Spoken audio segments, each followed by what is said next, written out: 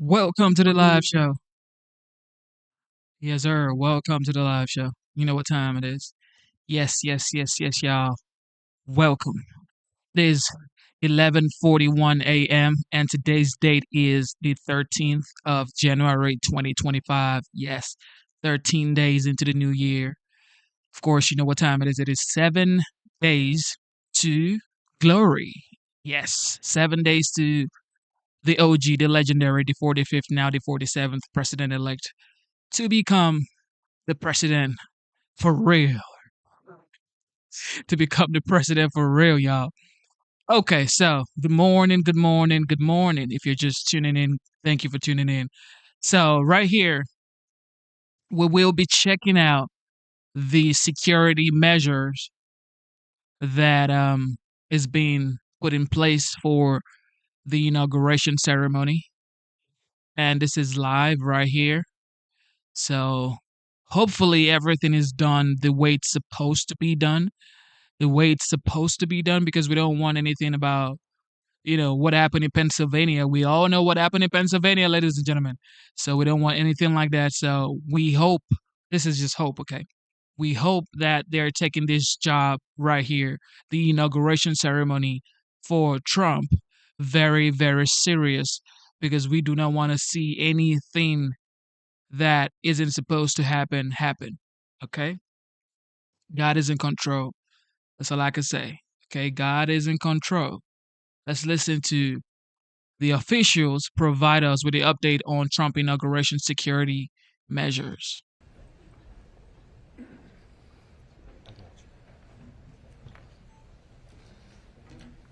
Three, two. Good morning. I'm Muriel Bowser. I'm the mayor of Washington, D.C. We are located today in the Marion Barry building, and I am joined by our local law enforcement team as well as our federal partners to provide a briefing on the districts and federal partner preparation for the upcoming presidential inaugural activities in Washington, D.C. Before I start today, I want to acknowledge an incident this morning where three of our brave officers were responding to a residential location, and while attempting to apprehend an armed suspect, they were shot. We are fortunate that their injuries are not life-threatening, and we are grateful every day for the work of our officers and the dangers they face and their willingness to do this hard work to keep our city safe. You will hear from Chief Smith, who has been in contact with our officers and will continue to support them. We, as I said, are joined by members of my public safety team, including the Chief of Police for the Metropolitan Police Department, as well as officials from the United States Secret Service, the FBI, the United States Capitol Police, as well as the U.S. Park Police, the D.C. National Guard, and the United States Coast Guard. We are also joined by the General Manager for Metro WMATA. And so let me just begin with our briefing. As you well know, every 4 years our city supports the peaceful transition of power. We are proud of that responsibility and grateful to our federal partners, local agencies, and community members who work together to ensure a safe event. We are here today to discuss preparations for the upcoming 60th presidential inauguration. And the Secret Service, while the Secret Service is leading the security effort, the district is working closely with the Secret Service and other federal partners. I want to recognize all of the teams for their work around the two national special security events of last week, including the certification of electoral votes on January 6th as well as President Carter's funeral. So in addition to the public safety personnel who ensured the seamless processions through our city and that the nation's work was done, I want to acknowledge our other great team at the Department of Public Works and the Department of Transportation who ensured that the snow was cleared and the city was safe. For residents and businesses, most of the impact of the inauguration will be felt in the area directly around the National Mall, the United States Capitol, the Convention Center, and around Union Station. So if you live, work, or need to travel through those areas that are shown on the map in this coming week and weekend, make sure to plan ahead and give yourself extra time. We also encourage people to use public transportation instead of driving. To help plan for Inauguration Week, we've activated 2 resources, so please use them. Our official website is inauguration.dc.gov, inauguration.dc.gov, which provides essential information for residents, businesses, and visitors, and a free text service. The residents and visitors should text DC Inaug, that's DCINAUG, to 888-777, 888-777 for updates on road closures, traffic updates, and more. In addition to this, we also know that we're expecting very cold temperatures throughout this period. So if you plan to be outside, dress appropriately. We also have our human services teams in the community working to make sure everyone gets into shelter. I encourage everyone to look out for each other. Use 311 for a shelter hotline. Check on seniors and neighbors and make sure you clear your sidewalks and continue to prioritize safety. So with that, I want to turn this portion of the discussion over to our law enforcement officials, starting with the United States Secret Service, who leads this National Special Security event. So please, I'm welcoming Special Agent in Charge, Matt McCool, from the United States Secret Service, Washington Field Office.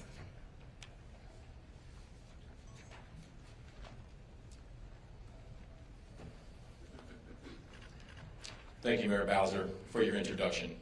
I want to start by offering our thoughts and prayers to the MPD officers who were injured this morning.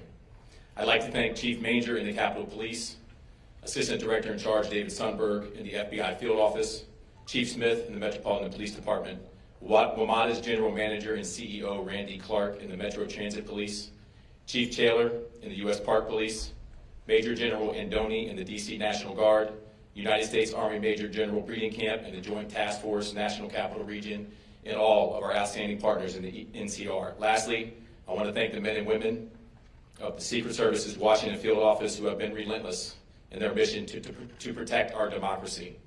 Many in this group were together just 10 days ago to discuss the operational security plans for the 2025 counting and certification of electoral votes and the state funeral of former President Carter.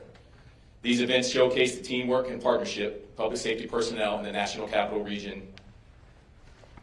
A week from today, this collaboration will again be on display at the 60th inaugural ceremonies. The upcoming inauguration, which will take place on Monday, January 20th at the Capitol, is the third leg of our Triple Crown. The Department of Homeland Security has pre-designated presidential inaugurations as national special security events. Both the election certification and funeral ceremonies were given this same NSSE designation. This designation allows the federal government, along with our state and local partners, to use all available resources to implement a comprehensive security plan. The Secret Service authors this security plan and coordinates assets with many of the public safety partners in this room and beyond. The majority of NSSEs are held in and around Washington, D.C., meaning everyone here knows what needs to happen. Regular training, constant communication, and the frequency of these events puts us in a position to succeed. The Joint Congressional Committee and inaugural ceremonies organize the upcoming inauguration, which thousands of special guests will attend. These include President Biden, Vice President Harris, several former presidents, Supreme Court justices, and lawmakers from the House and Senate. Hundreds of thousands of attendees will also be on hand to watch the peaceful transfer of power on the Capitol grounds. The public is also invited to view the inauguration from the nearby National Mall. Chief Manger will provide additional information on safety precautions underway at the Capitol. All attendees will undergo screening. Designated checkpoints will be set up for members of the public interested in attending the inauguration. A map of the perimeter showing the locations of all checkpoints will be available online at www.inauguration.dc.gov. The website will also provide information about parking, road closures, and other impacts. The Federal Aviation Administration will announce temporary flight restrictions in and around Washington, D.C. The U.S. Coast Guard will communicate any maritime restrictions, which will also be linked to the inauguration website. Additional fencing and concrete barriers will supplement the fencing already around the Capitol for the election certification and President Carter's funeral. More than 30 miles of anti-scale fence will be used for the inauguration, more than any other NSSE ever before. The Secret Service's comprehensive security plan will continue to use drones as part of our protective posture. Do not be alarmed if you see these assets during the inauguration or in training in the days ahead. The Secret Service will bring agents and other specialists from field offices across the country to provide a full slate of visible and invisible security measures. We work side by side with our partners throughout the process as everyone plays an equal part in safeguarding this event. As evidence of this cooperation, consider the more than 1,500 annual protective visits the Secret Service Washington Field Office conducts with our MPD partners. It is also worth recognizing the historic nature of 3 NSSEs over 14 days. This busy period further coincided with several notable winter weather events. This demonstrates that the resolve of the Secret Service and our partners has never been stronger. Once again, I want to thank everyone here and those in the region for their patience. This all-star team is working to keep everyone safe while minimizing disruptions to the public as much as possible. And now it is my pleasure to introduce Chief Manger of the United States Capitol Police.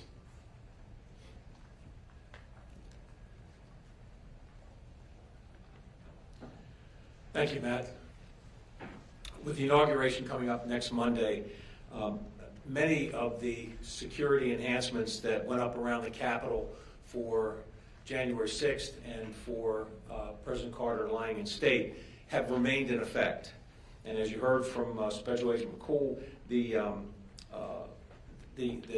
fencing remains up and will be staffed by individuals who, on the day of the inauguration, will be able to assist people in terms of getting in, getting screened, and finding their way to where their seats are.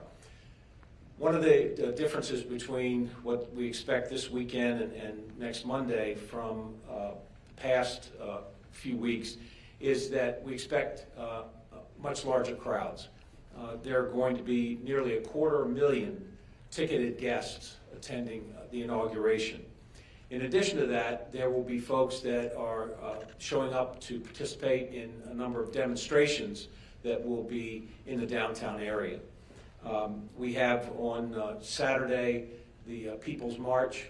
It will be at the Lincoln Memorial, and they expect there may be 10,000 to 15,000 people at that event. On the day of the inauguration, there will also be demonstrations going on. A group called We Fight Back expects, they on their permit said they expect about 10,000 people, and that will be in a couple of locations in the downtown area on Monday. The biggest threat, I think, for all of us remains the lone actor. Just in the past week, while President Carter was lying in state, we had 2 lone actors show up at the Capitol.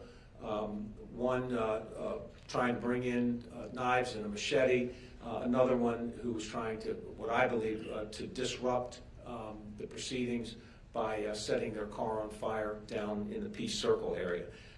U.S. Capitol Police were able to interdict these folks before they had a chance to do any harm. But that threat of the lone actor remains the biggest justification for us being on at this heightened state of alert throughout the next week. There will be folks along the fence line to assist the public in getting in to the inauguration for those that have tickets, and there will you'll hear from Metro. They're opening up early. The gates are opening up early, and we encourage people to show up early just because of the size of the crowds that we expect. And I'll close by saying that while we have around 250,000 ticketed guests for the inauguration, there are ticket scams that are ongoing, and people should be aware of the fact that there are these scams going on. So before anybody buys a ticket, make sure that you're getting a ticket from a reliable source, which at this point is mostly a member of Congress or someone who is in a position to be able to have the legitimate tickets. Thank you, Chief. With that, I would like to call Agent Sundberg from the FBI.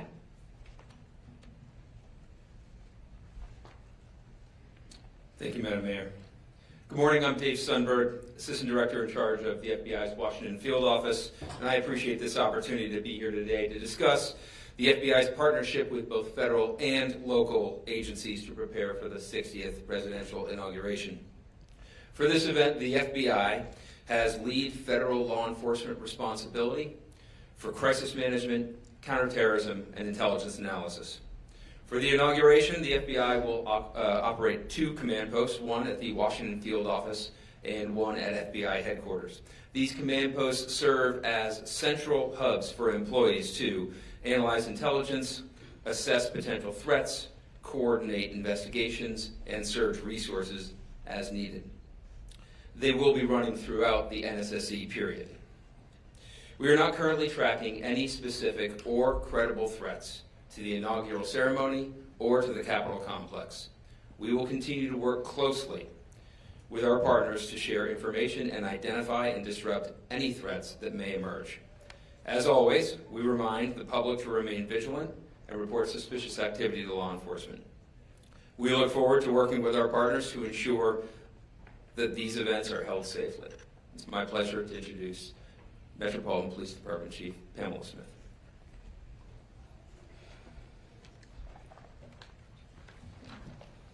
Good morning, and thank you, Director Sundberg. I'm Chief Pamela A. Smith, Chief of Police for the Metropolitan Police Department here in Washington, D.C. Allow me to begin by just sharing just a few comments about the tragic incident that occurred this morning with our 3 officers. I'm happy to say that they are doing okay. It's such an unfortunate incident when officers are responding to a particular location based on a call, and this kind of incident ensues. Thank you to those agencies and department heads who have reached out. Continue to keep our officers in prayer as they journey to their space of good health. To talk a little bit about the National Special Security event with the 2025 presidential inauguration, what I will say is that there are no law enforcement agencies that are more unified than those trusted with securing the presidential inauguration. And I would like to thank everyone who's here today that have supported this city for their collaboration. Our message today is very direct. We're prepared. The men and women of the Metropolitan Police Department, DC government, and our partners are fully prepared for the 60th presidential inauguration. And let me briefly speak to what that means in terms of support. Our entire police department will be activated for the presidential inauguration. In addition, we'll be reinforced with nearly 4,000 officers from across the United States who were generous enough to raise their hands and commit their time to assist the Metropolitan Police Department. Those additional resources will be deployed to manage traffic, secure dignitary routes, and ensure public safety in our city. I'd like to pause and thank those officers who are coming to our city, taking time away from their families to ensure the safety and security of this event. Their commitment to our country, to this city, and their law enforcement partners are admirable. They deserve praise from us all. Also, I want to extend special thanks to their leadership teams for allowing them to come and support us for this event. In addition to the support of the fellow law enforcement partners, we will have 7,800 National Guard members that will be activated across the district to assist with the inauguration. This is not just at the request of the Metropolitan Police Department, but at the U.S. Secret Service and those who are under the security special inauguration event for today. For the upcoming election, inauguration, sorry. While we're focusing on the presidential inauguration, I want our residents and businesses to know that we remain fully committed to delivering comprehensive police services across all 7 of the city's districts during this period. We know we'll be able to rise to the challenge because we've done it before. No city handles large-scale events better than the District of Columbia. This month alone, in collaboration with our partners, we've successfully secured 2 national special security events, the counting and certification of the electoral votes, and the state funeral for former U.S. President Jimmy Carter. Both events were successful because our agencies worked together to develop and execute a comprehensive security plan. The 60th presidential inauguration is no different. Our inaugural planning committee has spent the past year working with federal and local partners to ensure the proper measures are in place. To those planning to attend the presidential inauguration or post-inauguration events, be prepared for security checkpoints and an extensive perimeter downtown. Road closures will go into effect early Sunday morning, January 19th. We ask that you avoid driving if at all possible and use our metro stations as a better option to get around. There will be several closures that will also impact the areas around the Washington Convention Center, Capital One Arena, Union Station, and the National Cathedral. Details are available at inauguration.dc.gov, and we encourage you to plan ahead. As the inaugural events unfold, our state-of-the-art Joint Operations Command Center will monitor events in real time, leveraging an expanded camera network to manage crowds and security checkpoints. We'll be ready to respond quickly to any situation. And please note that MPD will ensure your right to peacefully protest and assemble. However, I want to reiterate, as I always have, that violence, destruction, and unlawful behavior will not be tolerated. Offenders will face swift and decisive consequences. On last Friday, a group of protesters outside of the National Archives broke the law and began tearing down signage. Our Special Operations Division was deployed and quickly moved in and made 7 arrests, 6 for unlawful entry and 1 for crossing a police line. We will maintain that swift response to any similar activity that plays out across our city, and we will not tolerate any violence. We want people to come to the District of Columbia to enjoy our city, but those who break the law will be arrested and will be held accountable for their actions. We also ask for your help in making sure that everyone stays safe by being an extra pair of eyes and ears. If you see something, say something. Report suspicious activity to 911 or submit tips to 202-727-9099 via text to 50411 or online at iwatchdc.org. In addition to DC government's 60th presidential inauguration website, MPD will be providing updates on road closures and security impacts through our social media channels. And finally, I'd like to thank the men and women of the Metropolitan Police Department and recognize their dedication and hard work to support the presidential inauguration. Thank you for your cooperation and thank you in advance for your patience. Together, we will ensure a safe and successful presidential inauguration. Now, I'll turn it over to Metro General Manager Randy Clark to discuss impacts on the Metro system. Good morning, everyone. As the Chief said, I'm Randy Clark, the WMATA General Manager. I want to thank the Mayor for having us here today with all of our partners. Obviously, a very successful week with 2 national security events, and as the Mayor and I were discussing earlier, a pretty significant weather event. And I think these partnerships demonstrate everyone working together got us through that, and we look forward to doing that again for the upcoming inauguration. I'm going to take a moment and go through generally some pretty significant service impacts because I think that's going to be the most impactful for people visiting the inauguration and local residents. But just highlighting, this is again not Metro's first inauguration, just like all the agencies up here. Our Transit Police Department is led by Chief Anzalo. This will actually be his 10th inauguration, working both for DC, MPD, and now us. We feel very confident with the measures we put in place, a lot of preparedness. We have 15 other law enforcement transit police agencies around the country, similar to as Chief Smith mentioned, to come in and supplement our workforce. We also have our National Guard partners, which we very much appreciate, and TSA. So probably throughout the Metro system, we'll have over 900 security uniformed personnel to keep people safe. They'll be walking trains, they'll be in platforms, bus areas. The whole idea is to get ahead of something, see something, say something, lots of uniformed personnel to keep people safe. Additionally, there'll be lots of signage out through all the system, really explaining to people where they can go and where they can't go. I want to highlight WMATA.com/inauguration for people that are really trying to get some granular information. We'll go through that in a little bit more detail. So as Chief Manger said, we did get a request from the Secret Service and the Capitol Police, and we were going to be opening the Metro Rail system at 4 a.m. the day of inauguration to help with crowds. We will have increased service throughout the day as well. On the red line, we expect 4-minute frequency all day long, 8 minutes on all the other lines, and the yellow line we're going to extend to Greenbelt, so we can really connect Virginia, Maryland, and DC all together on those lines. There are some significant station closures, though, at the request of Secret Service as well. McPherson Square Station, Federal Triangle, and Smithsonian, those are on the blue, orange, and silver lines. They will all be closed.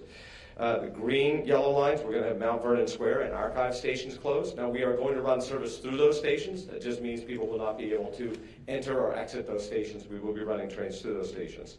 There are some additional station closures and entrance closures at other times, specifically Farragut West. Half the station will be open, but we will have entrance open. At Metro Center, the same thing. Gallery Place, Judiciary Square, and then Union Station. So there's obviously other events outside of inauguration going on. Again, WMATA.com/inauguration for those specific things. We'll also be posting everything on social media, and we encourage people to follow Metro Pulse. So significant amount of rail impact throughout the multi-day process. We also have 41 bus detours throughout the whole downtown area. I think it's fair to say if you have to go downtown, like the mayor said, please prepare and try to find alternatives as best as you possibly can. A couple other quick highlights we're going to do. We encourage people to pay with either a Smart Trip card or on your phone. You can just tap your Apple Pay and go.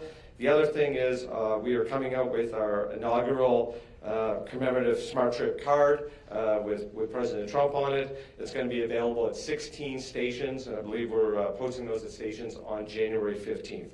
Lastly, I just want to thank all the Metro staff, and just like every other leader up here. This is an incredible partnership. I've been in multiple cities dealing with a lot of events. There's nothing better than how it's done here in the National Capital Region. But the men and women at Metro have been working nonstop for over a week, dealing with 2 snow events, 2 national security events, and just running regular service. So just want to take a moment and recognize all their hard work, and thank you. Thank you, Mayor.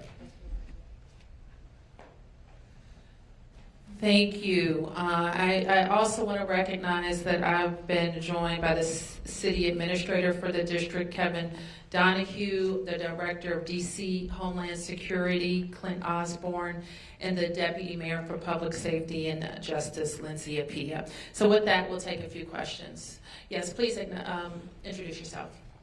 And I think you have a microphone coming.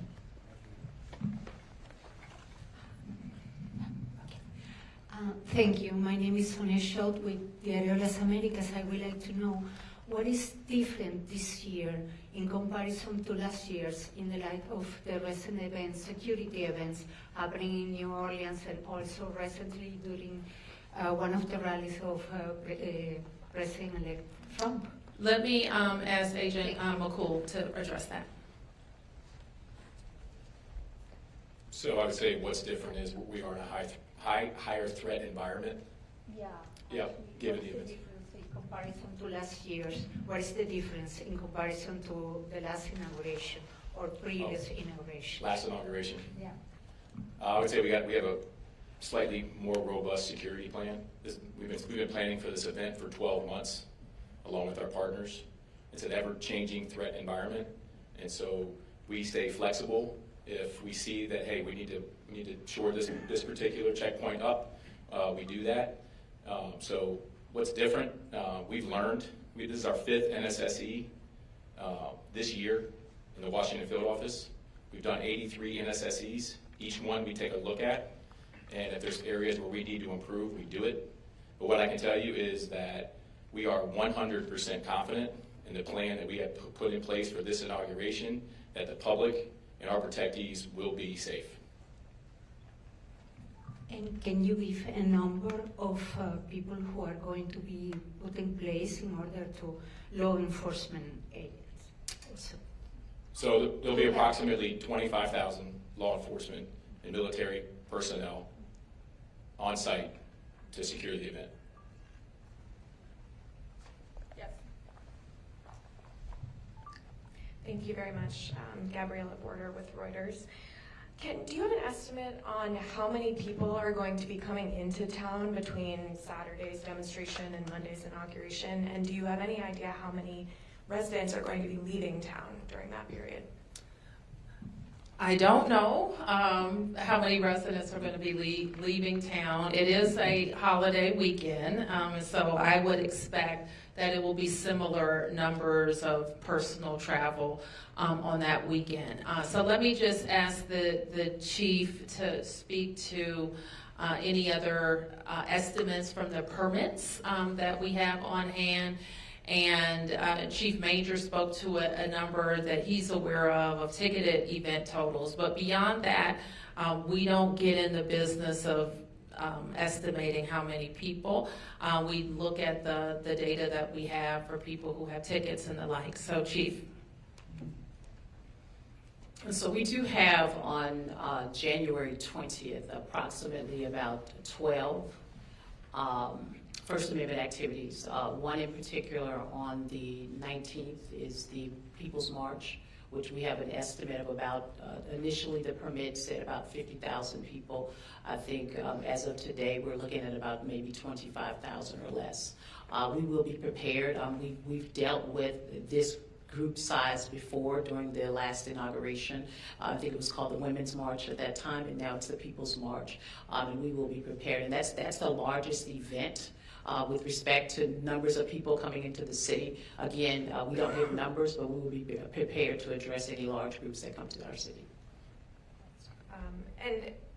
Between the People's March and the large crowds of Trump supporters that are going to be coming into the city, are you aware of any counter-protests or potential for tension between these groups of people, and what measures specifically are you taking to ensure that everyone can voice their thoughts safely in a very politically volatile weekend? Well, as I've stated before, we want people to come and voice their opinion safely. We have our civil disturbance unit. Every team will be activated here across the city.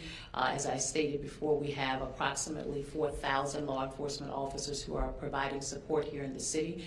And we also have the opportunity, we have the Council of Government, where we are an association of police chiefs in this region. So if there's any support that we need, we know how to break glass and ask for those resources in a very quick and swift manner.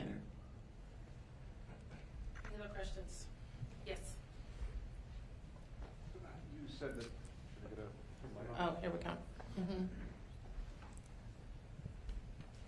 Thank you. Nathan Worcester, Epic Times. You mentioned that there was no specific or credible threats, and you mentioned, Chief Major, that there was more of a concern with a potential lone actor. Are there any indications that there could be groups similar to the ones who showed up at the DNC this summer and refused to disperse, leading to dozens of arrests?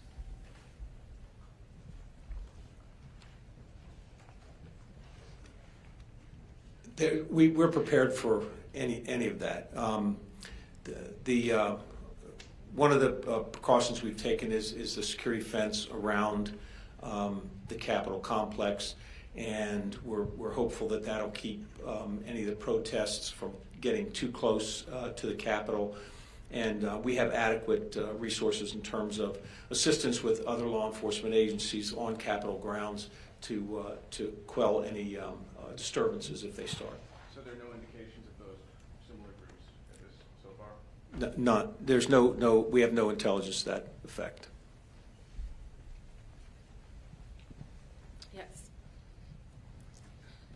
Good morning. I have a couple of questions.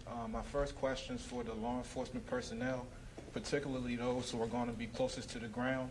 How do you mitigate Fourth Amendment violations, throughout this entire endeavor? Just given the fact that this is a polarizing time, we have two groups, a lot of people going at it on the ground. What's the strategy as far as mitigating that so that people don't feel like they're being singled out?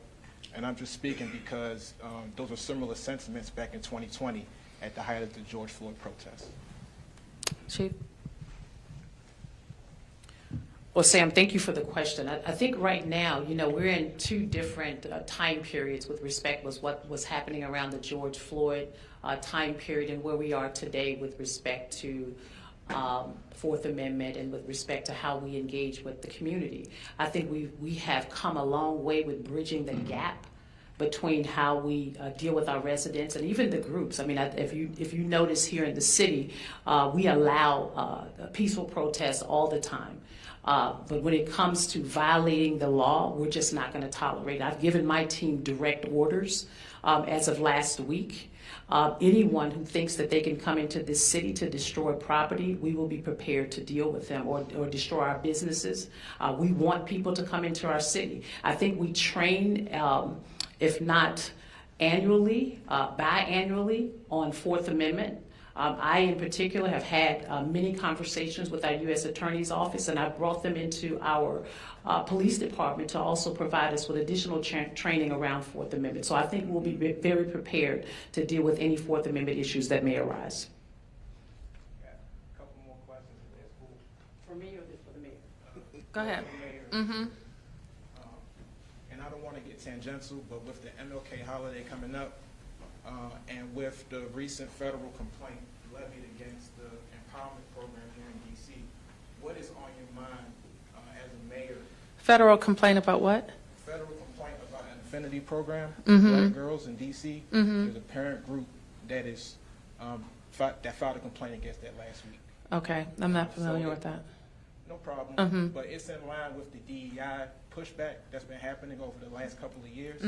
And seeing as though we're celebrating Dr. King's birth, and you as a black female mayor are a beneficiary of what he has accomplished, what is on your mind coming into this time where Trump is coming into office and we have the GOP targeting programs that are meant to protect our black and our affinity groups? Well, there's a lot on my mind, but right now we're focused on a peaceful transition of power and the district working with federal law enforcement partners to ensure that that happens.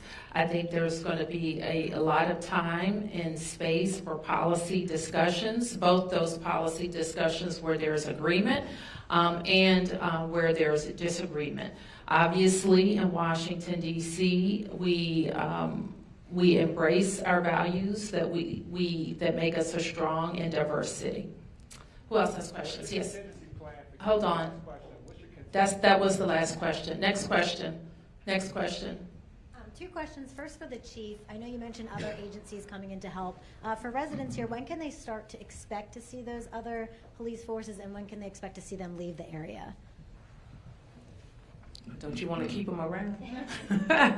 So I think we will most likely see them coming in roughly around the 18th and or the 19th. We did ask if we could have a group that would come in earlier to help support us for the People's March, and roughly around 100 or so officers. And I'm assuming right after the inauguration, as long as nothing else transpires beyond that date, we anticipate releasing them to go back to their home states. One more question, if I could, for the mayor. I know we're starting to see numbers come in as far as the cost for building the stage outside the Wilson building for the inauguration. For residents that are concerned about spending $1.5 million on that instead of, using those dollars locally for programs, what do you say to them? We do it every 4 years. I hate that the costs have escalated, but if you can imagine those costs escalating, think about our schools, buildings, our road projects, and everything else that the district builds. And then you'll understand some of the pressures we have with our capital budget. So things are more expensive, and I think people recognize that as the host city, and the importance of us having our building on Pennsylvania Avenue and being the only jurisdiction that can participate in that way is powerful. While I don't like that the costs have gone up so much, I think it's important to do it every 4 years. Any other questions here? Hi, Catalina with Telemundo 44. I wanted to thank you for giving us that update on what happened this morning. I was wondering if there's any more information on the suspect. Is mental health, was that a factor? Anything else you can share? I only know anecdotally that it would appear that the resident did have some mental health issues. I hesitate to say that because that's not, I didn't get my medical degree yesterday, but we are concerned that that was a problem. Yes. Chief Smith. There you are. Okay, I just didn't know where you were. Chief Smith, you say that your department is prepared, but I want to note that just a little while ago, the FOP, Greg Pemberton, has put out a press release in which he notes that the size of the force is its lowest in 50 years, that you're using excessive overtime, which is leading to exhaustion and mental exhaustion and physical exhaustion by these officers. And he says, quote, it has reduced the effectiveness of the force. And I wonder if you have a comment on that. Well, I think that one thing that I will say is that we are low in numbers, and I don't think that's anything any different from a lot of the other partners that are here today. What I will say is that our officers are resilient. I will also state that over the last 2 years, or 2.5 years, to be honest, our officers have been engaged in a mental health and wellness program that we have here at the Metropolitan Police Department. My predecessor stood that up prior to my arrival as the Chief Equity Officer. And we will do everything we can to ensure that our officers get the appropriate arrest. I'm an advocate for making sure that mental health and wellness is on the forefront of my mind as well as the forefront of the officers. And we will continue to support our officers to ensure that they are healthy and that they get the appropriate rest they need with respect to providing support for our city. But if I have one follow-up, the size of the force is 4 years ago, you probably would have had 3,700 to 3,800 officers 4 years ago. You're down below 3,200. How much of a stress is that on your department? I think when you think about it, it's certainly a stress without having the particular numbers that we're looking to obtain. But I also know that we've been leveraging that with technology, right? We do recognize that our officers can't be at all places at all times, which is why we have expanded our CCTV coverage across the city, and we've stood up the Real-Time Crime Center to help support with the eyes and ears across our city. So this would be a good time to mention to all the young people looking at how you can serve your country. MPD is hiring, as is, I think, every agency here. So law enforcement is a great career. So think about serving your nation's capital in some way. Did you get a question? Okay, yeah. Hey, Ellie Silverman with the Washington Post. Thanks for taking so many questions. I had a clarifying question. I think this would be for Special Agent McCool, but when you mentioned the 25,000 law enforcement and military personnel, did that include the numbers that Chief Smith shared about MPD's full activation, the additional 4,000 officers, or even the Capitol Police officers, or is it in addition? That number is all encompassing. Got so it. It includes everything they mentioned. Thank you. Yep. Mayor Josh Chapin here at 7 News. Sorry if I walked in late and you guys talked about this already, but I think there's certainly a little bit of buzz in the city about what happened on the football field last night. So if you care to comment on that, but that tied into the RFK stadium stuff. I just curious, shovels in the ground, there was some reporting we did yesterday saying that we're going to see some more construction equipment over there. Yes. So I think sort of a twofold Commanders RFK question is what I'm asking. Yes, go Commanders, beat the Lions. Let me just say that. And I just want to congratulate the organization and all the long-suffering fans who are feeling really good this morning. And to win this playoff game, I think I saw it reported that Jaden Daniels was 5 years old the last time the Redskins, the Commanders won a playoff game. So it's a great day. And it is true that the city, through Events DC, will begin demolishing the current stadium. It has been long planned and discussed and permitted. It's going to be a selective demolition, which means it won't be a big implosion. It's going to happen over the course of many, many months, and you'll begin to see construction equipment and materials there. All right. Yes. Hi, Rebecca with 7 News. I guess this would be a question for Secret Service and for potentially Capitol Police. If you can paint a picture for folks either new to the area or are unfamiliar with NSSEs, layman's terms, what can they expect visually and as well as invisibly? Are we talking, say, the union level security? If you can paint a picture for us.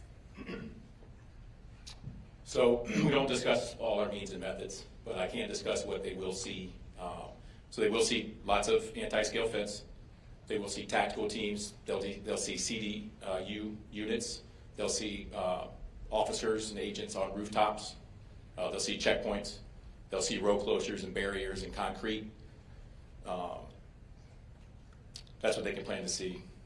Answer your question? Anybody else? Yes. On topic. What's your contingency plan? Well, on the topic of this relationship between local and federal, what is your contingency plan if, by any chance, with Trump coming into office once again, that home rule is, close to being eviscerated, that things are under threat? What's your contingency plan when the discussions go nowhere and when the person who you hope is cooperative is not being cooperative? Well, I think we always are planning for how the district responds to our legal authority and our right to self-determination. So that doesn't ever change. But it also doesn't change the fact that the district wants to work cooperatively with those who work with us. That includes the incoming president and the incoming leadership in the Congress. Any other questions? Yes. All right. This may be the last one. Okay. Yes. Kind of going off of the viewing stand, do you know at this point how many people are set to be in the viewing stand outside of the Wilson building? Is it a full house? Is it? It will be. We will occupy all the seats. And in addition to that viewing stand, we also support the Presidential Inaugural Committee with building the viewing stand across from the White House and the media stand. I think, does anybody know the number of seats? I want to say it's probably like 50 or something like that. It may be more, 50 to 60, I don't know. And then I will invite guests and the council will invite guests. But to clarify, the 1.5 million is for just the I Wilson think so. stand, right? I think so. Okay, thank you. So you all can write all about it, the 1.5 million, that's what it cost. And so here's the question for the people. Do you not want to be represented on Pennsylvania Avenue during the most watched event of the political season? You could say no. I'm not going to say no as mayor. I'm going to do it now. I'll do it the next time like I did it the last times, just like we did it for every other president. Okay, thank you, everybody.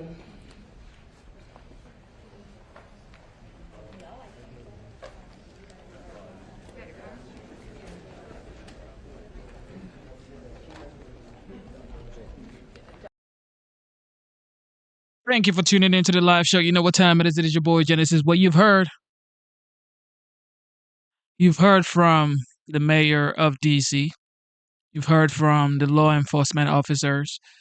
They're saying they're going to work hard to protect the 47th, everybody that comes into town that particular day. And yeah.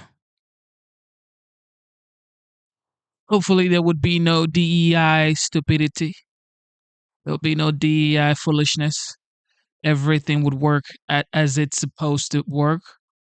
Now just watching this is like, do I want to go with my daughter? Because my daughter is 5 years old and me. I don't want to be going to no goddamn inauguration. Then it's just me and my daughter. and then we're looking back and forth.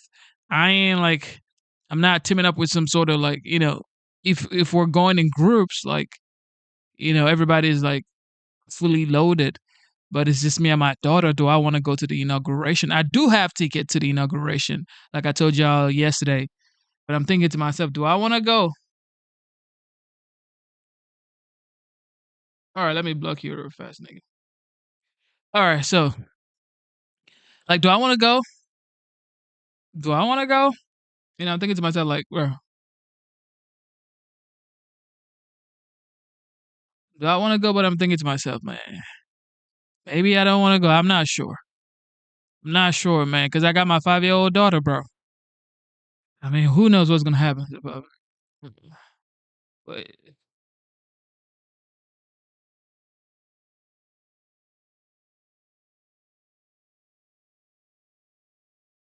all right.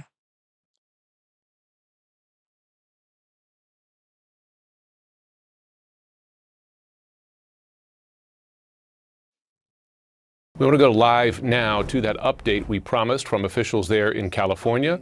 Let's listen in. Inspected. Severe fire weather conditions will continue through Wednesday.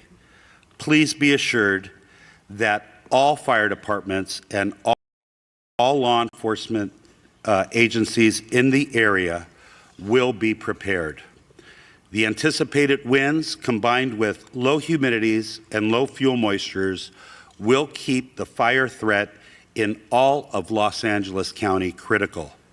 I ask all Los Angeles County residents in wildfire-prone areas to understand that the necessary public safety power shutoffs are important for our collective safety in preventing the next wildfire natural disaster. I did want to dispel one rumor. The LA County Fire Department has never turned down any offers for mutual aid assistance and resources. Repopulation will not occur until all areas are safe. Additionally, our CL-415 Super Scooper that was damaged because of a drone incursion is reportedly going to be flying tomorrow morning. It has been repaired, and we're waiting for the FAA to give us approval to fly again. Thank you to Board Chair Supervisor Catherine Barger and Supervisor Lindsay Horvath for your unwavering leadership and continued support throughout this unprecedented disaster. And finally, to all the Los Angeles County residents affected by this catastrophe, please be assured your firefighters continue to work towards full containment of these wildfires from the air and on the ground. We stand alongside each of you as you begin the repopulation of evacuated areas when safe and the rebuilding of your homes, your communities, and your lives. Thank you.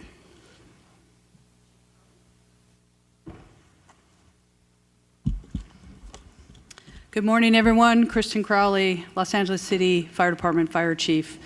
I'll just start off with just a moment to share with everybody out there that's been impacted by these wildland fires that the entire LAFD family, sworn and civilian, our city family, Mayor Bass, city leadership, everybody, our thoughts and hearts and prayers go out to you as we continue to push forward and mitigate this emergency. We understand the impacts, and we're working and will continue to work very, very, very hard for everyone. Another point I want to make is that also we are so very grateful for the firefighters and the first responders that have already arrived and continue to arrive in the Southern California region. We absolutely know that we cannot do this on our own, and we are tremendously appreciative of all of your continued support. As the increasing wind event is upon us as we speak, the Los Angeles City Fire Department has maximized our resource capabilities and response capabilities. All available LAFD resources have been staffed. I have strategically pre-positioned engine strike teams, and task forces, which are dedicated to rapid response for any new fire that breaks out in the city. In addition, I've directed the Fire Prevention Bureau to augment wildfire patrols in high hazard areas.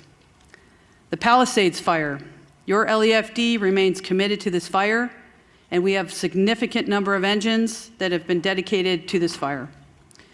The crews that are involved, we have crews from up and down the state, outside of the state, have made excellent, excellent work overnight, mopping up flare-ups and hotspots.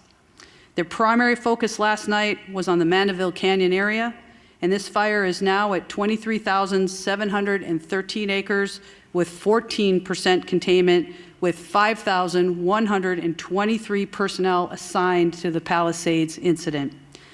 Firefighters will continue to work diligently throughout the day to increase containment and prevent further fire spread. Again, I want to focus my comments on the amount of resources that are here in the Palisades, from the first responders all the way up to our incident command teams. Again, we're going to keep working really, really hard for you. Just a brief comment on the Hearst fire. It's been held to 799 acres with 95% containment. Again, thank you to the community members that are out there for remaining vigilant. We're not in the clear. I want to make sure of that. We are not in the clear as of yet, and we must not let our guard down. As we have right now extreme fire behavior, and we need to make sure that the community is staying updated with the most information, updated information as well. Follow all evacuation warnings and orders without delay. And please, please stay safe.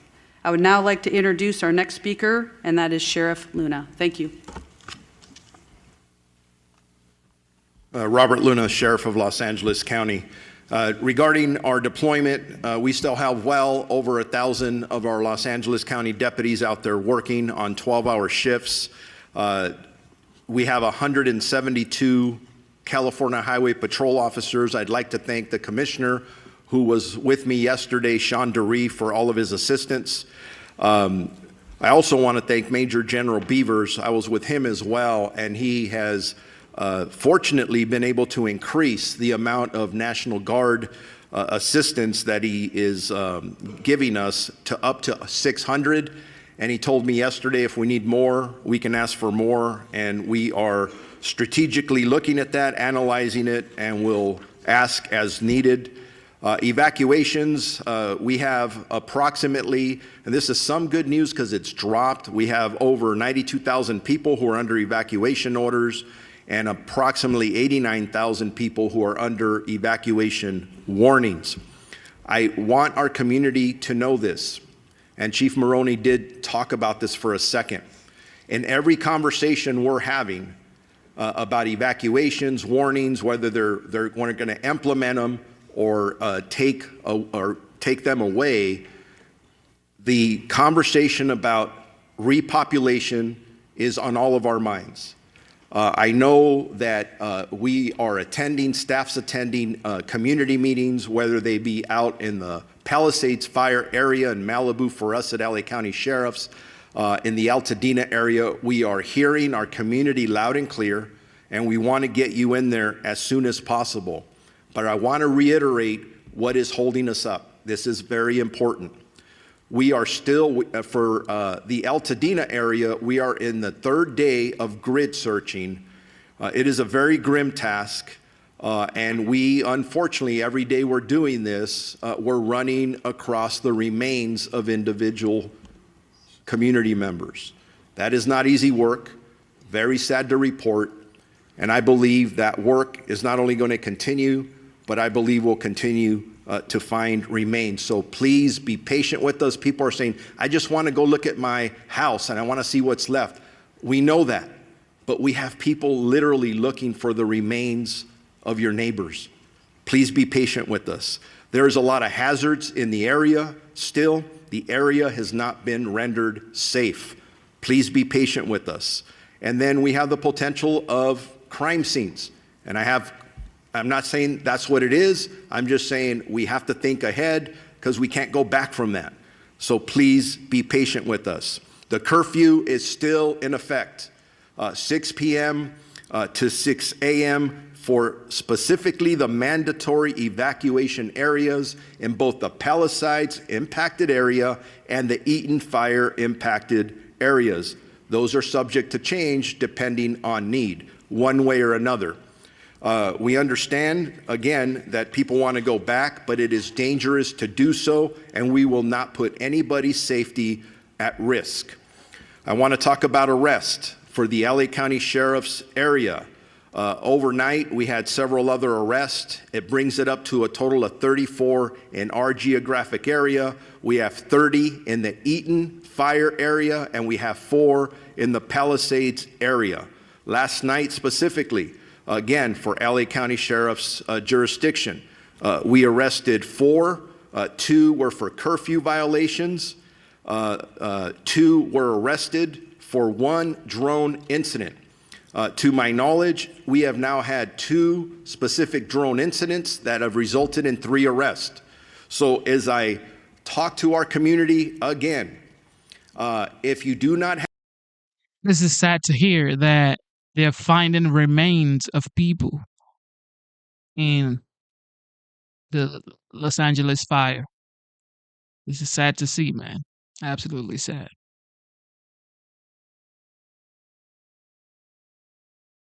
California Governor Gavin Newsom responded to another onslaught of criticism from President-elect Donald Trump and his allies as they blamed Democrats' handling of the wildfires, slamming the government as incompetent on Sunday.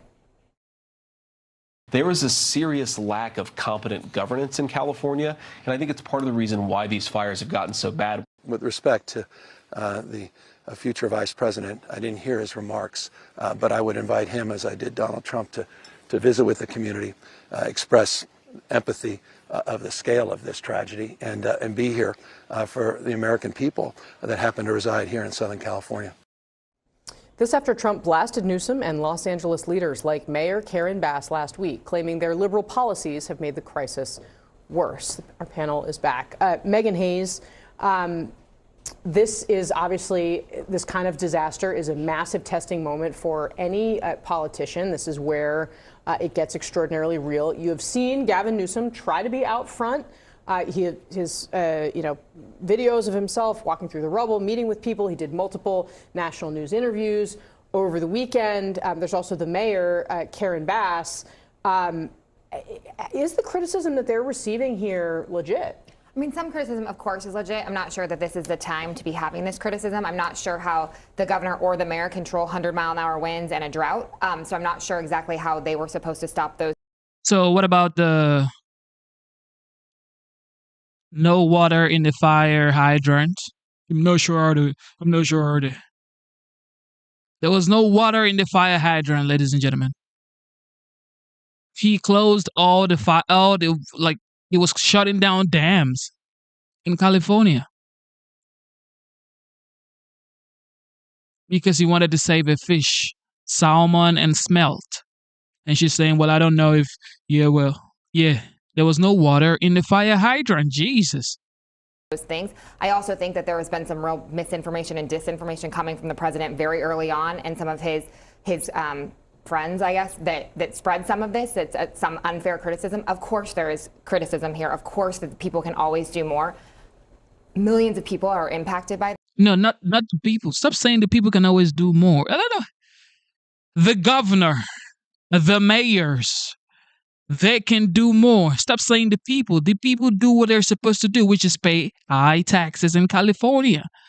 California has one of the highest taxes. So what are you talking about? So there's always going to be criticism. I'm not sure now is the time to do that, and I'm not sure that some of the criticism they're getting is fair. But Matt, where has Karen Bass been through all of this? I mean, because you've seen a lot of Newsom. I will give him that. You know, we can criticize him or you can evaluate how he's doing it, but Bass has not been out front. Bass has been totally MIA, and I think look, it's very clear from interactions from the tarmac of that plane coming back from Ghana to all the way now. She is not used to these sort of adversarial or press interactions, just tough questions in public life that a lot of politicians who've been through the fire tend to get. That's number one. Number two, Gavin Newsom, look, going on Pod Save America over the weekend, I think, was a massive mistake. And they had their own issues sending donations through Act Blue, the Democratic Party vehicle, which takes a cut of them. That's number one. Number two, but also, like, I think there's a lot less tolerance for the kind of the line of argument Megan was talking about politicizing this on the right, because we remember very clearly, and DeSantis brought this up, when Kamala was trying to make hay out of phone calls during the campaign, how DeSantis wouldn't answer. And I just looked it up over the break too. You know, we often hear this and are on this sort of thing when we get mass shootings, God forbid, with Republicans, how we kind of have a very similar thing. Let's not politicize this, let's not do that. And Gavin Newsom, on the day of one of the Tennessee shootings in March of 23, and then 2 months later, a North Hollywood Beach shooting in Florida, I just looked it up on X, was posting, blaming DeSantis for certain policies on the AP's original post, and then also Marsha Blackburn in the Tennessee one. So the cries ring very hollow to me when Newsom talks about this. I mean, this is inherently political. It's also why Newsom, you notice, isn't spending that much time with Karen Bass right now. And he has been subtly pointing the finger at local officials. Karen Bass has also been attacked by the fire department chief. And one way or another, I think one of the lasting images of this fire. And that's too sad that you have a governor of a state that is blaming the local head, is blaming the local department, saying, you guys don't have water in your fire hydrant, but you are the governor, Gavin Newsom. You are the governor of the state. Or if anybody is to blame, it is supposed to be the head. The head is supposed to be at fault, okay? If the head isn't doing what it's supposed to do, then how is the body supposed to do what it's supposed to do?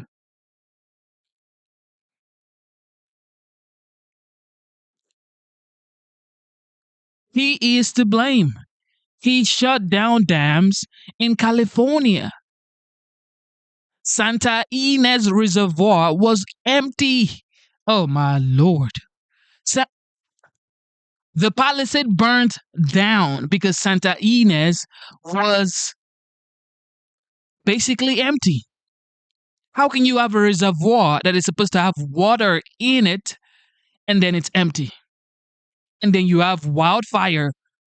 You don't have water to quench your fire. There is no water. Of course, no water in the Santa Ynez Reservoir. You can look in the comment section. You guys can search what I'm talking about. Santa Ynez Reservoir was empty. Okay.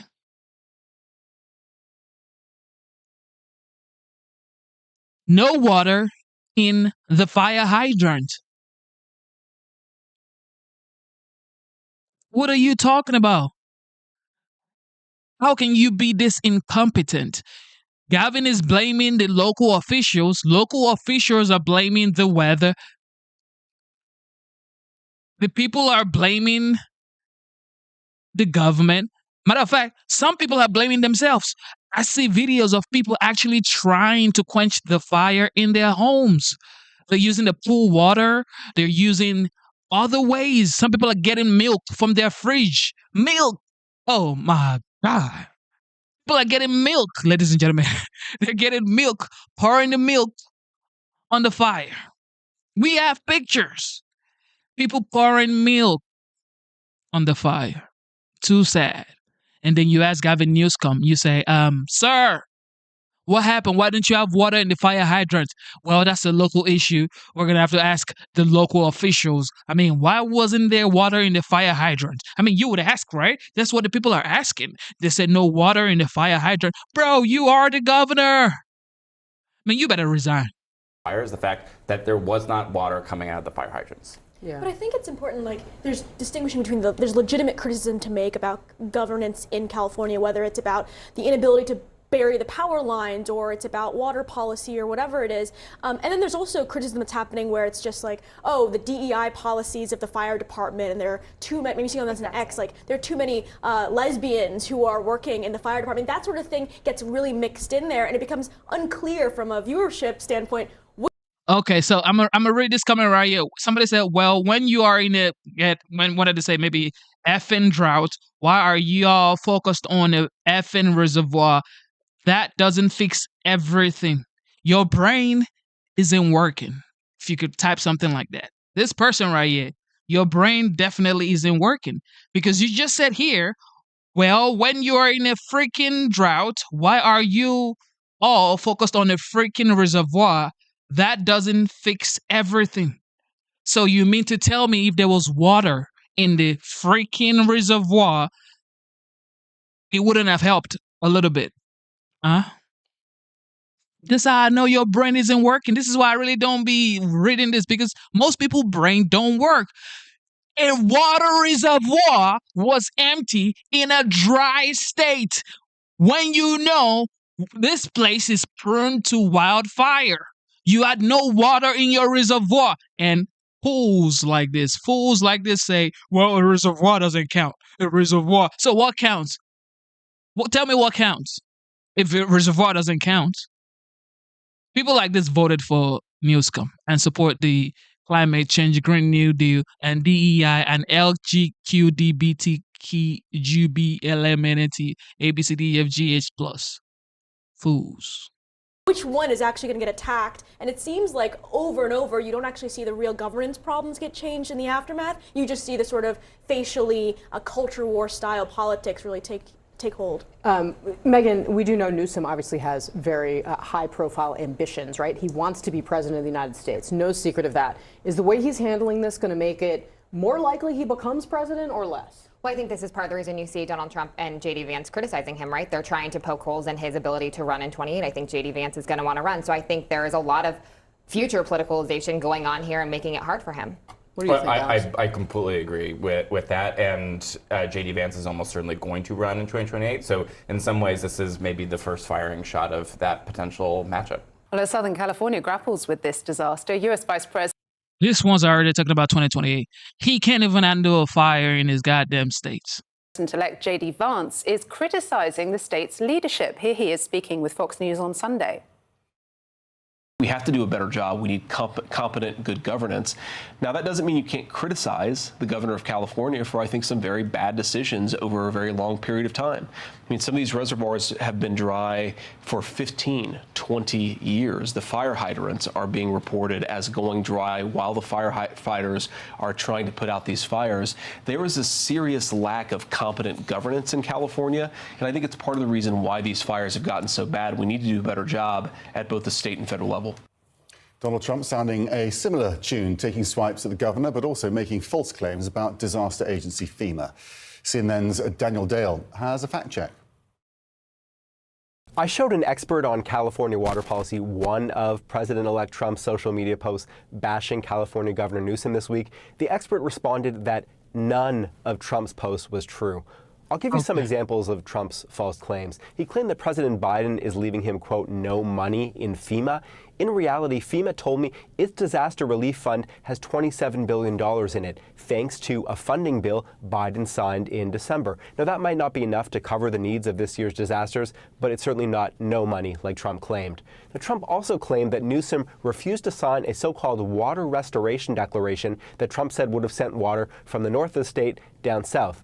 Actually, no such declaration even exists, as Newsom's press office pointed out. Now, most importantly, Trump repeatedly tried. Can you listen to what these guys are talking about? Look, this morning I'm having coffee. Okay, this is my first time having coffee, matter of fact, because I drink coffee, but not like this. Okay, I actually made this one myself. Okay, because I bought a coffee maker because I wanted to see what it feels like. 2025, I want to incorporate coffee into my diet. But with that being said, these folks are talking about the fact that the water restoration bill do not exist. And why? Who told you it doesn't exist? Gavin Newsom team. Of course they're going to tell you it doesn't exist. They're going to tell you it does not exist. What are they supposed to tell you? It actually does exist. He refused to sign the water restoration bill. So what? His team is supposed to tell you, actually, the water restoration bill truly exists? No, they're going to deny it. Same way Gavin Newsom is asking the local officials, why is there no water in the fire hydrant? Bro, you are the governor. Sir, there's no water in the reservoir. Golly, there is no water in the reservoir, sir. Of course, there would be no water in the fire hydrant. And you're here asking questions, talking about the local officials are supposed to be blamed. A leader of a state, the governor of a state, is saying he doesn't know why there's no water in the fire hydrant. Then why are you the governor? Can we get someone who actually knows why to become? That's how it works. If you don't know why, then you cannot be the head of state. You cannot be the head of California. People are asking you, why is there no water in the reservoirs? Why are you closing down, shutting down, demolishing dams? Why are you not making sure that they have water in the fire hydrant? Guess what your boy Gavin Newsom said? He said, "Oh well, we're this that's the same question I'm asking. You're asking who though? Who are you asking, Newsom? If people are asking you because you are the governor and you are asking somebody else, so what?" I'm sorry, California, man. Y'all don't deserve this guy right here. But you voted for him though, so I guess you're gonna have to swallow your pride and enjoy this. To link the fire crisis and the firefighting challenges to Newsom's attempts to protect a fish species in the north of the state called the Delta smelt, rather than do what Trump himself wants and have more of that water diverted southward to farmers in the Central Valley. Two experts on California water policy told me this is absolute nonsense. There is no link whatsoever between northern environmental preservation and the fire situation. The Central Valley is not LA. It's separated by a whole mountain. Look at the person talking to you, guys.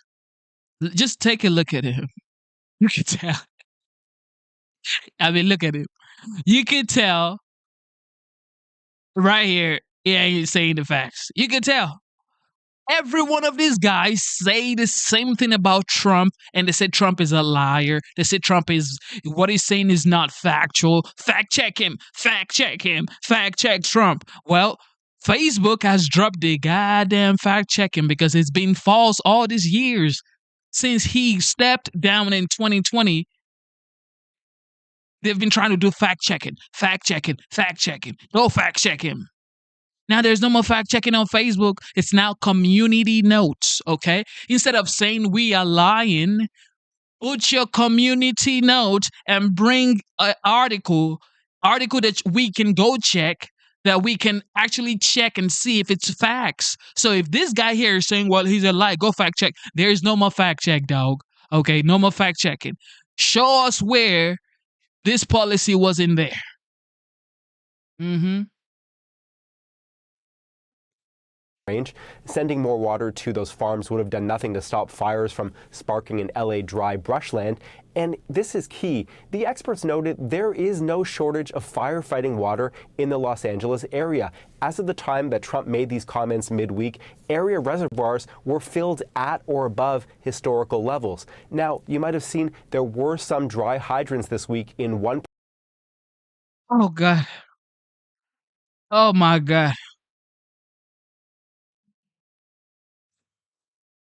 Californians. Oh, God. Californians. Oh, God. Sending more water to those farms would have done nothing to stop fires from sparking in LA dry brushland. And this is key. The experts noted there is no shortage of firefighting water in the Los Angeles area. As of the time that Trump made these comments midweek, area reservoirs were filled at or above historical levels. Now, did he just say that the reservoirs were filled above levels, historical levels?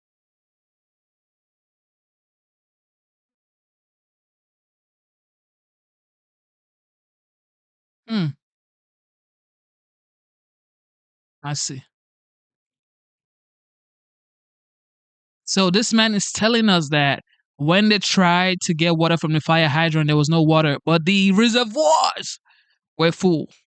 Historical level, he says. You might have seen there were some dry hydrants this week in one part of LA, Pacific Palisades. That's real, that's significant. But that issue had to do with logistical, technical problems related to water tanks in the mountainous community, not a lack of water in LA as a whole. Hydrants elsewhere in the city kept flowing. Daniel Dale, CNN, Washington. Of course, the Los Angeles Police Department arresting looters across LA County. Authorities say looting is becoming an issue within mandatory evacuation zones, with some trespassers impersonating firefighters even. Well, teams of undercover federal and local law enforcement officers are patrolling evacuation areas to stop looters and illegal drones. California's Attorney General says those breaking the law will be prosecuted. The rule of law is in full effect. We are cracking down on those who violate the law, whether you are an imposter for a firefighter to get into a disaster area to get access to steal things, if you're otherwise looting, if you're involved in scams, if you're price gouging and raising housing prices higher than they should be, which is only 10% more than it was before the declaration of emergency, whatever it may be, or flying a drone, follow the law, be helpful. Be part of one California where we're going to lock arms and help one another and lift each other up. And don't look for. Remember, these guys had a law that said that if you steal below $950, you would not be arrested. Oh, no, yeah. This is facts. Okay. How many of you remember in the chat? Put it in the chat right now. Put it in the chat right now. If you remember when in California you can steal up to $950 without getting arrested. Is that fake news as well? Put it in the chat. Let me know.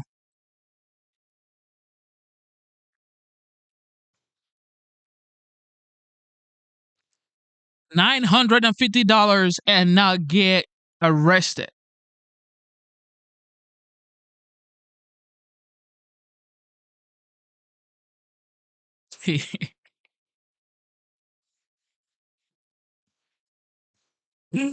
You can never make this up, y'all. These people are this is a movie right here.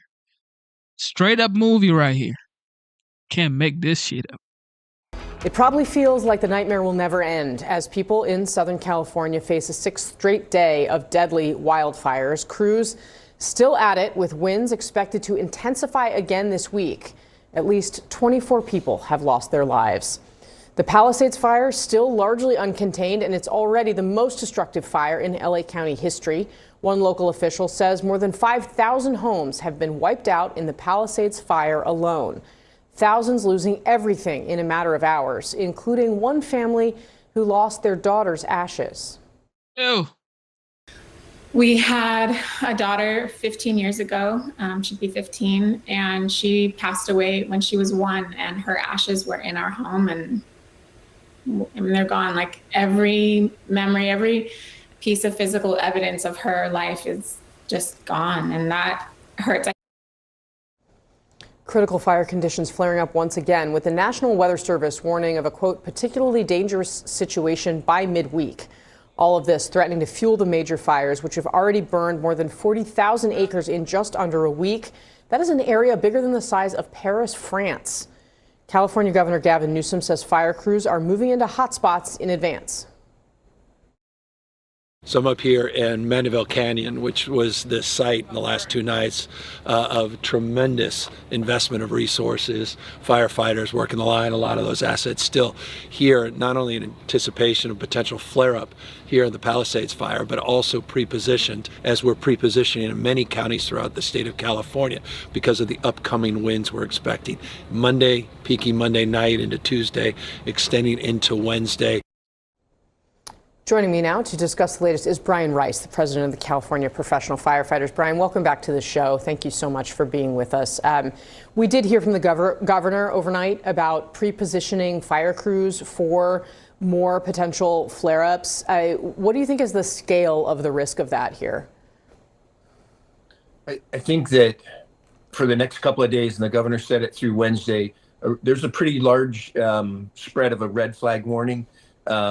I think the threat is very real, and that the state of California is moving resources in to match, I can't say match that threat, but in anticipation of that threat. The threat's real. So, sir, at this point, I mean, what do you think are the biggest risks from these winds? Which neighborhoods do you think are potentially more at risk than others? And what does that mean for your crews? Well, right now, it looks like the big threats they're talking about the Brentwood area, the Santa Monica area, that the governor mentioned, Mandeville Canyon. In some of these areas on the northern end of the Palisades fire, you're seeing areas that haven't had a fire in some cases up to 40 years. So you're seeing a much higher fuel load. They know that. They're getting resources in there. But Casey, it's like I've said, every time I've spoken to you, the weather matters here. It's still dry. The humidity levels are coming up a little bit.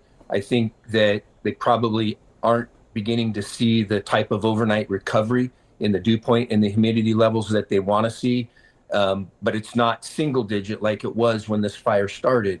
And right now it all matters. And it is the neighborhoods that are in front of the flame front, the flame front.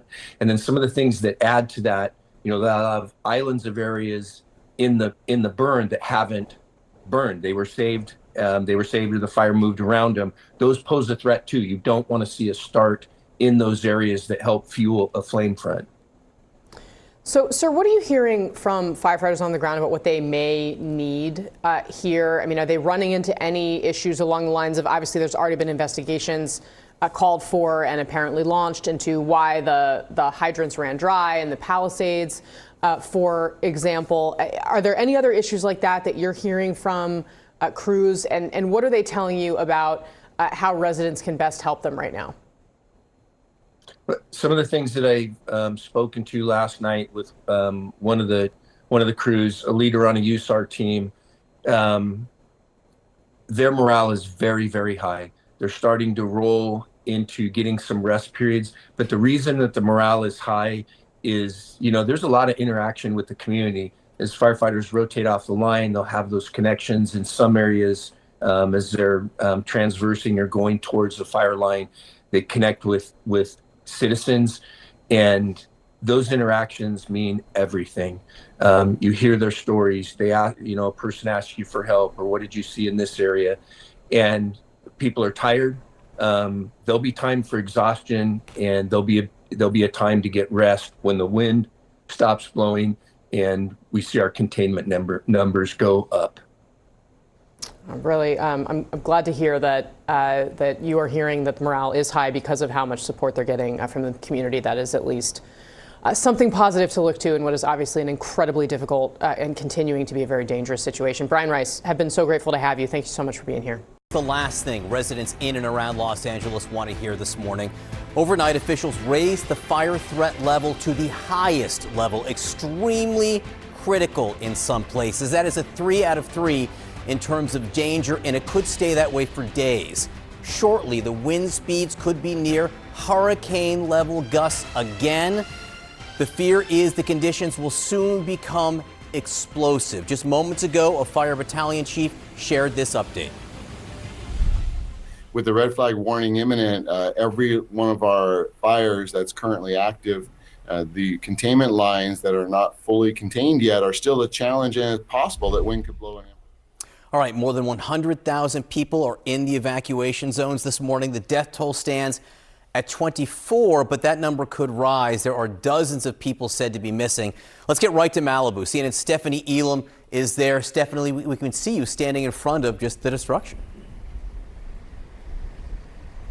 So much destruction, and you were talking about those winds, John. They are really starting to kick up now. I don't know if you can tell as well. Yeah, I guess this guy is flapping up here so you can see this. It is really windy, and this is part of the concern because right now it is cooler. It is a little chilly out here, and that usually happens during wildfires where we see the flames kind of simper down into the earth and we don't really see them. But then as daylight comes, things start to heat up and we start to see these blazes come back. But this is the overall effect of what we've been seeing here. Take a look look at this. This was an inn right on the Pacific Coast Highway, just decimated by the blaze, the Palisade Fire coming through here. And you think about it, the Palisade Fire has burned through more than 23,000 acres. The Eaton Fire over on the east side burning through 14,000 acres. And according to data released by CAL FIRE, they're saying that the amount of land burned between the Eaton Fire, the Palisades Fire, and the Hearst Fire is more than the size, the total area of Paris.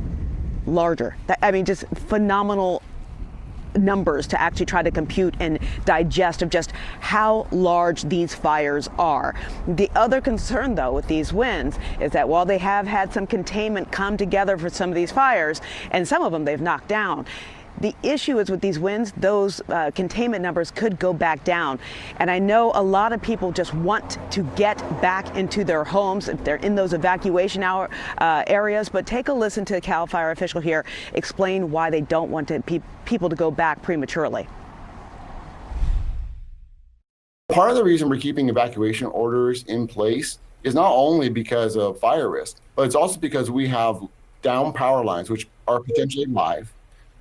Unknown status of gas lines, and every bit of that ash that it's out there is toxic with petroleum products from the houses that burned. So it is an unsafe place for families to be. That's very true. And even here, standing here by this inn, even though I'm not in it, I can smell that metallic smell that you smell after wildfires that goes through not just brush and trees, but through buildings like this. And that is part of the concern, along with the fact that we have these wind warnings. So they're saying if things go the way they hope they go over the next couple of days, the earliest that we may see people going back into their homes is on Thursday, John. You know, this has been going on for so long now, in days more of it to come. It's got to several days of wildfire destroying the Palisades community. A lot of people are homeless. Tens of thousands of acres of land, homes.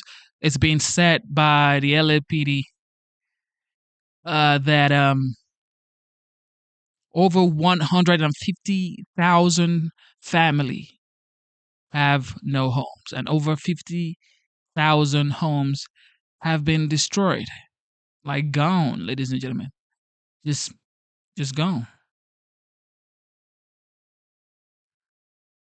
Governor Chris Christie, welcome back. Good to be back. Okay. We are live here in Los Angeles, surrounded, as you can see, by the destruction from the Palisades fire. This right here used to be a 3-story office building, and you can see what's left of it now. Absolutely nothing. But we are coming on the air tonight with a note of cautious optimism and a new warning. Firefighters have made major gains in their battle to slow this fire, but the winds here are set to whip up again to extremely dangerous levels. A flood of resources are now pouring into the city. Firefighters from Mexico and Canada desperately needed equipment as well. And that war from above is ramping up. This was the scene throughout the day. Look at this, one aircraft after another, dumping water and fire retardant on the fires below. The governor's saying they're flying as many planes as air traffic controllers will allow. Officials also saying they expect the list of dead and missing to grow. Entire neighborhoods here still sealed off. These are the long lines of cars, packed with residents desperate to get back to see if their house survived. And police say there are too many possible looters infiltrating the evacuation zones, including some dressed as firefighters. We are covering it all tonight, but we begin with those firefighters on the front lines. Tonight, a glimmer of hope as crews make slow progress containing some of the massive fires burning in Los Angeles. It is sad. This entire block here is wiped out. The Eaton fire, now 27% contained, but the other big fire, the Palisades, only 11%. This massive Palisades fire is still spreading. Today, a big push as the dangerous winds pick up again. The battle involving crews on the ground. Flames were right across the street from homes. We traveled with CAL FIRE to the top of Temescal Canyon, where they stopped the Palisades fire from burning Encino and Calabasas. The burn scar, massive, but proof progress is being made. Today is the first day that everything is looking really good. We're not out of the woods yet, And we saw that firsthand. So this hotspot just popped up just behind us. You can see the flames there rising. The good news is there's a helicopter in the air that's going to attack it from above. Choppers with long line buckets carrying hundreds of gallons of water. And on this drop, bullseye. That's why these airdrops are so critical, attacking these fires from above. With machinery and aircraft like that, that's how they can make progress and get ahead of the fires. Coordinating with crews like these, doing what's called cutting line, removing brush that fuels the fire. How are your teams holding up? Well, the good thing is they're born and bred to work hard. So they're working hard, they're tired, they're worked. In the beginning, we were working crews 36 to 40 hours, multiple days at a time, and they're ready here. This is what they do. Meanwhile, flight crews working into the night, making airdrops, an estimated 500 million gallons used so far to try to battle the flames. This video showing the view from inside an Air National Guard plane as it makes a drop. Warnings blaring in the cockpit as it flies low to hit its target. But these critical efforts are being hampered by unauthorized drones. Thank you for tuning into the live show. You know what time it is. It is your boy Genesis. Yes, sir. Okay, here goes the update. Okay. The death toll in Los Angeles wildfires climbs to at least 24. It was 16. Remember, we said it was 16. It was once 11, and then it moved up to 16, and now it is 24. Okay, confirmed by CNN. They said 24, and it's still rising. Okay, it is still rising, ladies and gentlemen, because a lot of people are still missing. All right, so it is wild. 24 people confirmed dead. Tens of thousands of property gone. Over 40,000 acres of land just sitting there with burnt houses on it.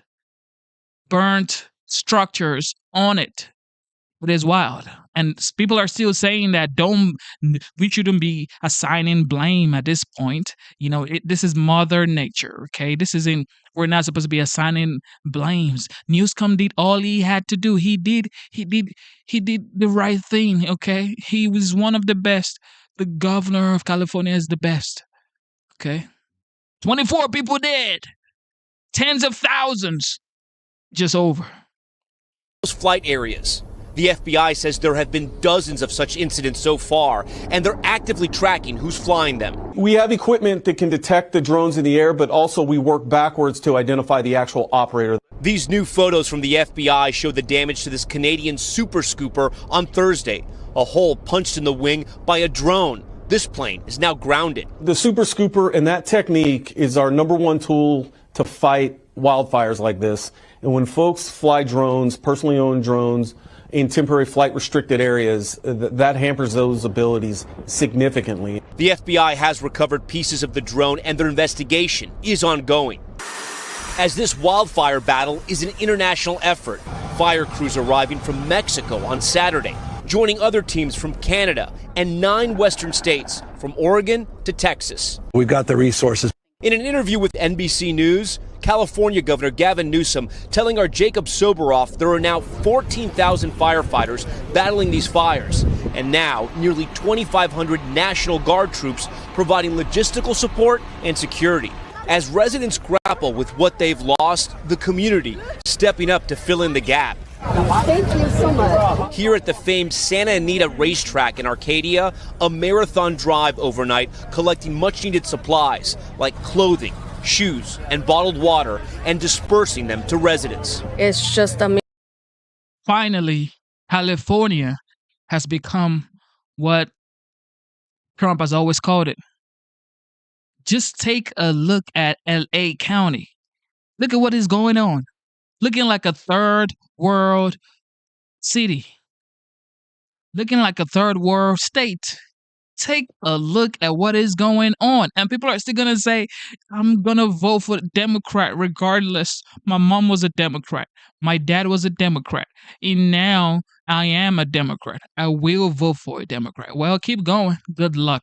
Amazing seeing the support and how the community just comes together. And a happy conclusion to a story we told you about earlier this week. How do I get to my house? Casey Colvin losing his dogs in the fires on Tuesday.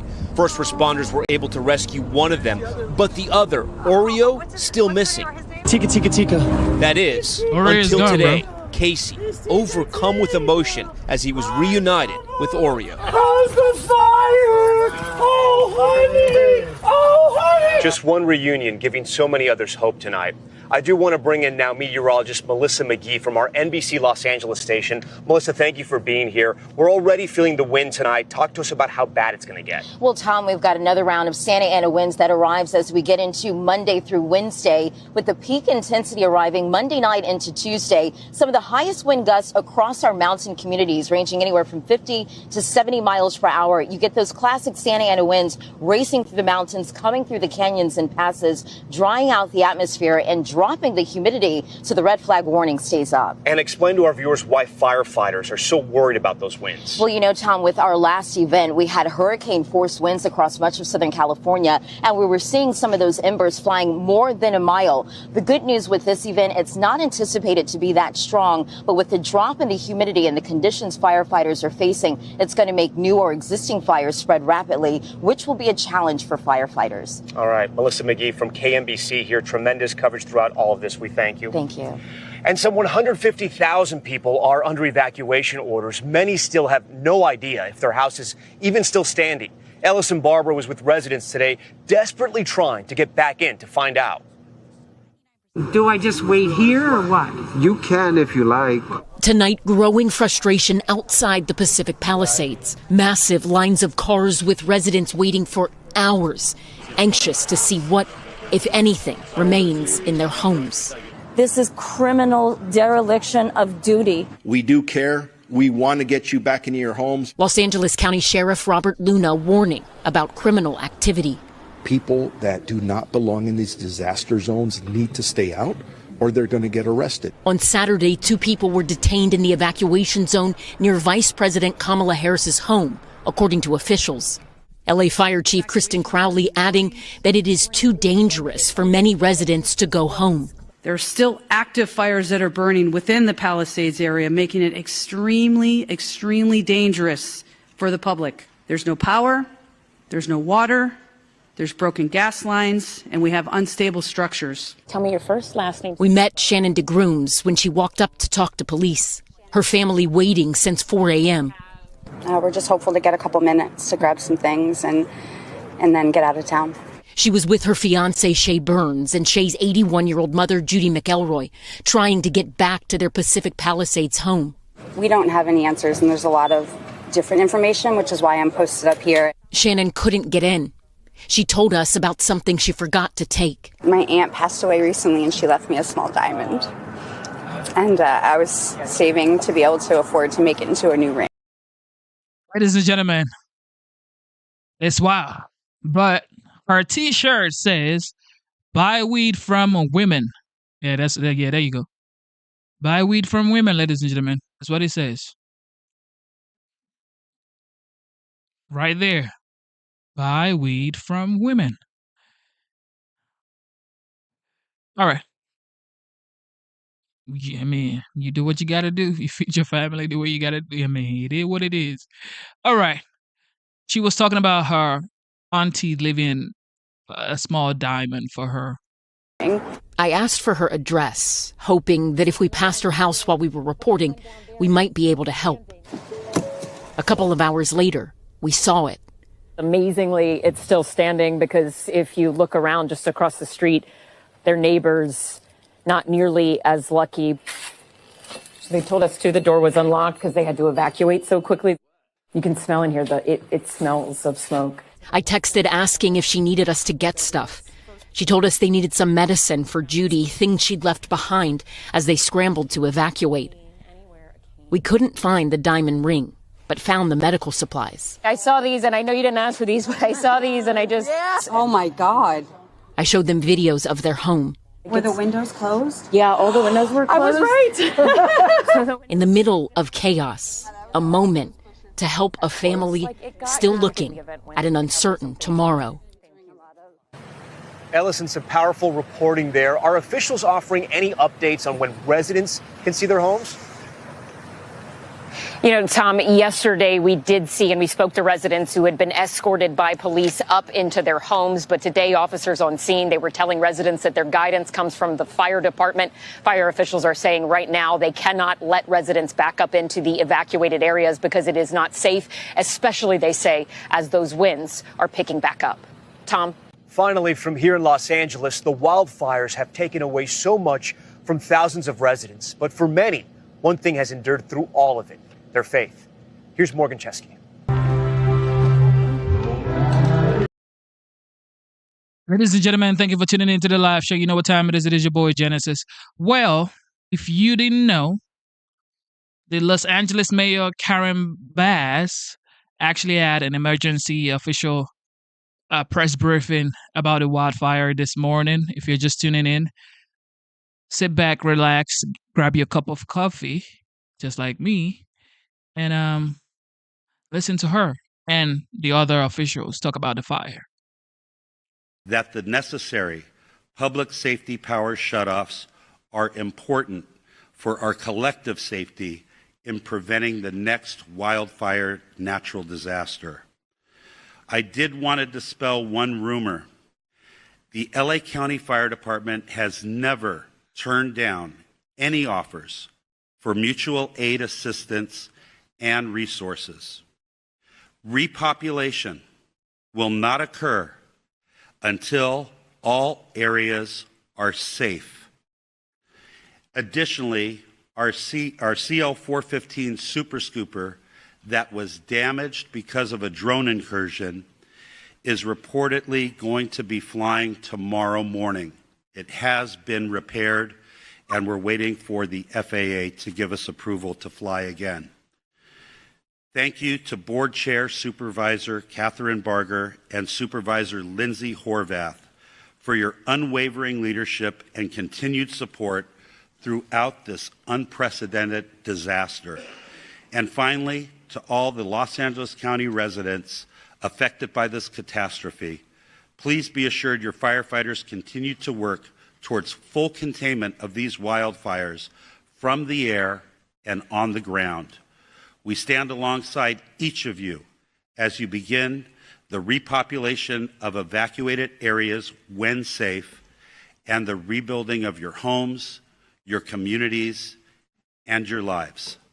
Thank you.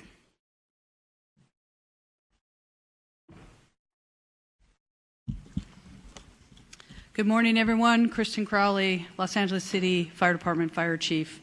I'll just start off with just a moment to share with everybody out there that's been impacted by these wildland fires that the entire LAFD family, sworn civilian, our city family, Mayor Bass, city leadership, everybody, our thoughts and hearts and prayers go out to you as we continue to push forward and mitigate this emergency. We understand the impacts, and we're working and will continue to work very, very, very hard for everyone. Another point I want to make is that also we are so very grateful for the firefighters and the first responders that have already arrived and continue to arrive in the Southern California region. We absolutely know that we cannot do this on our own, and we are tremendously appreciative of all of your continued support. As the increasing wind event is upon us as we speak, the Los Angeles City Fire Department has maximized our resource capabilities and response capabilities. All available LAFD resources have been staffed. I have strategically pre-positioned engine strike teams and task forces which are dedicated to rapid response for any new fire that breaks out in the city. In addition, I've directed the Fire Prevention Bureau to augment wildfire patrols in high hazard areas. The Palisades fire. Your LAFD remains committed to this fire, and we have a significant number of engines that have been dedicated to this fire. The crews that are involved, we have crews from up and down the state, outside of the state, have made excellent, excellent work overnight, mopping up flare-ups and hotspots. Their primary focus last night was on the Mandeville Canyon area, and this fire is now at 23,713 acres with 14% containment with 5,123 personnel assigned to the Palisades incident. Firefighters will continue to work diligently throughout the day to increase containment and prevent further fire spread. Again, I want to focus my comments on the amount of resources that are here in the Palisades, from the first responders all the way up to our incident command teams. Again, we're going to keep working really, really hard for you. Just a brief comment on the Hearst fire. It's been held to 799 acres with 95% containment. Again, thank you to the community members that are out there for remaining vigilant. We are not in the clear. I want to make sure of that. We are not in the clear as of yet, and we must not let our guard down. As we have right now extreme fire behavior, and we need to make sure that the community is staying updated with the most updated information as well. Follow all evacuation warnings and orders without delay. And please, please stay safe. I would now like to introduce our next speaker, and that is Sheriff Luna. Thank you. Robert Luna, Sheriff of Los Angeles County. Regarding our deployment, we still have well over 1,000 of our Los Angeles County deputies out there working on 12-hour shifts. We have 172 California Highway Patrol officers. I'd like to thank the commissioner who was with me yesterday, Sean DeRee, for all of his assistance. I also want to thank Major General Beavers. I was with him as well, and he has fortunately been able to increase the amount of National Guard assistance that he is giving us to up to 600. And he told me yesterday if we need more, we can ask for more, and we are strategically looking at that, analyzing it, and we'll ask as needed. Evacuations, we have approximately, and this is some good news because it's dropped, we have over 92,000 people who are under evacuation orders and approximately 89,000 people who are under evacuation warnings. I want our community to know this, and Chief Maroney did talk about this for a second.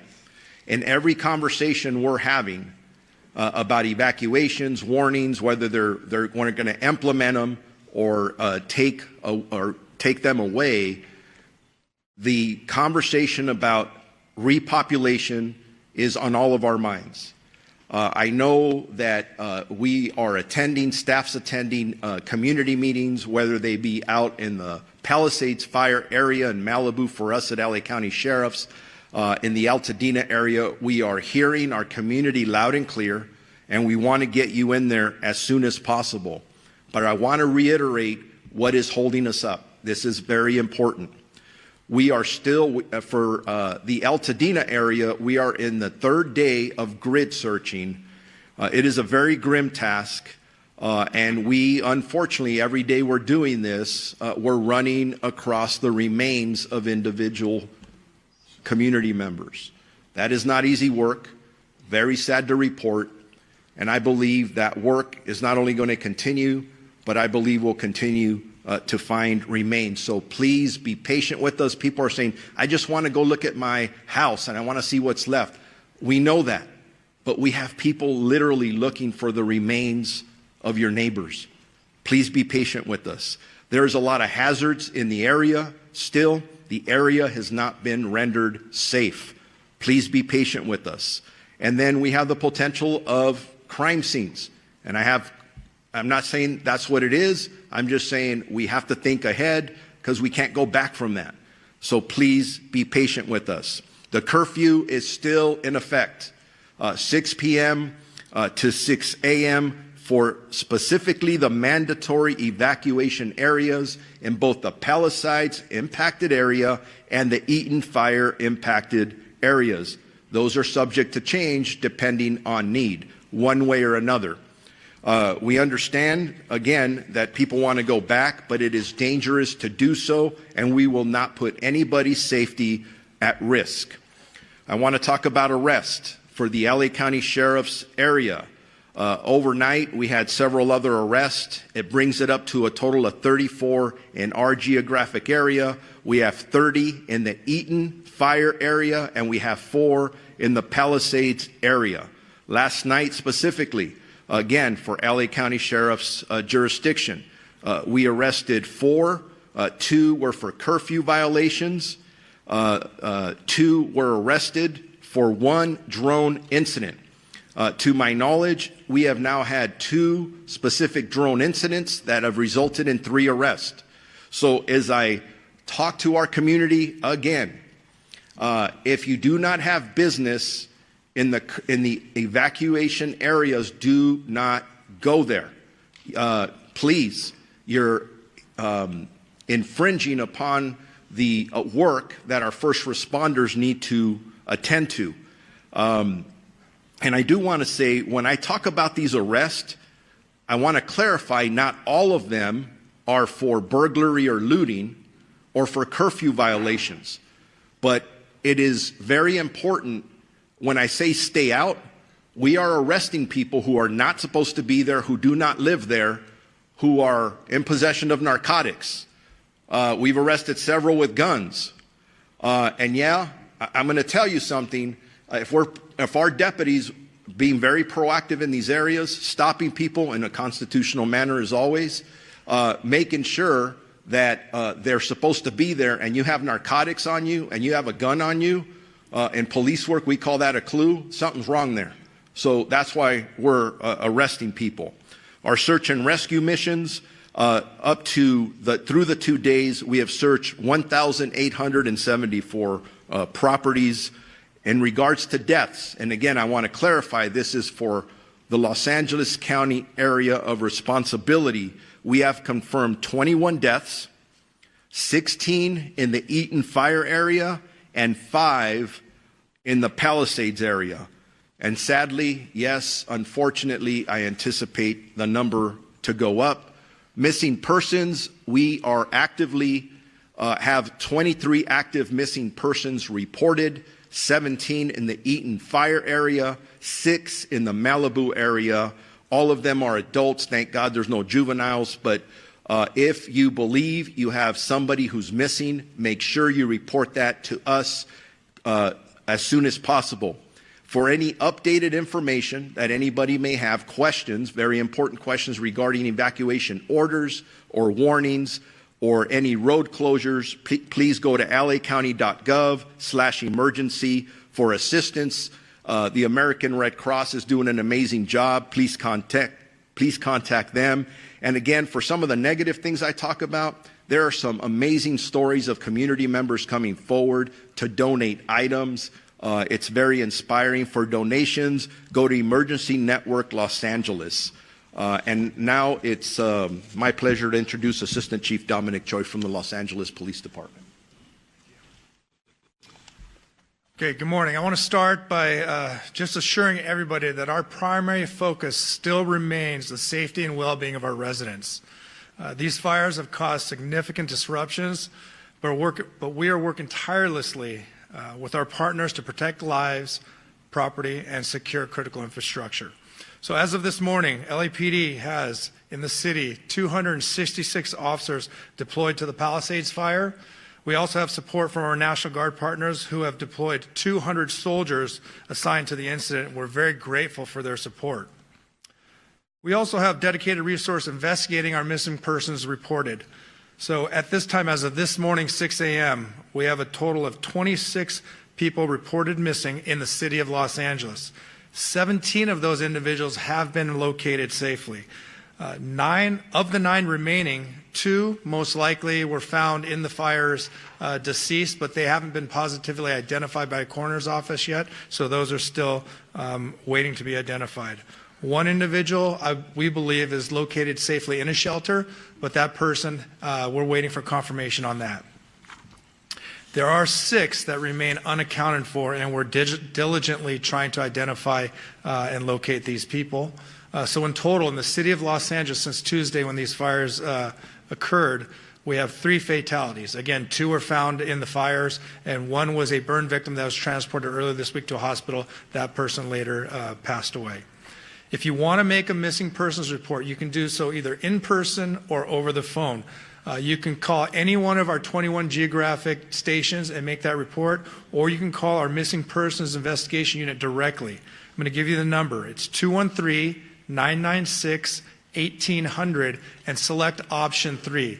That telephone is manned 24 hours a day currently. As of this morning, the City of Los Angeles, related to the fires, has a total of 14 arrests, 3 for curfew, 1 for impersonating a firefighter, 1 for possession of burglary tools, 4 for burglary, 1 for DUI, 1 for felony vandalism, and 3 for shoplifting. As the sheriff just mentioned, it's not just for looting or burglary that you're going to jail or curfew. If you're in the area, you don't belong in the area, you will be stopped and questioned, and whatever crime is being committed, you will be held accountable for that. So please stay away from these evacuation areas. Regarding escorts, we talked about this a little bit yesterday, but we tried to be compassionate and put together a team to escort residents to their homes to either retrieve small pets or their medication. But that line became exceedingly large, and it was causing more problems than solutions. We have halted this escort service for the safety of everyone involved. Currently, we don't have any timeline of when we're going to open up that service, if at all. So please be patient with us. We know you are waiting. If you are still waiting at any of these checkpoints to be let in or escorted, please do not wait there. You will not be let in or allowed to have an escort at this time. Also, another important reason for stopping these escorts is because we have search operations beginning. Over the next 48 hours, we'll be working alongside LAFD Search and Rescue, our ATF partners, as well as the LA County Coroner's Office throughout the burn areas, giving priority to those people that are reported missing in these burn areas. From there, grid search will take place that could result in crime scene preservation and then recovery of remains. We hope that the high volume of resources dedicated to this effort will expedite the process. And as many of you know, the dry conditions and winds increasing, it's possible that evacuation orders may increase. I know overnight we saw some of the evacuation orders turn into warnings, but we can absolutely see some of these areas increase to mandatory evacuations again. So we urge you, please heed these orders. It can save your life. And as we also previously mentioned, identifying the cause of these fires is critically important to all of us. In conjunction with our partners and led by ATF, we have created a Los Angeles Regional Wildlife Investigative Task Force. And while their work is still in the early stages, we're committed to identifying the cause and origin of these fires, and we're also committed to holding anyone who's responsible for these fires accountable. And to further protect the residents of Los Angeles, in the city, our curfew is also still in effect from 6 p.m. to 6 a.m. In short, if you don't belong there, don't be there. In closing, I want to reiterate that our department and all of us standing here this morning are with you. I want to express my deepest gratitude to the firefighters, our fellow law enforcement partners, and volunteers who are putting themselves in harm's way to protect our communities and help people recover. Their bravery and dedication are truly inspirational. We are also grateful for the patience and cooperation of our residents during this difficult time.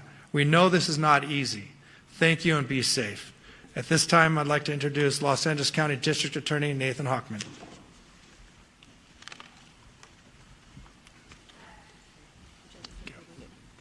Thank you. With firefighters literally putting their lives on the line to save lives and to save homes, with law enforcement working around the clock to keep security at a high level, with over 200,000 people evacuated, and I'm one of them, and with people who have lost lives, lost homes, lost businesses, there are still people in our community who, rather than saying thank you, look at this as an opportunity to commit crime and to take illegal profit and advantage over the situation. We've seen this come up, and you've heard law. I know a lot is going on, okay? I ain't gonna cap. A lot is going on, I get it. This man just said instead of the people to say thank you, a lot of people are committing crimes. First of all, I don't think y'all deserve thank you. the fire officials, okay? The firemen who are literally risking their lives, and the doctors as well, the emergency workers, okay? Those guys deserves thank you, okay? Those guys deserve thank you. No, you guys with the three-piece suits, all right? And I don't know if you guys noticed though, this sign language person.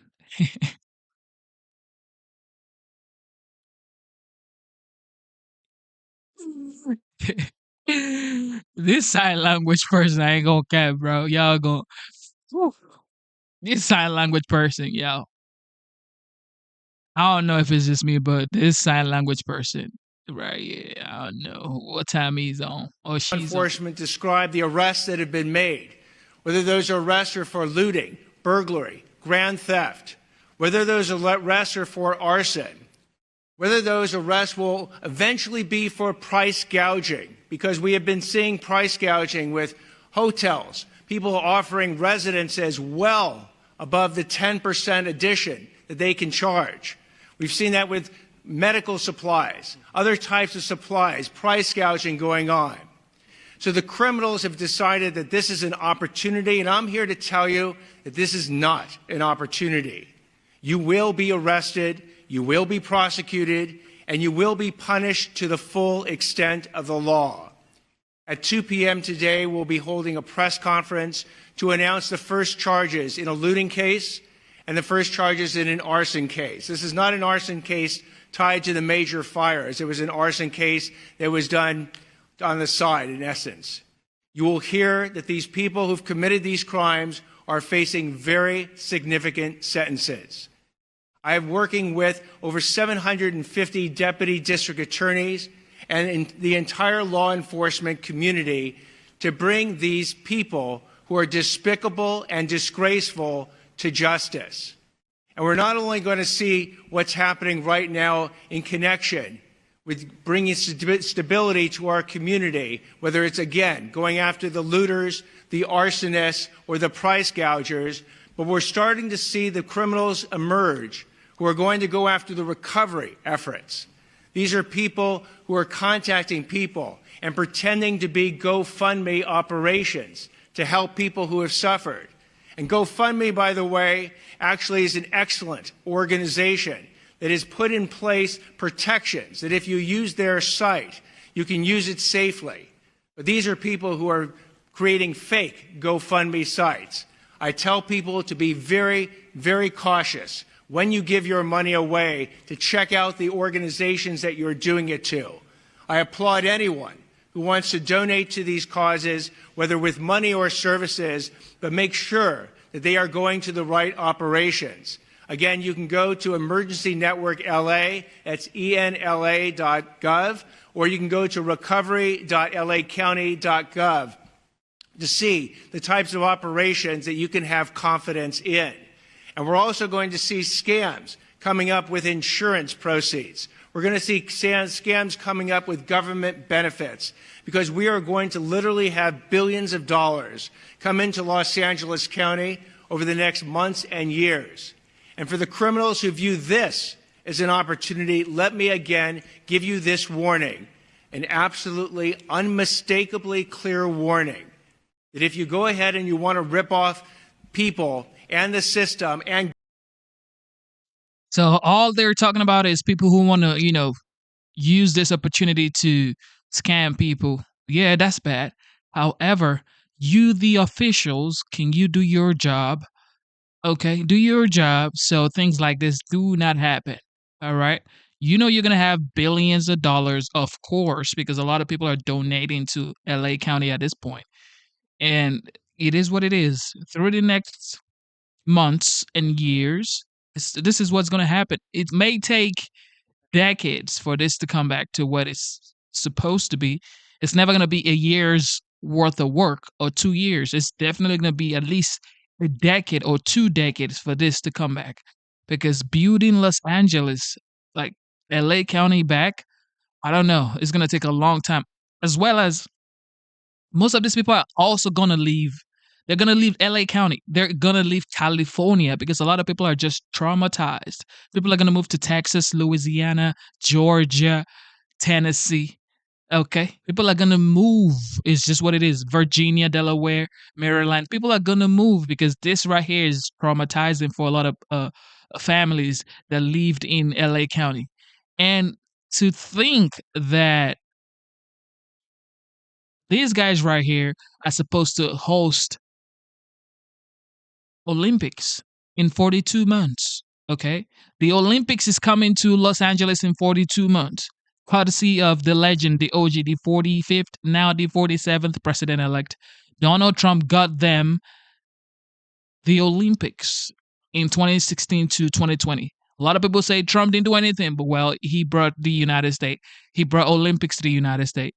And yeah, Los Angeles is supposed to host some event, all right, in 42 months, and this is happening. So hopefully they get in shape fast enough to be able to host the event that they're supposed to host for the Olympics in 42 months. Governments that are trying to help the people who have suffered from these tragedies, you will be arrested, you will be prosecuted, and we will seek maximum punishment against you. I hope that we'll have the opportunity to tell you at a later point that this warning has been heeded, that deterrence works. Because if we are going to actually have the stability and the rebuild, it's going to be based on everyone contributing. But for those who don't want to heed this message, the warning has been cast out there, and the warning will actually have teeth behind it. I'd now like to introduce Los Angeles Board of Supervisors Chair Catherine Barger. Thank you. As I discussed yesterday, FEMA relief is essential to getting our impacted residents back on their feet. Today and yesterday, FEMA staff have been at 7 county libraries, plus the Alhambra Library, providing support to individuals who are seeking FEMA relief. Tomorrow, these services will transition to centralized assistance centers, one at Pasadena City College and the other at UCLA Research Park. These centers will be in-person venues where all impacted individuals can receive direct support for FEMA's assistance program, which helps residents access lodging, essential items, and other large financial needs. You can visit recovery.lacounty.gov for all the details. And I would encourage everyone listening to go to one of these sites, because I was at Pasadena Convention Center. I know Supervisor Sleece, you were as well. And I saw people handing out cards. I don't know who they are. I don't know who they represent. But people are looking for an opportunity. At these recovery centers, you will have legitimate government officials who are going to work with you to make sure you receive the benefits you deserve. I want to thank FEMA for their continued support for our impacted residents. Our residents need this support to begin rebuilding, and believe me, after last night's meeting that I attended with my constituents, they are desperate. So many residents I've heard from, especially those without insurance, are concerned they won't receive enough assistance to rebuild their lives. On top of FEMA assistance, I'm going to be advocating for innovative loan and housing solutions to bring people back to their communities. People need help, and they need to know what kind of support they're going to receive. Last night, I joined hundreds of impacted victims in Pasadena to hear their stories, understand their needs, and to discuss what comes next. Many wildfire survivors I've met, spoke with, have repeatedly told me they're worried about the rebuilding process. Specifically, many have mentioned that they are eager to begin clearing debris and seeing what valuable possessions survived this devastating fire. I want you to know that yesterday, the governor issued an executive order to streamline this rebuilding process. This executive order is going to make rebuilding homes easier by cutting red tape and make it as affordable and efficient as possible for our residents to clear debris.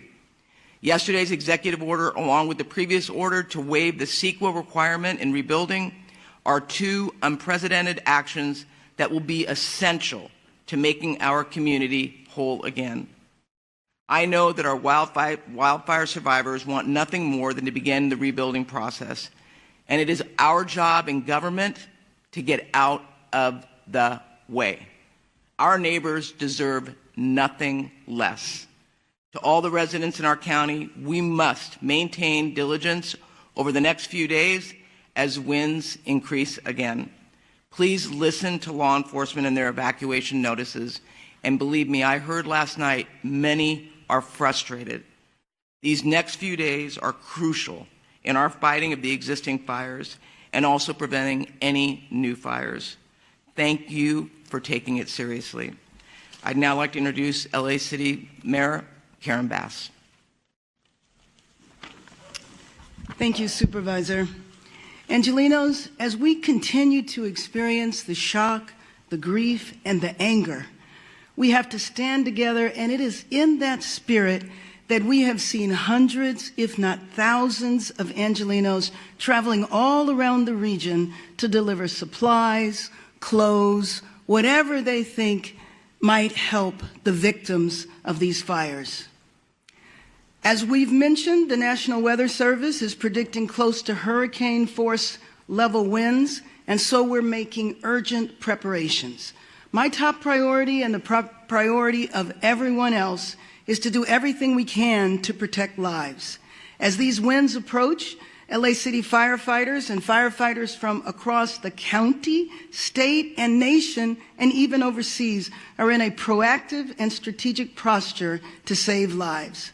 Firefighting resources from LAFD and fire departments from all over are positioned in strategic holding locations.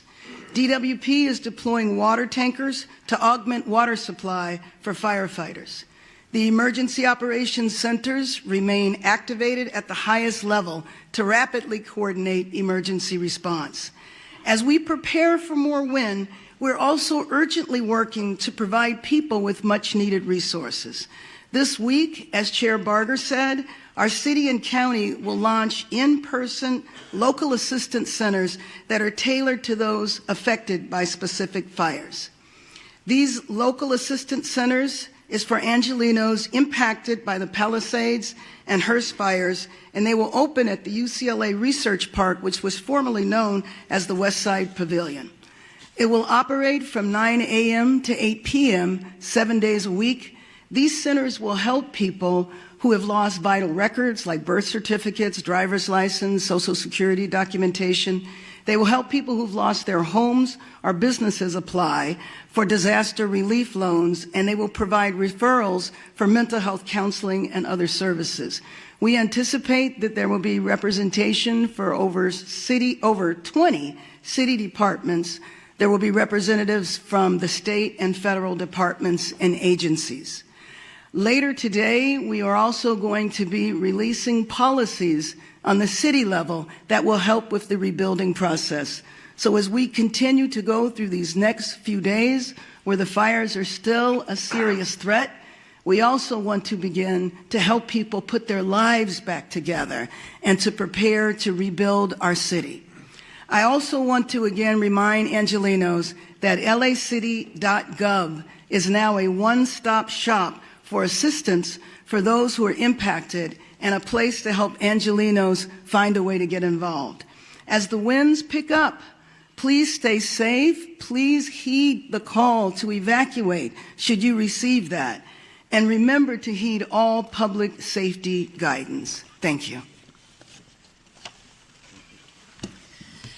I'm Lindsay Horvath, Supervisor for the 3rd District of Los Angeles County. The latest Palisades fire updates, as you've heard, more than 23,000 acres have been impacted by this fire, and it is 14% contained. We have over 5,100 personnel, including 44 helicopters and 540 engines. The fire continues to hold along Mandeville Canyon, and we are grateful for our first responders and all those on the front lines fighting in this area. We know it is critical, and you are doing a great job. We've also made significant progress in Topanga Oaks Oaks, Sylvia Park, to Mescal Ridge, to Mulholland. All of these areas have been under threat, and we are continuing to hold. Santa Monica has lifted their evacuation orders and downgraded to warnings in North San Vicente, moving from order to warning at 8 a.m. today. All of the warning areas have been lifted. A particularly dangerous situation has been issued. Strongest winds from Tuesday morning until Wednesday. We strongly encourage caution and vigilance. This is the weather prediction that the National Weather Service had going into last week's event. So these conditions are significant, they are serious, and we need you to follow all orders. All Santa Monica Malibu United School District schools will remain closed today. All Santa Monica campuses, except for Roosevelt Elementary, will be open.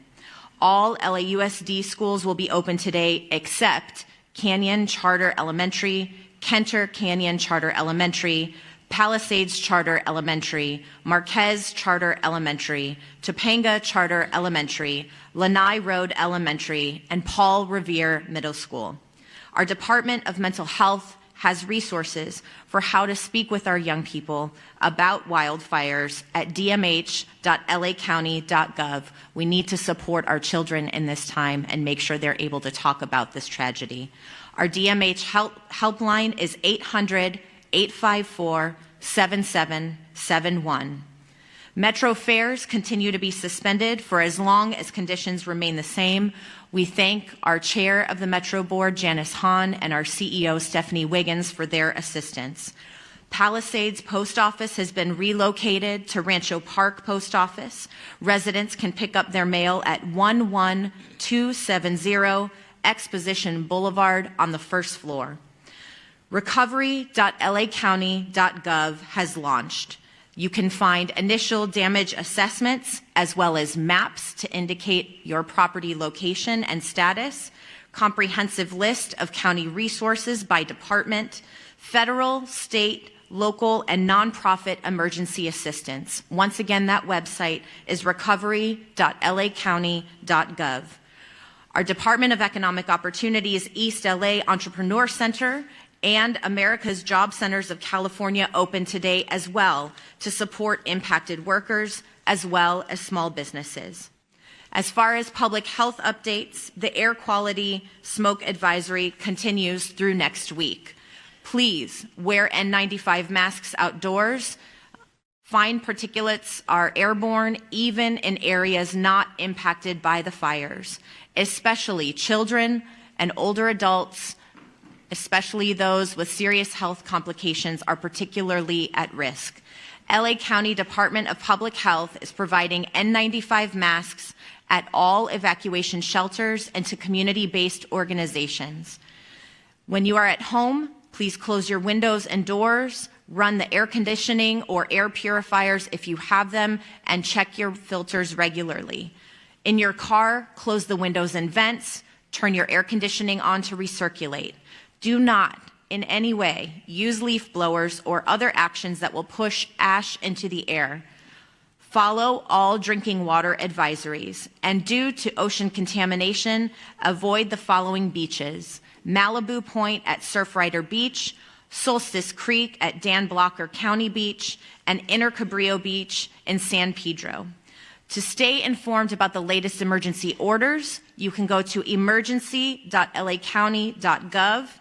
And I want to once again thank all of those who are on the front lines, keeping us safe through this very difficult time. All of our volunteers who have kicked into action to ensure that our community members are supported. And I also want to thank our governor for an additional executive order, in addition to the one that he issued yesterday, to expedite debris removal and to reduce the risk of mudslides.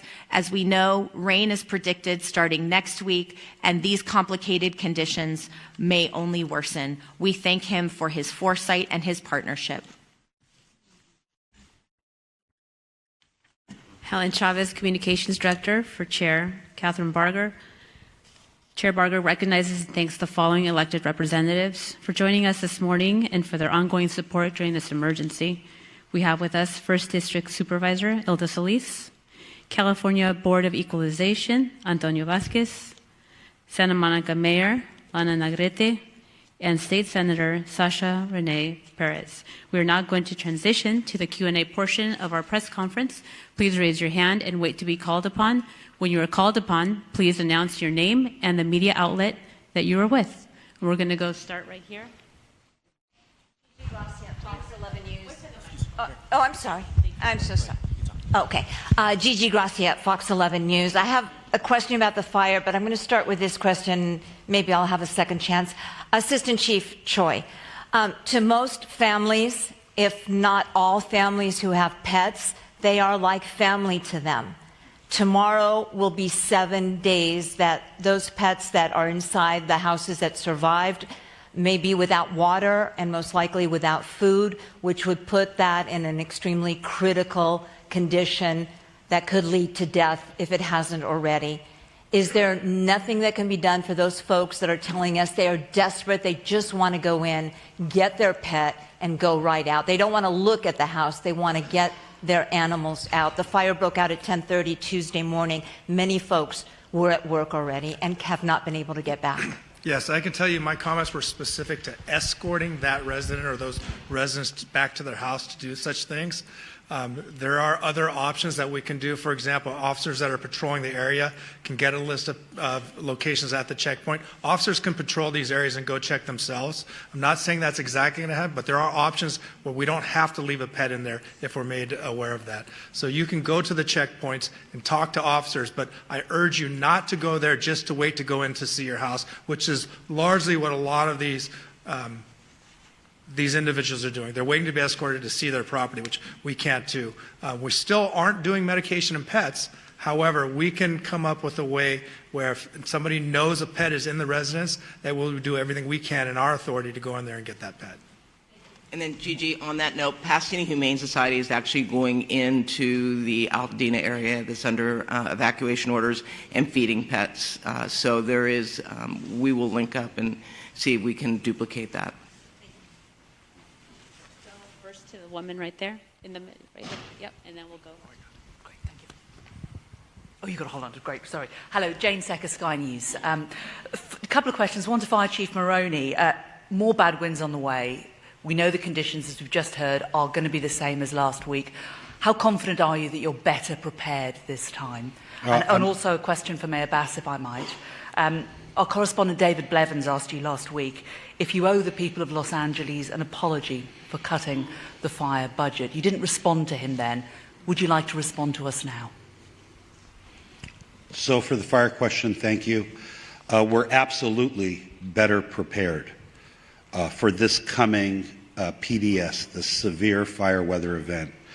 You've heard the statistics, number of personnel assigned to the incidents, over 5,000 firefighters assigned to the Palisades fire, over 3,000 firefighters assigned to the Eaton fire.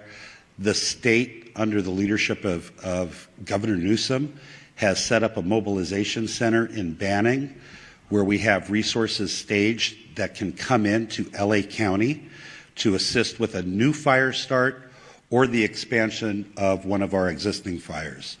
We also have numerous aircraft, local government aircraft, helicopters, we have water bombers, we have retardant fixed-wing aircraft from the state and federal government, we have military aircraft. So we've not only augmented the ground resources, but also the air resources. I think that we're very well prepared for the next event, but that's never going to be, we're never sure that we're going to be able to catch the next fire and keep it small. They said 70-mile-an-hour winds. It's going to be very difficult to contain that fire. That's why we ask all residents in a brush-prone area to be prepared to evacuate if you get the evacuation order and start those preparations before the evacuation warning comes. Thank you. There was a two-part question to that, correct? My focus is on us being prepared as a city for tomorrow. As you began, we could face another very difficult situation for thousands of Angelenos. When we are past this period, there will be an evaluation of everything that went on. And at that point in time, we will see there is not agreement as to whether or not the budget was cut. All of those issues will be resolved when we are clear that Angelenos are safe and we are ready to rebuild our city. Thank you. Thank you. We're going to go right here in the middle. Next. Jonathan Bigliotti, CBS News, for Mayor Bass, please. Last week, many people were working and could not get back in time to properly evacuate. As we've discussed in this room, there were pet care issues, health care issues, child care issues. Now ahead of this latest event, you have businesses that are proactively closing, essentially treating this event like it was a hurricane or a blizzard.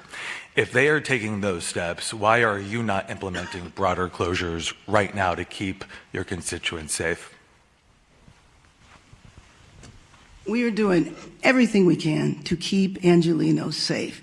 If there is a need for closures, that will be done. But right now, we are in preparation for tomorrow. Thank you. Is this the day, though, to treat this like it is a hurricane or a blizzard? Absolutely it is, which is why you see everybody here standing united, prepared and ready to address what, if hopefully we won't experience, but we are ready, we are prepared, and we will continue to do everything we can to keep Angelenos safe. Thank you. But now this is important because this is the fourth time we've had these dire warnings. Each previous time there has been loss.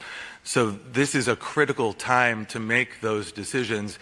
In hurricanes and blizzards, like I've discussed, people stay at home. Businesses are closed. People can then prepare to evacuate so there aren't pets left in their homes. There aren't children with daycare providers.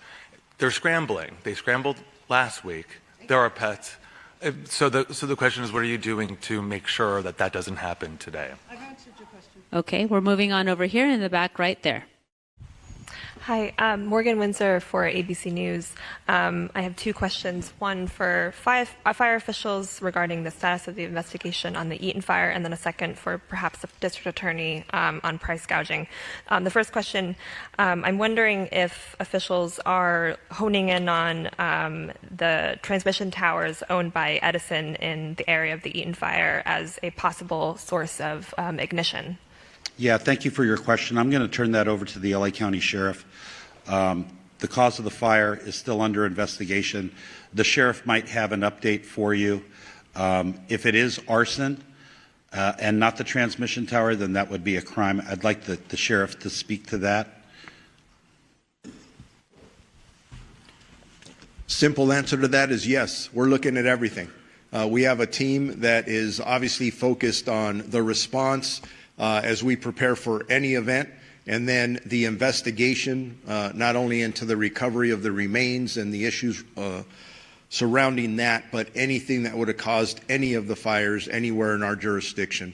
I think the chief or the assistant chief from LA talked about a task force. We're on that as well. We're working together, and we expect to find answers. Okay, I saw a hand right here in the blue jacket. Hi, good morning. Lauren Coronado with NBC4 News. This is for Chief Crowley. You mentioned wildfire patrols in high-risk areas. Can you identify those high-risk areas?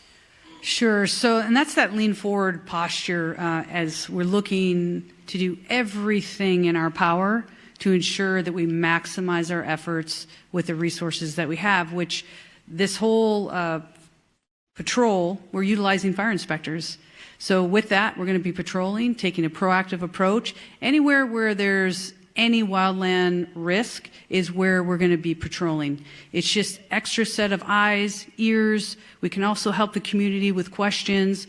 And that's really important. The community also knows that the city, the fire department is leaning forward. We're utilizing the resources that we have. So to answer your question very specifically, it's anywhere where it's in the wildland area. That's where we're going to be putting our patrols out. Thank you.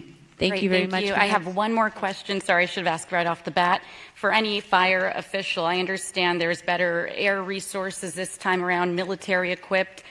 with these high winds, I know a big issue is that they weren't able to be utilized because of the high winds. When we're talking military equipped, does that change things? Can you do those aerial attacks with these kind of aircraft? It's not going to change it. So we still have wind cutoff speeds for fixed-wing retardant tankers, water bombers, and helicopters. The helicopters that we have at LA County Fire are military helicopters. They're patterned after the Black Hawk. And still we do have wind cutoff speeds, not only for the safety of the helicopter, but what happens as the wind speeds increase, the effectiveness of the water drops or retardant drops is affected. And the minute that aerial firefighting resources are no longer efficient or effective or safe, we have to ground them. That's the unfortunate truth, but we do have a lot of people on the ground that can still fight the fire. You saw our firefighters, 100-mile-an-hour winds, Eaton Canyon, and Altadena that kept fighting the fire even in those strong winds. Thank you. Thank you. We're going to go over here, and then we'll go over here. Thank you. This is Dave Zonizer at the Los Angeles Times. I was wondering if you could go sort of fire by fire and tell you where you are on determining the origin. Are you guys looking at whether or not New Year's Eve fireworks might have been a trigger for the Palisades fire with something then flaring up later? I know you mentioned the Eaton Canyon fire, but can you tell us, for example, is arson being viewed definitely as the cause of the Sunset fire? Could somebody just walk us through each of them? Yeah, I mean, I could talk about, so right now we have the task force that is robust, that is, they're identifying cause and origin for each of these separate fires. There's so many of them. None have been ruled out of arson. They're ongoing investigations, but also the Palisades fire specifically, since that's the one that's still rampant in the city of Los Angeles, there's been no definitive determination that it is arson at this point, but we're looking at every angle. Anything more specific? It's an ongoing investigation. If I could, I would. I don't have the answer for you. Understood. Thank you. And we're going to go right here. Hi, this is Kate Cagle from Spectrum News 1. I have two questions. One for Fire Chief Maroney. Is there a definite threshold for wind speed when those aerial drops have to stop? Like, is 70 miles an hour that threshold? And then my other question is, given how dense some of these neighborhoods are where we've seen orders and warnings, I mean, all the way to Wilshire in Santa Monica last week. We've seen gridlock when people are trying to all get out at once. Have you guys worked on addressing that issue if people do have to evacuate tonight from an extremely dense area like we saw with the Sunset Fire? Folks just couldn't get out because traffic was jammed. How do you address that? Yeah, so to answer the first part of your question, there is a specific threshold. And I don't remember what that threshold is, although I used to work at air operations.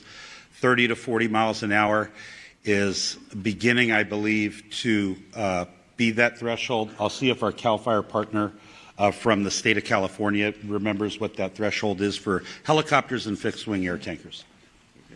Please say your name and your Good morning, Jerry Magana, with CAL FIRE representing incident management team. So with the specific aircraft, they all have a different limitation. The problem is when you have sustained winds, over 40 miles an hour is the issue. The problem is the gusts. So the gusts peak and the aircraft limitations or capabilities are then limited based on approach and departures, as well as Chief mentioned, the drop accuracy. So each aircraft will have that limitation based on the manufacturer's recommendation, and then as far as the safety component, usually the limiting factor is gusts over 30 miles an hour, but the sustained winds, anything over 40, is pretty much going to ground most aircraft. So again, each one of those aircraft have those specific limitations, but as an overall general rule, safety rule, the gusts is what is the issue, and this is what the gusts that we've been having. Thank you. Can you restate, please, your name and spelling? Yes, Jerry Magana, Gerry. Last name is Magana, Magana, representing the CAL FIRE incident management teams. Thank you. Thank you so much. We have two last questions. There's a clarification over here. I'd like to answer the I'm second so part of the sorry. question regarding community congestion and people leaving all at once under the evacuation order. We really want residents in LA County to be prepared. If you don't have a wildfire evacuation plan for your family and your home, please make one today. Visit www.fire.lacounty.gov/RSG. That stands for Ready, Set, Go. I would recommend, in an abundance of caution, if you get an alert on your telephone for an evacuation warning, leave then. Don't wait for the order, because we know from experience that if you wait for the order, you might get caught up in the congestion that you referenced. And please do not silence the emergency alerts on your telephone. If we send out an alert at 3 a.m. on Tuesday night or Wednesday morning, when you're sleeping, we want you to wake up and evacuate. We know we had some issues earlier, but please do not turn off those wireless emergency alerts on your telephone. Accurate? Sorry, my question was that those alert issues have been resolved and people can rely that that's accurate now? Yes. I just think it's very important that Chief Maroney and I stand together and have the exact same message, which is the Ready, Set, Go piece is Ready, Set, Go. The community needs to also understand you don't have to wait for the order. Knowing what we know and what we saw, if you're in any of these particular areas, that lean forward posture, we keep talking about it. We saw the impacts, extreme impacts of the winds when what happened in Palisades. Our professional advice to anybody out there is to make sure you're ready, to make sure you have a plan. We talk about the pets, we talk about the medications, put your plan together, be ready, and you do not have to wait. You do not have to wait for the order. And I think it's really, really important that everybody hears what Chief Maroney and I are saying. And in fact, the rest of the region, the rest of the fire chiefs are saying the same thing. Thank you. And Kevin, you were going to address the WE alert issues? Kevin McGowan, Director with the LA County Office of Emergency Management. In partnership with the state, we have the wireless emergency alert system ready to go with a state partnership. Thank you. And we are at time. We will have one-on-one interviews. If you have any unresolved or unanswered questions, please approach to the front and we will connect you to the appropriate.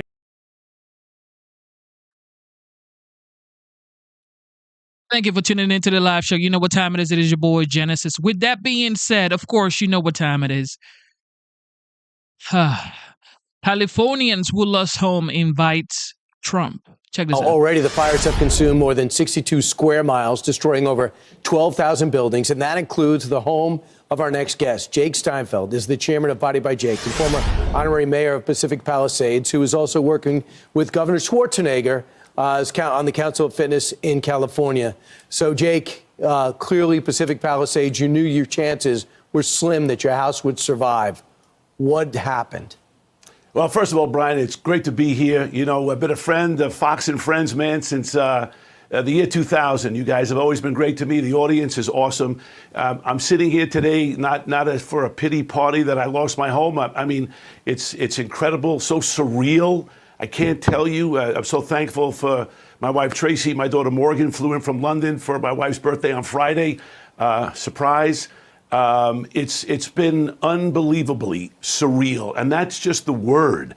But to say and to hear what I'm hearing is unconscionable, very honestly. And I want to first say this. This is not about red or blue. As you know me, this is about the red, white, and blue. This is why I'm very excited about this new administration coming in, where guys like President Trump are going to take action, and this is what we need to see. Boots on the ground. We can't have this again. We don't live in a third world country. To understand that whether water was depleted, whether there was no power to get the water out of the hoses, the first responders, the fire department, our men and women in service. I take my caps off to them. People are despondent. Look, there's been hurricanes and all kinds of catastrophes that we've all lived through. I'm one of them now who's living through it. And it's not about the celebrities. There are so many folks who have lost their homes in the Palisades and Altadena and everywhere else. I want to make sure that this next catastrophe, because there's going to be one, that they are prepared, that we are prepared as a state, as a nation where we live in a great state, the highest tax state, right? It's a gorgeous state. And the bottom line is we need great leadership. And I just want to say, Brian, no, I've known you, Ducey and the gang for so long, and the audience for so long. It really is exciting for me. Look, this is a brand new shirt, by the way, that I bought yesterday. I have no clothes. When was the last time you really had nothing? I mean, I'm talking to everybody for a second. If you can close your eyes and visualize, you're sitting in your nice house right now, and we all have something. We deal with something every single day, but that something is taken away. It's unbelievable, but I will tell you this. There are two ways you can go. You can curl up in a corner and die, or you can say to yourself, don't quit. You got to get up. The sun will come up tomorrow because it's coming up right now on the West Coast. And you need to understand, people come up to me and say, Jake, could you give us some inspiration, some sense of hope? And here's what I'm going to say. Get back to a routine. Get back to your routine. I was up this morning. Get into the gym, get your body moving. Mental health is so important right now. It's the most important thing. But we want to see transparency with insurance companies. Tell us about this. So Jake, you expressed to me that it's agonizing to see governor and president not on the same page, and you have a message for the president.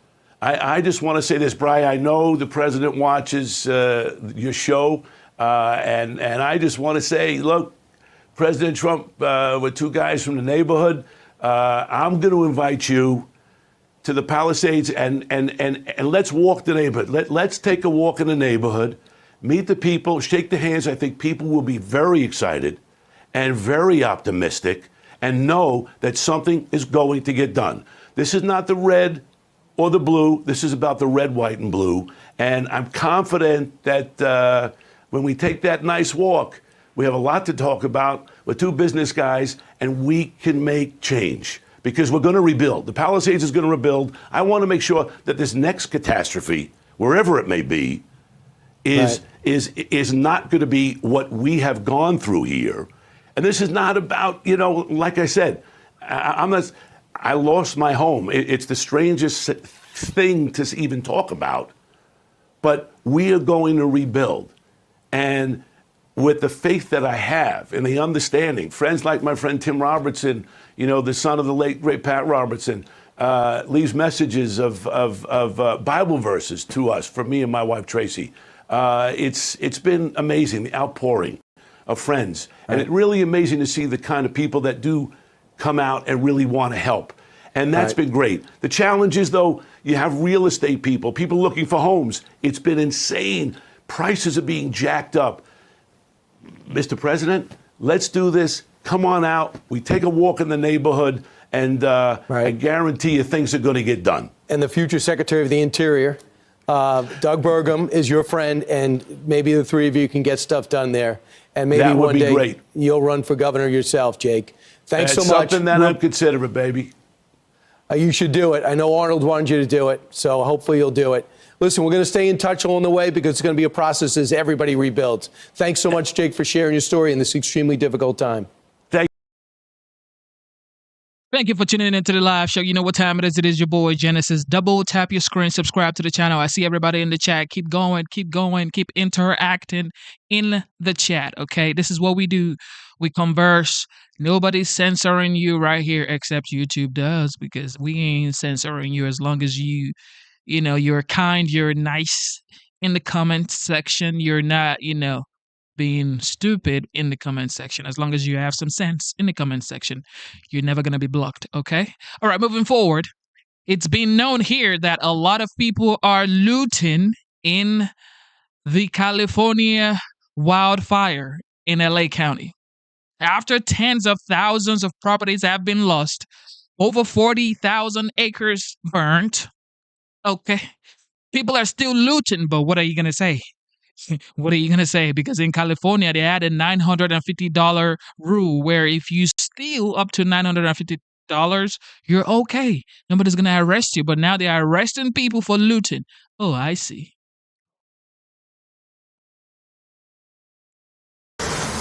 Fox News alerted critical warning of extreme fire danger. Los Angeles County and Ventura County now under the highest level threat warning. Treacherous Santa Ana winds returning once again, whipping up extremely dangerous weather as crews battle to contain existing wildfires. And welcome to a brand new hour of America's Newsroom. I'm Dana Perino. 1 and 2 partner. Morning. Here we go again, right? Watching the hour, watching the forecast, watching the wind. I'm Bill Hemmer. Good morning at home. You've got critical weather conditions potentially fueling yet again the growth of new and existing fires. National Weather Service issued red flag warnings, destructive and life-threatening offshore winds picking up from today through Wednesday thus far this week. Meanwhile, security is high in the affected fire zones. Law enforcement making dozens of arrests for suspected looting. The LA County Sheriff with a stern warning for anyone trying to take advantage of this ongoing disaster. Regarding any illegal activity that may be occurring in these areas, don't do it. The fact that anyone takes advantage of anyone who's been victimized already, whether it is burglary, looting, or any other crime, whether it's a scam of some kind that you're conjuring up to make money off of the poor people that have been involved in this. National correspondent Griff Jenkins is live in Malibu. The sun is up. And what do you see, Griff? Well, Dana, I see widespread damage and destruction, just charred remains of homes and buildings. But you mentioned the looting there. There were 4 more arrests. If you're just tuning in, this right here is not 12 people passing or 11 people passing or 16 people passing. It's been 24 people confirmed by CNN that have passed in the LA County fire. Okay? 24 people have been confirmed that has passed away. Okay, so when people say 11 people have passed away, 16 people, no, 24. Okay, and tens of thousands of properties just gone. Okay, 150,000 people plus families have no home. Okay, and if you're wondering what is this is not a week. This is a head warmer, ladies and gentlemen. I just happen to have a good taste in what makes my head warm. It is cold, Jesus. Yesterday, bringing the total number of looters to 39 in the Malibu and Pacific Palisades area. But yeah, let's look at the sun coming up here. You know, whoever lived in these homes, Dana, must have woken up every day and said, I've got it made. I've got everything. Well, today they have nothing. You can see the steel I-beams in the foundation. It's just rubble, and it goes for miles up the iconic, beautiful Pacific coast. You can see a burned out SUV, another car there, and it comes with this warning from the National Weather Service, the particularly dangerous situation, the PDS warning. It's the highest the agency can issue, intended to invoke the highest level of urgency for residents to evacuate if indeed these brush fires that firefighters are trying to tamp down with these high winds of 70 miles an hour for the next possible 48 hours. We've talked to a captain with the LA Fire Department, Eric Scott. Here's what he said about the dangers people are facing. Listen here. This just stirs up all of the other embers because things are still burning. It's still active, and it's so dry because of these winds that the brush or fuel, if an ember lands on it, has a 65% of ignition. So we're chasing fires.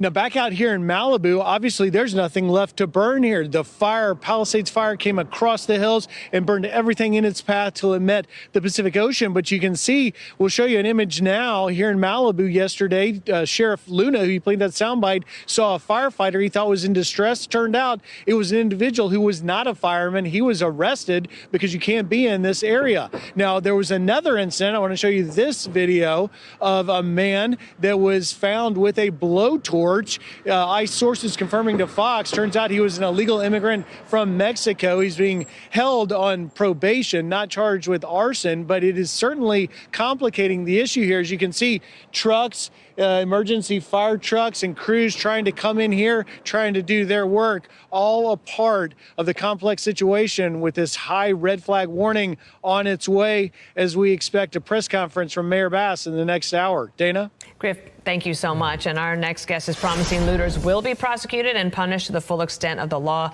calling these acts despicable. Nathan Hochman is the newly elected LA County District Attorney and a former Assistant U.S. Attorney General. How can you make it clear very early on that looters will be prosecuted? Are you able to expedite some sort of a hearing so that it can stop? That's exactly what we intend to do. We have sent an unmistakably clear warning to looters, to people who are engaged in trying to scam people who have suffered from these tragedies, to people who are even thinking about arson, that if they want to engage in these crimes, they will be arrested, they will be prosecuted, and punished to the full extent of the law.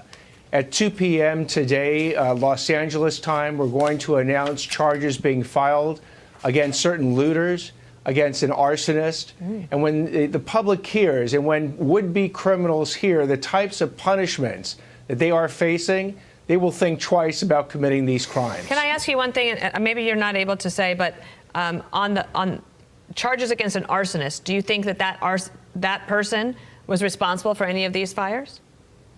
No, the person who will be charged was not responsible for any of the large fires that have taken lives, but was effectively looking at the opportunity, this as an opportunity to set off fires, which is, again, incredibly dangerous and will be even more dangerous as these red flag warning winds come through Los Angeles over the next several days. Yeah. Some of this water's under the bridge, but I guess you could look to the future and try and figure out how you're going to best help the folks who are trying to recover. We were with a guy last hour, lives in Altadena. This guy was just shattered. Here's J.D. Vance talking about what needs to be done. There is a serious lack of competent governance in California, and I think it's part of the reason why these fires have gotten so bad. We need to do a better job at both the state and federal level. What can you do now, knowing that all that's behind you and you're dealing with all that dust and ash, Nathan? So what we can do, in fact, I'm one of the people who has been evacuated. My sister lost her house in Pacific Palisades. And what we'll do is we'll first deal with people who are looting, people who are taking advantage of these crimes right now. Then we begin the recovery effort. And sadly, we're going to have people who want to take advantage of the recovery money coming in from insurance or government benefits. We're sending the same unmistakably clear message to them that if they want to rip off people who have suffered these type of tragedies, we will come after you. We will throw the entire book at you. So please do not commit these crimes. Our goal is to deter them in the first place, thus saving a whole lot of victims in the process. Sir, you are newly elected. Do you have the resources you need in your office to take on this monumental task? We have over 750 deputy district attorneys, some of the finest lawyers or prosecutors in the nation. They are motivated and inspired to go ahead and help people. They always have been. They haven't had the opportunity over the last several years, but they are all fired up right now to go help the residents of LA County get through this tragedy and make sure that the criminals who want to take advantage of them meet full justice in the system. Yeah. What do you think went on here? I mean, was it just the confluence events of Mother Nature that could not be overcome? Or is it the empty fire hydrants in the reservoir that holds 100 million gallons of water that wasn't working? What is it? They're going to be looking into the causes of the various, whether it is arson or man-made. They'll be looking into the initial efforts to try and put out these fires, to figure out if Los Angeles was prepared for it. And ultimately, when we do the rebuild, Los Angeles has shown a history over decades of not only rebuilding, but rebuilding better than ever. And we will be participating in that effort. Okay. Nathan Hochman, you're new to the job. It looks like you're certainly up to the job. We appreciate you coming on the show. Need a lot of help. Thanks, Nathan. My pleasure. Thank you very much. Thank you for tuning in to the live show. You know what time it is. It is your boy Genesis. And as you know, maybe some of you don't know, but the President of the United States, the Commander-in-Chief, well, some people say he is the Commander-in-Chief. I don't know. I mean, a lot of people have names for him. Some people say, we did it, Joe. Anyway, he's actually having a press conference right now about his legacy when it comes to foreign policy. Okay, so let's go ahead and listen to what Joe Biden, some people say Sleepy Joe, some people say Joe who falls off stairs, and some people say Joe who walks into the Amazon rainforest. Here you go.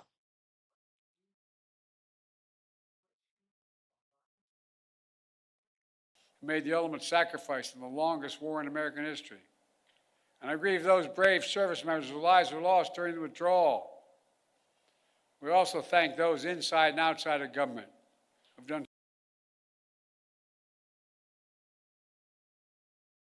from artificial intelligence to we cannot accomplish, and that this country remains a force for good, a force for progress around the world.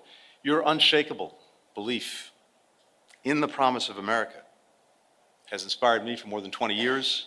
It's inspired so many people in this department and around the world. Simply put, it's been the privilege of my lifetime to work for you, to work with you, to work with this extraordinary team that you've assembled. And it's the honor of a lifetime to be able to introduce, one more time, the 46th President of the United States, Joe Biden.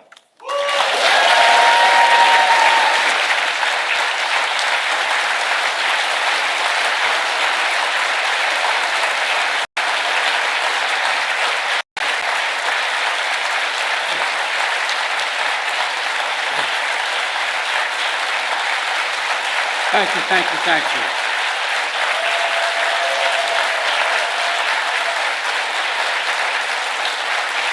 Thank you. Thank you, thank you, please, thank you. Thank you, thank you, thank you. It's good to be back at the State Department. Tony, if I may start by saying this, you're one of the finest men I've ever known in any undertaking, for one important reason. You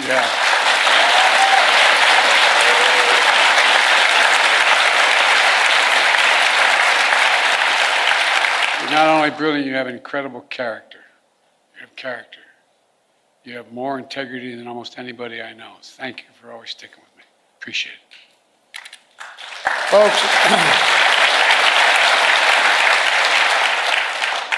I'm grateful for his counsel and his friendship as well, but I also want to thank the members of my cabinet and the members of the Congress who are here today, and to all our diplomats, development experts, service members, and intelligence professionals. Many of the achievements we're going to discuss today were the result of your hard work, and that's not hyperbole, it's true. Thank you, thank you, thank you, thank you for your extraordinary service. I come here to the State Department to report on to the American people on the progress we've made in the last 4 years in our foreign policy and our presidency. I've said many times, we're at an inflection point. The post-Cold War period is over. A new era has begun. In these 4 years, we faced crises that we've been tested. We've come through those tests stronger, in my view, than we entered those tests. This is a fierce competition underway. The future of the global economy, technology, human values, and so much else. Right now, in my view, thanks to our administration, the United States is winning the worldwide competition. Compared to 4 years ago, America is stronger. Our alliances are stronger. Our adversaries and competitors are weaker. We have not gone to war to make these things happen.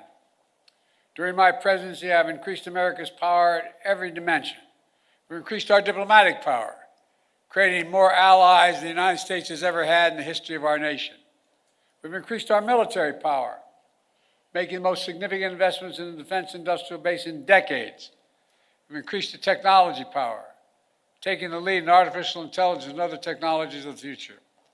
And we've increased the economic power, building the most dynamic economy in the world from the bottom up and the middle out, not the top down. In short, Kamala and I took office, our nation had become stronger at home, are stronger in the world. And now, America is more capable and I would argue better prepared than we've been in a long, long time. While our competitors and adversaries are facing stiff headwinds, we have the wind at our back because of all of you. This is what we're heading into. And over the next administration, that's what we're handing it to.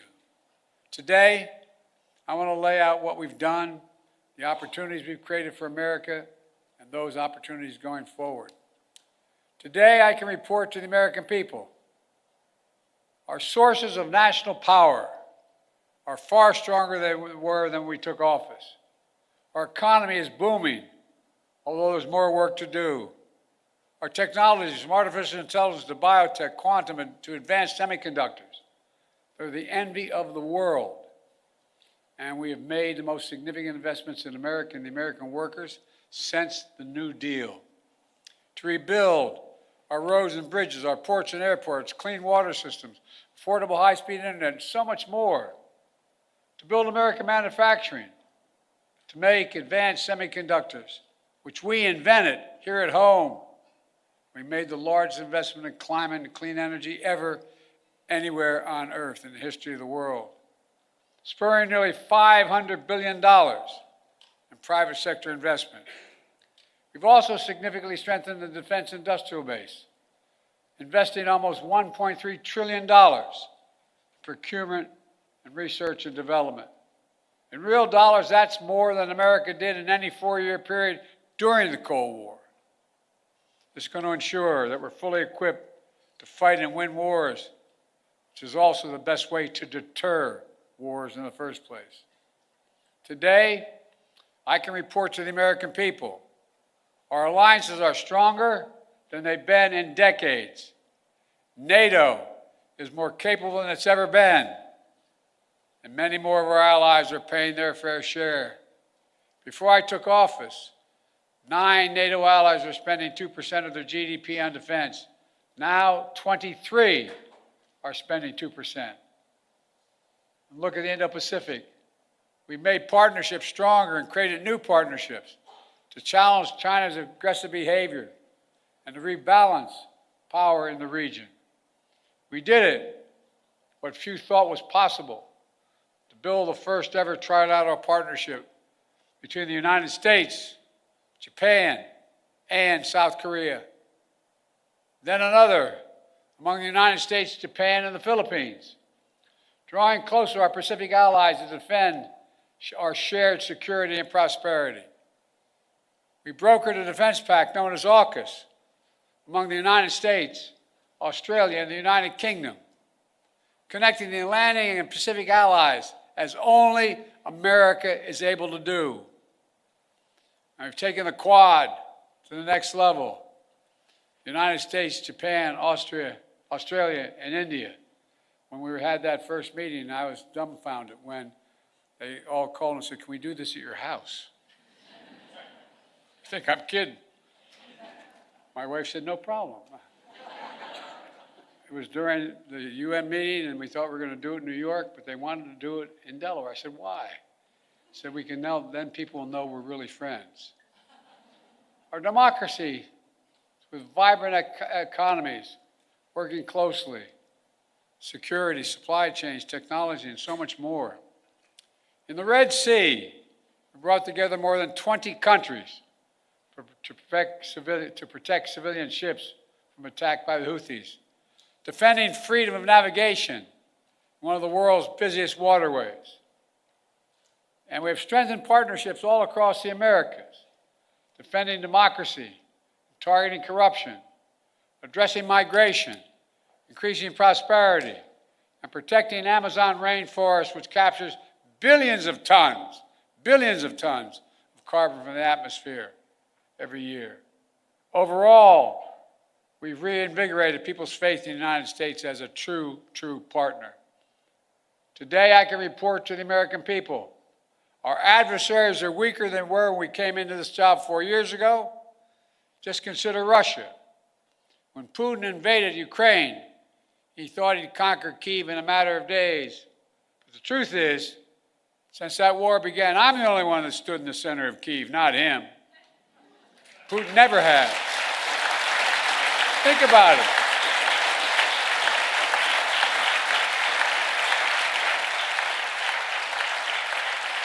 It was a long train ride, but I'm the only commander-in-chief to visit a war zone not controlled by U.S. forces. We helped Ukrainians stop Putin. And now, nearly three years later, Putin has failed to achieve any of his strategic objectives. He has failed thus far to subjugate Ukraine, failed to break the unity of NATO, and failed to make large territorial gains. There's more to do. We can't walk away. We rallied 50 nations to stand with Ukraine, not just in Europe, but for the first time in Asia as well. Because those countries in Asia know what happens in Ukraine matters to them as well.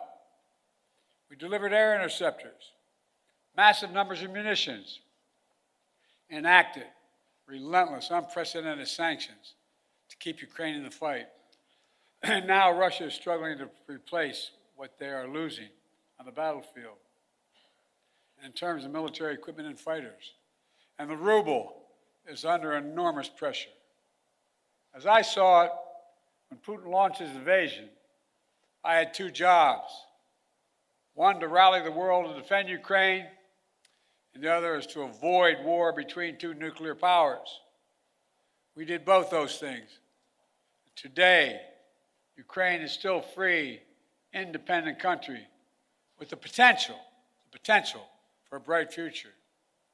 And we laid the foundation for the next administration so they can protect the bright future of the Ukrainian people. And now, look at Iran.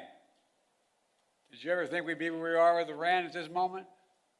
After those despicable attacks by Hamas on October the 7th, Iran directly attacked Israel twice with hundreds of ballistic missiles and drones. And twice they failed because the United States organized a coalition of countries to stop them and ordered U.S. aircraft to come to the defense of Israel. Now, Iran's air defenses are in shambles. Their main proxy, Hezbollah, is badly wounded. And as we tested Iran's willingness to revive the nuclear deal, we kept the pressure with sanctions. Now Iran's economy is in desperate straits. All told, Iran is weaker than it's been in decades. And if you want more evidence that we've seriously weakened Iran and Russia, just take a look at Syria. President Assad was both countries' closest ally in the Middle East. Neither could keep him in power. Quite frankly, neither really tried very hard. Now, I cannot claim credit for every factor that led to Iran and Russia growing weaker in the past 4 years. They did plenty of damage all by themselves. But Israel did plenty of damage to Iran and its proxies. But there's no question, our actions contributed significantly. And now major authoritarian states are aligning more closely with one another. Iran, Russia, China, North Korea. But that's more out of weakness than out of strength. So as the new administration begins, the United States is in a fundamentally stronger position with respect to these countries than we were 4 years ago. Today, I can report to the American people we're in a better strategic position in the long-term competition with China than we were when I took office. You all recall many experts believe or predicting it was inevitable that China's economy would surpass ours. According to many predictions, that would happen by the year 2030 or shortly thereafter. But we in this room said no. If we make the investments in ourselves, if we protect our workers and technologies. That will not happen. Now, according to the latest predictions, on China's current course, they will never surpass us, period. I met one-on-one with President Xi in consequential summits. He and I have always been direct and straightforward with each other.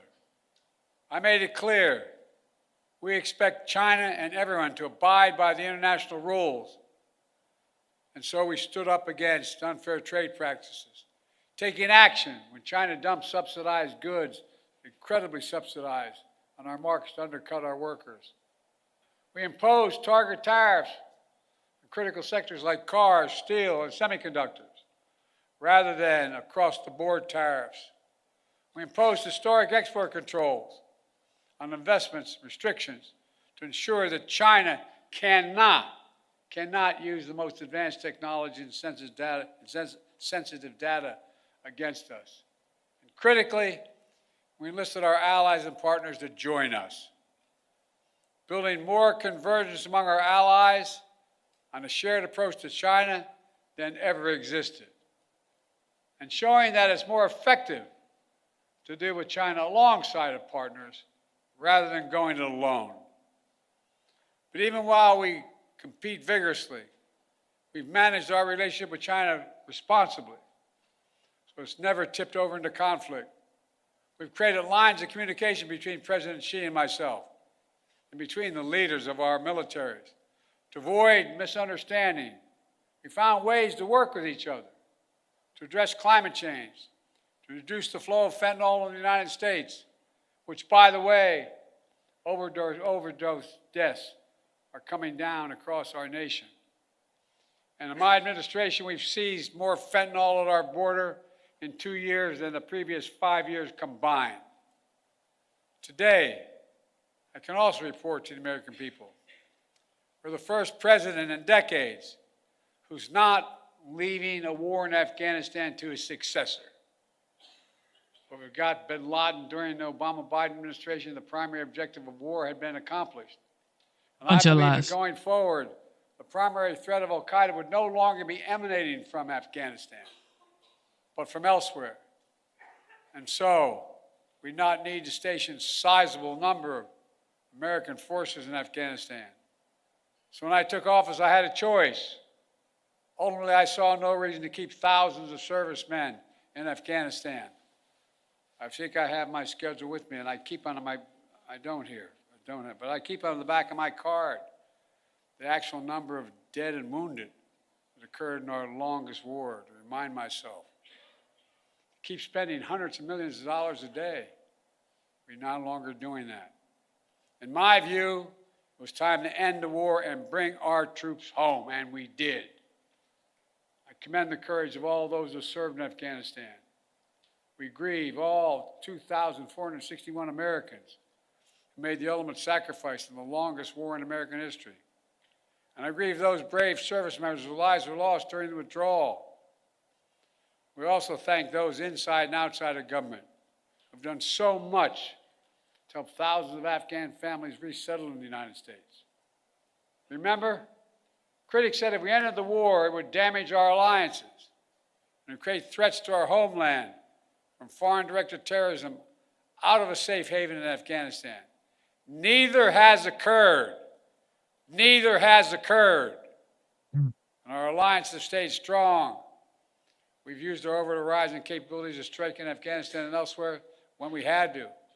For instance, eliminating Zawahiri, the leader of al-Qaeda, who helped orchestrate the September 11th attacks.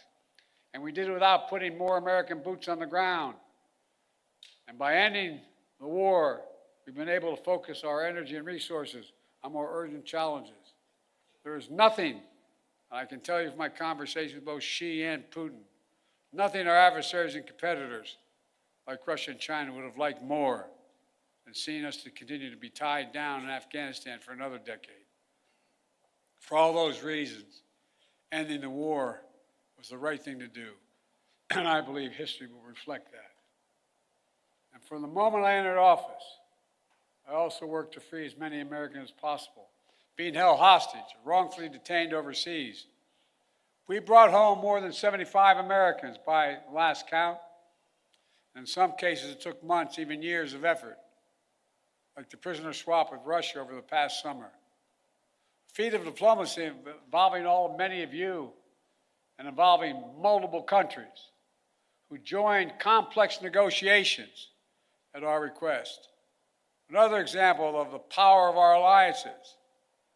We did not have these relationships, those women and women would likely still be in prison.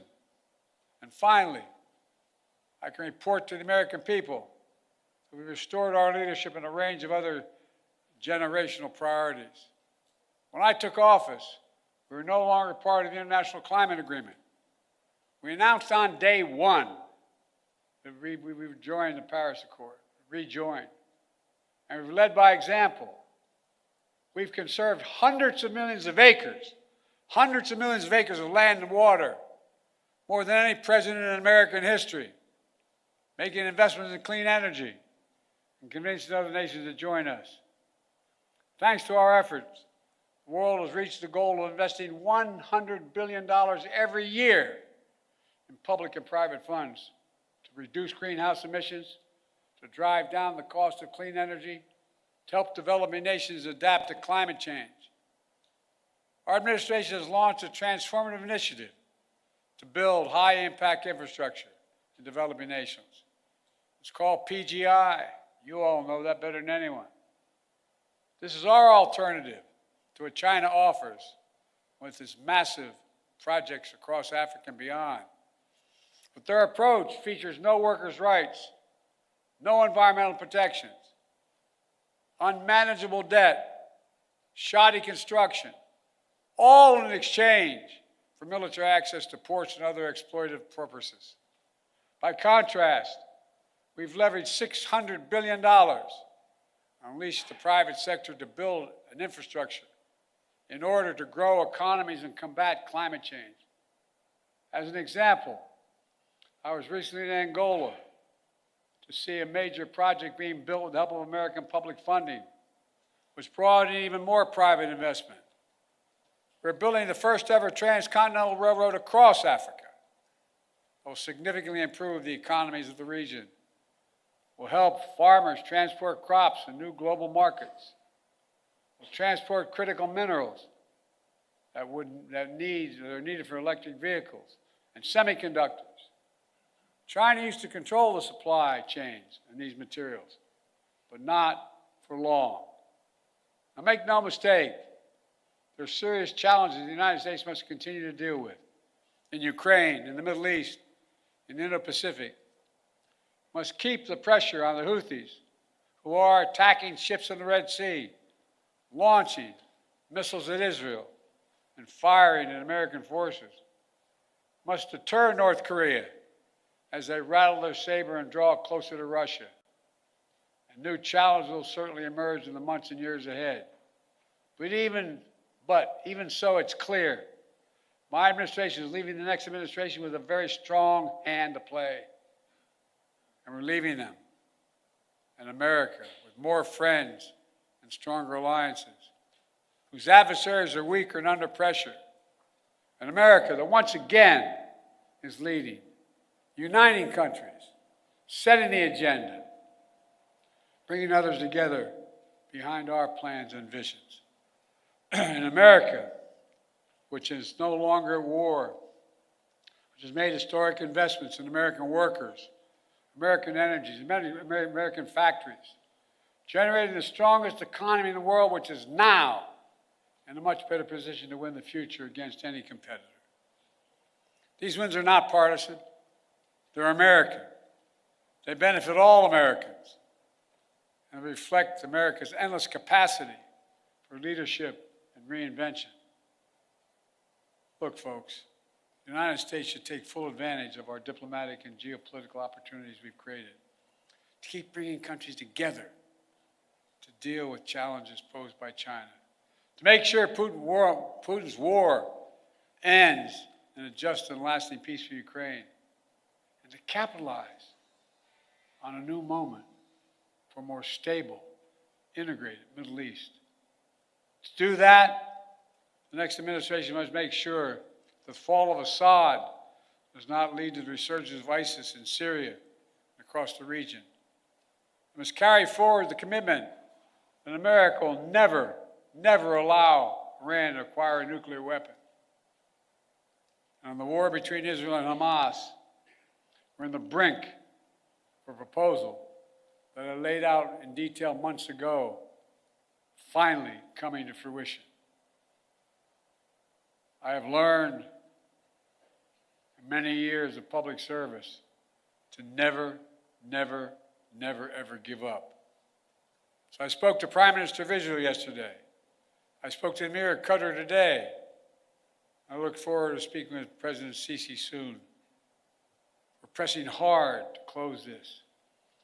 The deal we have structured would free the hostages, halt the fighting, provide security to Israel, and allow us to significantly surge humanitarian assistance to the Palestinians who've suffered terribly in this war that Hamas started. They've been through hell. So many innocent people have been killed.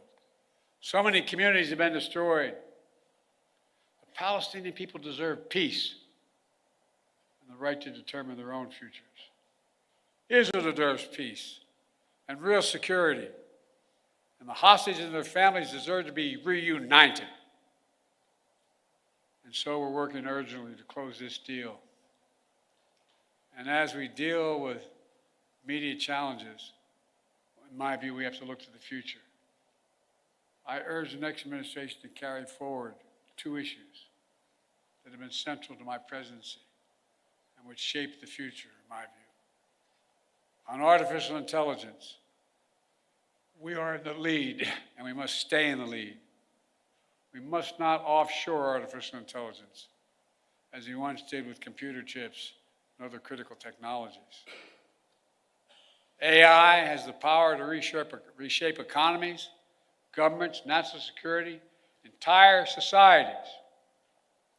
And it must be the United States and our closest allies that lead the way to ensure people's rights are respected, their safety is protected, and their data is secure. And likewise, clean energy transition will race ahead in years to come. I know some incoming administration, some in the incoming administration, are skeptical about the need for clean energy. They don't even believe climate change is real. I think they come from a different century. They're wrong. They are dead wrong. It's the single greatest existential threat to humanity. And the clean energy transition is already happening. There we go. China is trying to dominate the clean energy, manufacturing, critical materials, supply chains. They want to capture the market of the future and create new dependencies. The United States must win that contest, and we will shape the global economy and the planet for decades to come. Let me close with this. Like many of you, I've dedicated a significant portion of my career to our nation's foreign policy. As chair of the Foreign Relations Committee as a senator, vice president for 8 years, and now president of the United States. For one term. Put together one of the most competent foreign policy teams, I would argue, in American history, sitting in this room and before my eyes. Throughout my career, the world has undergone tremendous change. But certain things have always held true. At our best, America leads not only by the example of our power, but the power of our example. In the past 4 years, we've used that power, not to go it alone, but instead to bring countries together, to increase shared security and prosperity, to stand up to aggression, and to solve problems through diplomacy wherever possible, and to relentlessly defend democracy, civil rights, and human rights. Because that's who we are. That's who we are. You've heard me say it many times before. We're the only country on earth founded on idea. Every other country is founded on geography, religion, ethnicity, or some other unifying factor. But America was built on an idea, literally, not figuratively. That idea was all women and men are created equal. The idea that has inspired the world for 250 years and counting. We're always reaching to do better, always looking to the future, not our best, always seeking progress for our people and for people everywhere. It's been the honor of my life to serve as your president. Today, I'm optimistic about our future, as optimistic as I've ever been. Just have to remember who in the hell we are. You've heard me say it many times. We're the United States of America, for God's sake. There is nothing beyond our capacity if we do it together and commit to it. Nothing. He's right. So thank you all for all you've done. I hope many of you are going to be staying in the next administration to keep this moving. May God bless you all, and may God protect our troops. Thank you, thank you, thank you. Thank you. Thank you.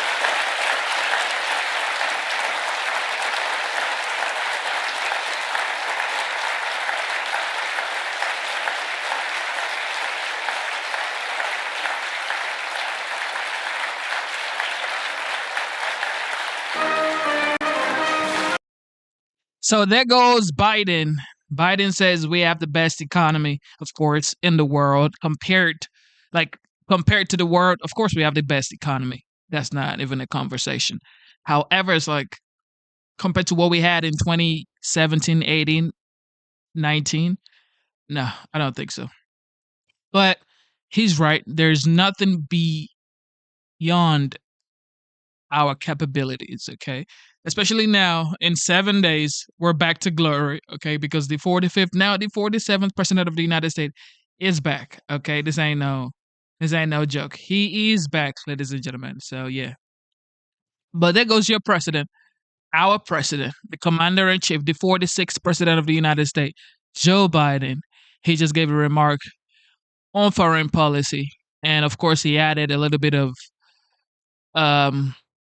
economical, I guess, in his opinion, would be triumph, but I don't think it's a triumph. But the United States is the greatest nation in the world. There's no conversation. And a lot of people may not think so, but it is to me. All right, back to LA fire.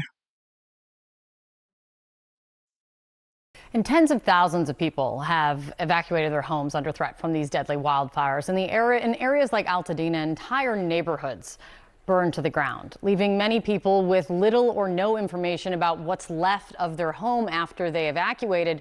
Some, though, never left. Kevin Lyman, now a USC professor, best known for being one of the founders of the Vans Warped Tour, he stayed. His home survived. But that's not the case of many of his neighbors, and now he is providing near constant updates for everyone in his community. Hey guys, the best way I thought I could do this was send a little update from Calaveras. At this point, our house is still standing. There's houses on both sides of the street down Mar Vista, as well as at the end of Calaveras, both ends on fire, but we're making a stand. Thank you for everyone's well wishes, and we'll hit you on the backside. And Kevin Lyman joins me right now. Kevin, it's really good to speak with you. I mean, you've become something of a lifeline really for people in your community, giving updates on how things are progressing, what you're seeing. Your home survived. You've been staying in, I think you're in your van right now, outside of your house in the days since. What has the day-to-day been like? Well, we've been cleaning up the neighborhood, doing the best we can. Just keeping an eye on each other's homes. Like you said, letting our friends know that things are okay.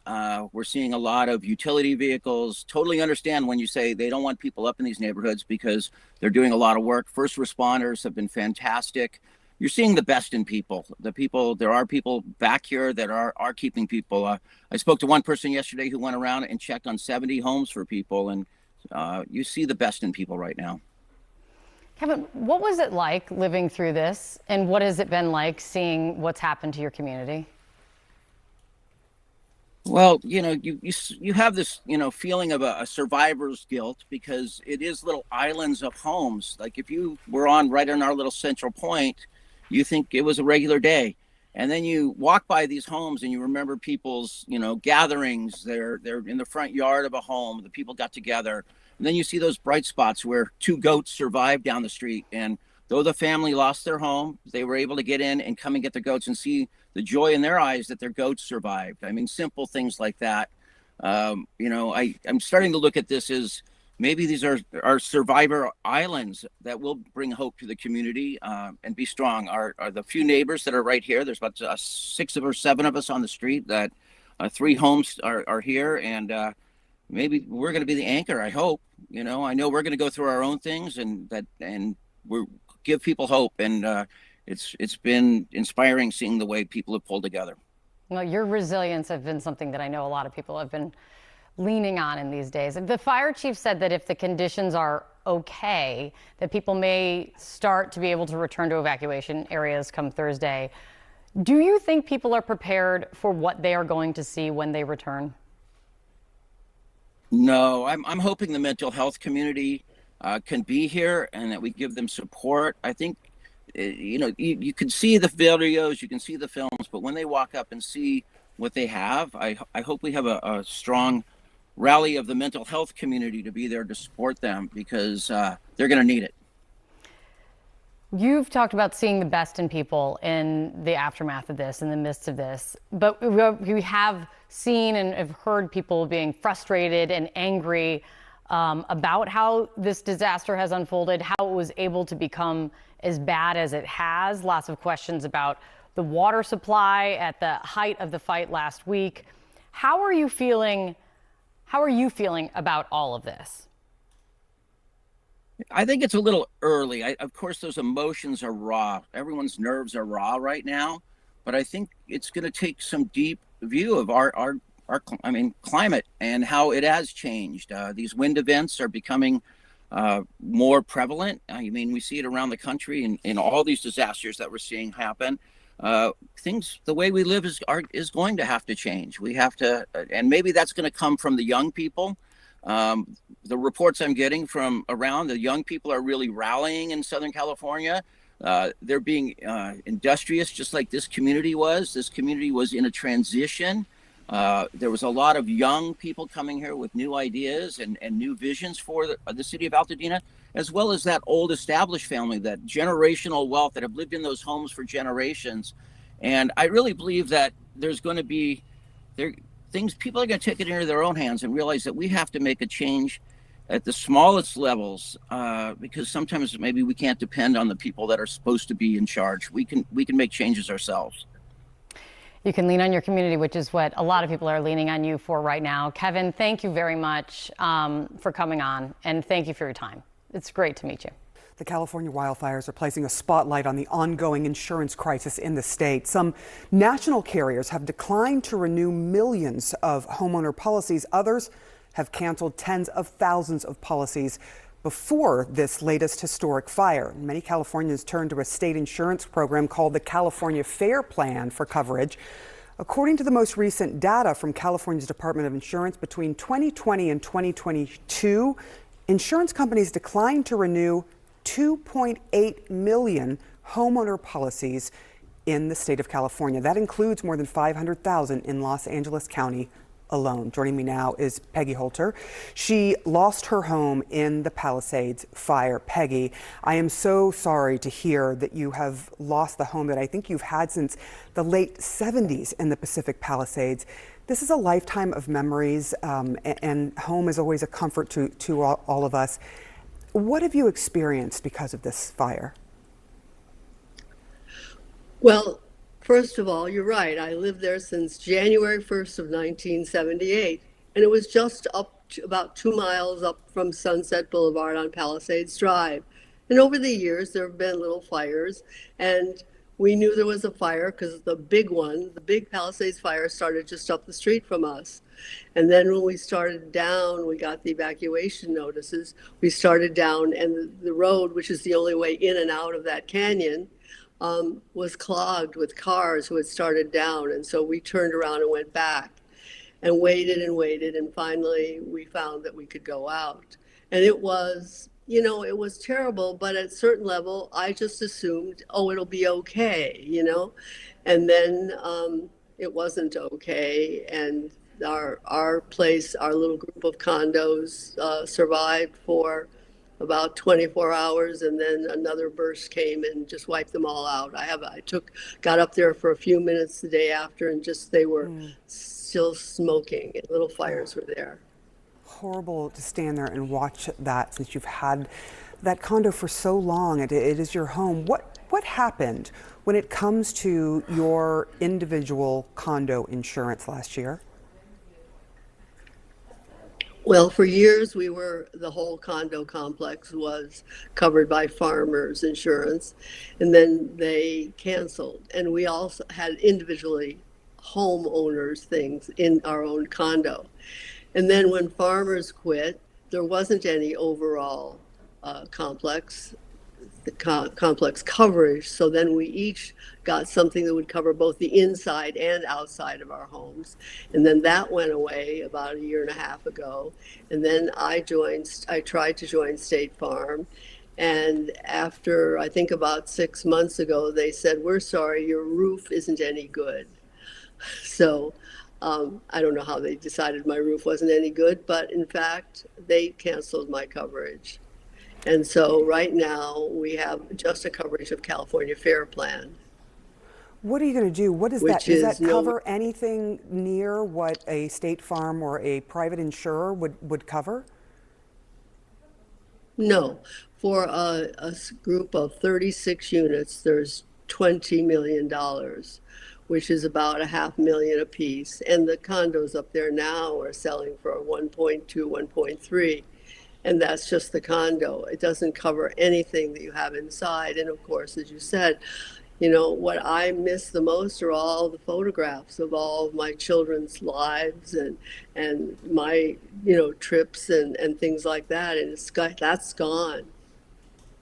It's just like punishment on top of punishment, the situation with insurance there. And it has been a crisis, obviously, before these fires because of other fires. What is your message to, the politicians in California and to the insurance companies, frankly, about this issue? What would you like to say to them? Well, the insurance companies are not going to lose any money. They're not, because we know that they are fixed and they have reinsurance and all that sort of thing. And I feel that California should have laws that say that companies cannot just drop you when there are no alternatives. That's insane. Because people think, oh, the Palisades, that's rich people. But it's not just rich people. It's older people who've lived in their homes since they cost, $100,000. So there are people who've lived there for 40 and 50 years, and now they've lost everything. My home was what I'd hoped to leave to my children, and now that's gone. Peggy Holter, I'm so sorry. I'm sorry for just the crisis that has been caused in your life, for the loss of your longtime home. And on top of that, for the fact that all of a sudden you don't have the insurance that you need to try and deal with this. It is a true. Yeah, because a lot of people think it's just rich people living in the Palisades or in Los Angeles County. Of course, they got some type of money. Some people are just old money. And you know what they say about old money? It never finishes. But it is what it is. Like, you see, like, a lot of people are just like dumbfounded. Really just, they don't know what to do because they don't have insurance. They lost their property. And a lot of people are saying that this is a project 2028 that they're trying. This is the thing about what people say. You remember when they were saying project 2025? Now they're saying build back LA 2028, that they're trying to build a socialite whatever in California or Los Angeles County. It may be true, it might not be true. I mean, who knows? However, what we do know is in 7 days, the legend, the OG, the 45th, now the 47th is coming in. So whatever agenda they have going on is going to be basically out in the open, and he ain't gonna let it happen because he got them Olympics. Okay, he got them the Olympics, so he would make sure that California, Los Angeles County, build back better, and they build back to the tune of making sure they are appropriate in building for the people the people that were living there before. Because if you're just going to throw everybody that was living there before out of the premises, and then you're going to put back this huge conglomerate, never ending, big, huge money, unlimited funds, hedge funds to come buy these properties, that's bad. That's not ethical at all. But most people are saying that's what's going to happen, and that this fire was somewhat intentional. We saw a video of this man right here. If you go on my channel on the video page, you will see a video where a guy was holding blowtorch and starting fires. Okay, he was supposed to use the blowtorch to start fire. He never started fire in the actual video, but the police arrested him because he had blowtorch. So it is complicated. I ain't even gonna cap. It is complicated. Anyway, moving forward, I want to show you this video. This is really interesting right here.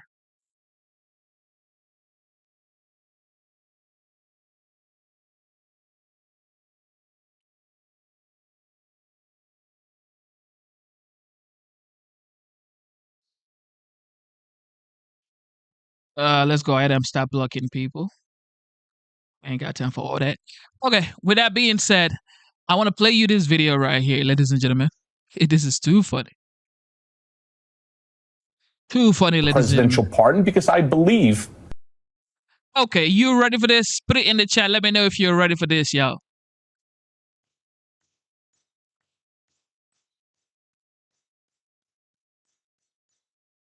Let me know if you are ready for this in the chat.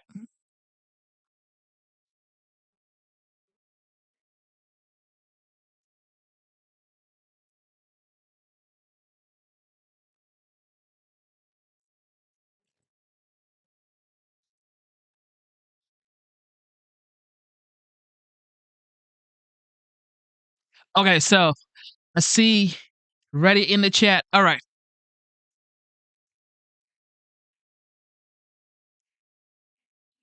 Michael Cohen has a lot to say.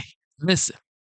Regarding the pardon, yeah, I put in the application for a presidential pardon because I believe that Joe Biden has the same responsibility to me that he had to his own son. And I would expect that the same exact pardon that he gave his son has to go to me and to anybody else that's on that enemies list, whether they want it or not. Because I assure you, solitary confinement where I did 51 days sucks. Yo, look at the lady up there. The lady is looking like, yo, Michael, I don't know, but you ain't the president's son, Michael. You're not Hunter Biden, okay, Michael? Michael, you're not Hunter Biden, okay? He wants a pardon, ladies and gentlemen. All right, check this out. Michael Cohen, I believe wholeheartedly that the solitary confinement was just a terrible experience for you. And I think your point about the enemies, the proverbial enemies list, right, is a good one. I wonder, have you heard anything back from the administration? It is my understanding that two things. The administration, one, is not going to give a pardon to anybody that doesn't want one. So folks who have prominently gone out and said, I do not want a pardon, the president is not going to issue a pardon to people that don't want one. But two, they'll change their mind when they're sitting behind closed doors. They'll change their minds when they're sitting behind closed doors. That's for sure.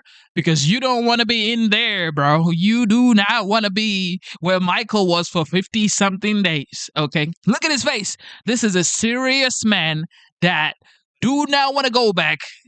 He does not want to go back, ladies and gentlemen. He does not want to go back. Because he knows, yo, when the OG comes back into power, which will be in 7 days, anybody can get it. Anybody can get this This is F around and find out. You gonna get some of this smoke. That I can assure you, they're going to kick themselves in the backside for that one. I think hindsight will always be 2020. I guess my Yes. question is: have you heard from the Biden administration? And I am struck by your comparing yourself and Hunter Biden. And I wonder if, well, I'm going to just tell you, Michael, because we're on national TV, we have a conversation. I don't necessarily think that's your best way to go get a pardon. I mean, Hunter Biden is the president's last surviving son. But your other point, why I do think I'm is a strong one. somebody's son also, by the way. Agreed. You are some. Remember when Joe Biden said he wasn't going to pardon his son, that he believed in the justice system, he believed in the jury of his peers? Later on said, you know what?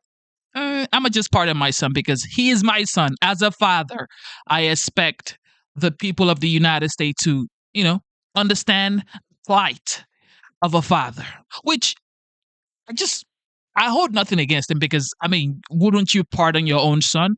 However, why would you say that you weren't going to pardon your son and then go right ahead to pardon him? On Thanksgiving Day, right? He pardoned his son. Now, Michael says, sir, I want a pardon because I'm somebody's son as well.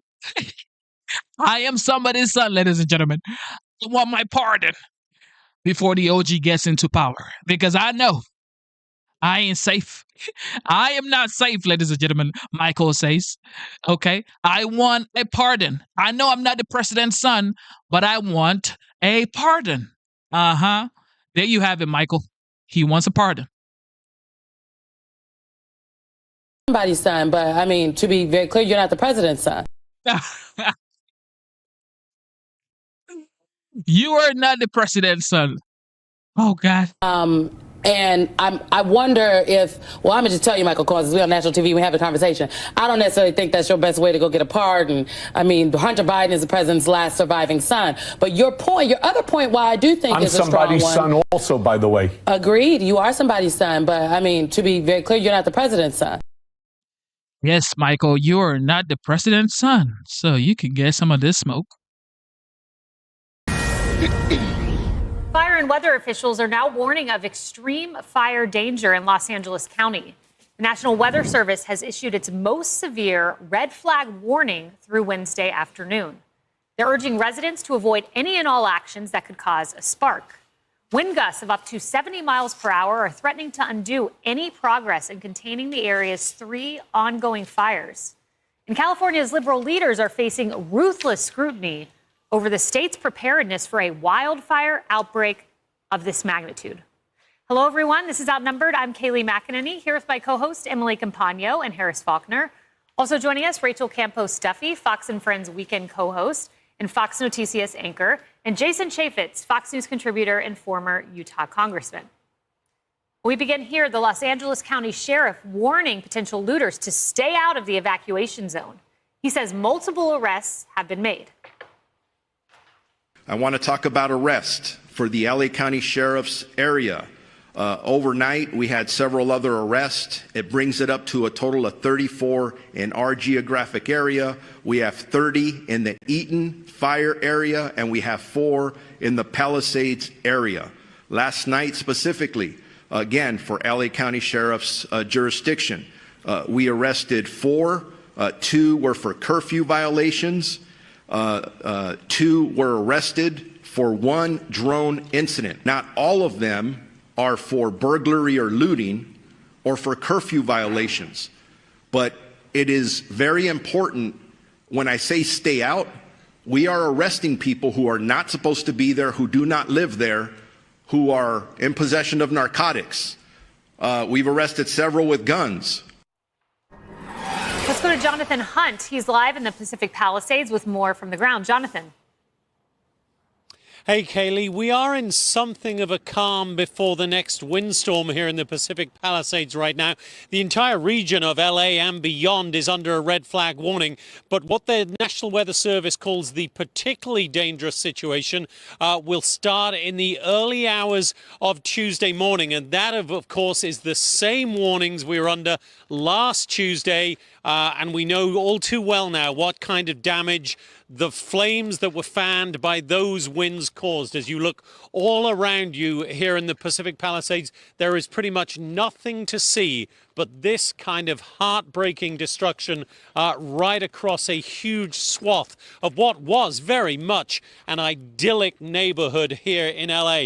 Hundreds of people have lost so much, Kaylee, but it's often the individual stories that touch you the most. Last week, at the very end of last week, Friday, a woman reached out to me, said, my 99-year-old grandmother lives in the Palisades. We got her out. We had known nothing about her home.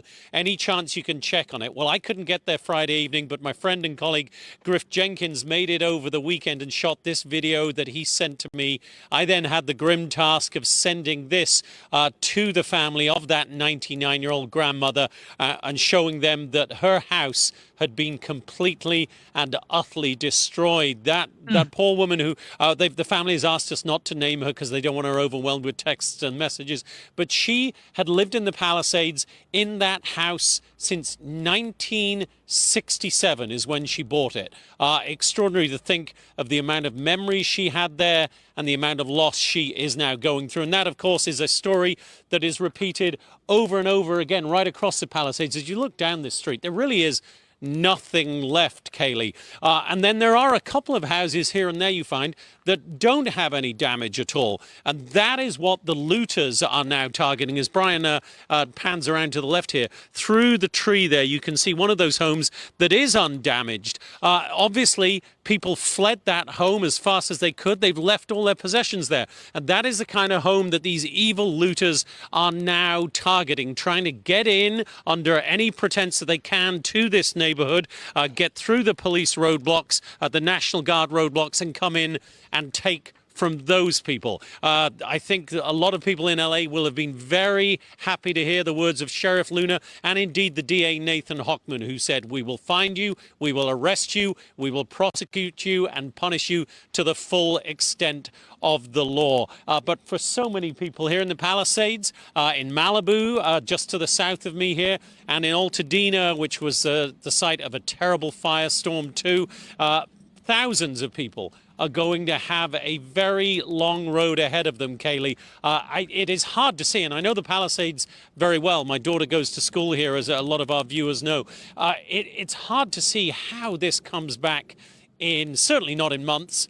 Probably it's going to take years. The high school, by the way, that my daughter goes to is already looking for. They sent out an urgent notice to everybody yesterday asking for anybody who has any idea of a temporary premises, obviously well outside the Palisades, that they could set up school in, because at the moment they're back to remote learning. And if they are asking to completely relocate that school, clearly they don't believe they're going to be open, I would imagine, for this semester. So we have a lot of kids, 3,000 kids at Palisades Charter High School who look like they're back to remote learning for quite some time. Just another trauma on top of all the other trauma, Kaylee. Such devastation. A 99-year-old woman, you said that she moved there in 1967. That's almost 6 decades in that area, and now just devastation. Jonathan, keep us updated. Thank you. Sure. You know, Jason, I want to play a sound. Can you imagine living in a home for like 60 years and then it's just gone? Gone. Now think about it, the fact that she may not have insurance anymore because they were dropped. The insurance company dropped all of these folks. If she doesn't have insurance and she's been living here for 6 decades, okay, and they just dropped her like what, a couple of months ago? So who's gonna like pay for all of this loss that she has? A 99-year-old grandma with all the memories she has. Well, the kids, of course, they're happy they're not going to school anymore in the first place. But back to 2020, learning from home. Too sad. Soundbite. You know, Gavin Newsom's on the ground. He's trying to manage this along with local leaders, but he keeps going back to a word that many Democrats use in times of crisis. Watch this. The other thing is, look, you know, I think you're getting a bad rap. I know you're getting a bad rap about these fire hydrants don't have enough water in them. Give me a break. Give me a break. So we intended to play on that soundbite. And if you play on, what you hear is Gavin Newsom, who says over and over again that he's combating misinformation. He said that to President Biden. Now, Jason, President Biden, in the wake of Hurricane Helene and Milton, I watched the press conference, said misinformation, misinformation. President Biden was asked by Susan Page in his exit interview, what's your big regret? And he said failure to combat misinformation. Why is it that misinformation continues to be the scapegoat? Well, it's the only thing he's got is, I mean, this is the same Gavin Newsom, right, who said, I'm literally on the phone with the president right now, only to find out that that was a big lie. So you're just lining up lie after lie after lie. And by the way, and you know this better than anybody, if they were seriously having communication with the senior officials there in Los Angeles, they would have been in the Situation Room. They wouldn't have been in this made-for-television event, you know, in the Oval Office so that you could hear Gavin Newsom talking about this. Look, I'm glad to hear the tough talk about how they're going to get after the people that are looting and do that type of thing. Some of us think they should have taken that hard line before the fire, but I'm glad they're doing it. But I also want to see them communicating and helping ICE. If they want to have this type of tough talk, they need to make sure that those detainers from ICE are honored. And this is already an issue. They're trying to implement more of their sanctuary city policies, and that is not going to help the situation. And Gavin Newsom, when he was initially asked about the fire hydrants, pointed to local officials. That's what he told Anderson Cooper. Well, let's hear from one of those local officials. This is Kristen Crowley, the fire chief. Yes, we took a $17 million budget cut. And as we know, any budget cut would negatively impact our ability to carry out our mission. The $17 million budget cut and the elimination of our civilian positions like our mechanics did and has and will continue to severely impact our ability to repair our apparatus. I have, over the last 3 years, been clear that the fire department needs help. We can no longer sustain where we are. We do not have enough firefighters. With that, I have also requested multiple budgets, interim budgets, to show how understaffed, under-resourced, and underfunded the LEFD is.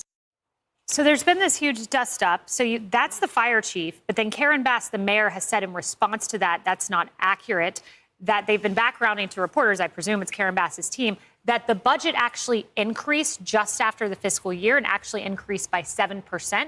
So that's measuring just within one fiscal year. So there's this dust up. There was also confusion as to whether she was fired or not.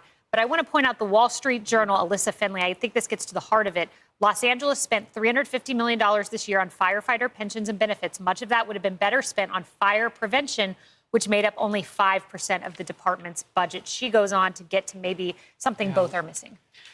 Look, one thing that I've watched is with every news conference, Karen Bass gets farther and farther down the list of guests. They happen every day at 11 a.m., so I'm always paying attention to who goes first. She's not going first. Today, I think she was fourth. They're not looking to her to fight the fires right now. They're not looking to her to do much of anything. There is something going on in the background there, and we can't focus on that. I don't want to focus on that, but when the time comes, lots of questions about the money, where it went, how it went, so on and so forth. I do want to get back to that point of misinformation, though. Anything that Democrats are doing, and I caution Gavin Newsom, I'm sure he's not going to take my advice. Anything that man in the Oval Office is saying right now, you should not be repeating as a Democrat. You can't win with misinformation in the time of a crisis. That's not going to help you win. If you use Biden's talking points, they'll take you off the ticket, too. I mean, that's just basic math. So I don't really listen to much he has to say because I know it's all political and I know people are hurting and he actually is not helping. And I was wrong last week. The restaurant that he sneaked out to during the COVID restriction lockdowns that he put into place wasn't 2 stars. It was a 3-star Michelin. His priorities, not mine. I don't know if they're yours. Yeah, you know, and so you have a lot of finger pointing, Emily. You have, you know, the fire chief pointing at Karen Bass, Gavin Newsom pointing to local officials for answers. But then you have Jen Psaki saying, let's look at Elon Musk. Let's look at Donald Trump. Watch this.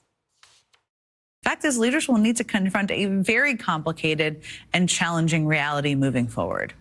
But right now, that is not exactly what is happening. Instead, Donald Trump and his allies are injecting half-truths, misinformation, and flat-out lies in some cases in order to score a version of political points, I suppose. We saw something similar play out just this past October in the aftermath of Hurricanes Helene and Milton, when Trump repeatedly lied about FEMA spending disaster relief funds on migrants, which didn't happen. Those lies were then spread and amplified by the richest man in the world on the social media site that he owns. And so now we're back in this vicious cycle. I guess it's Trump and Elon. Yeah, and I'll say that the vicious cycle that I see is this administration continuing to be obsessed with the upcoming, recurring president and the good things he has done for society. Look, I want to focus on something. She talks about the complex situation. So let's dive into what that looked like in the state of California.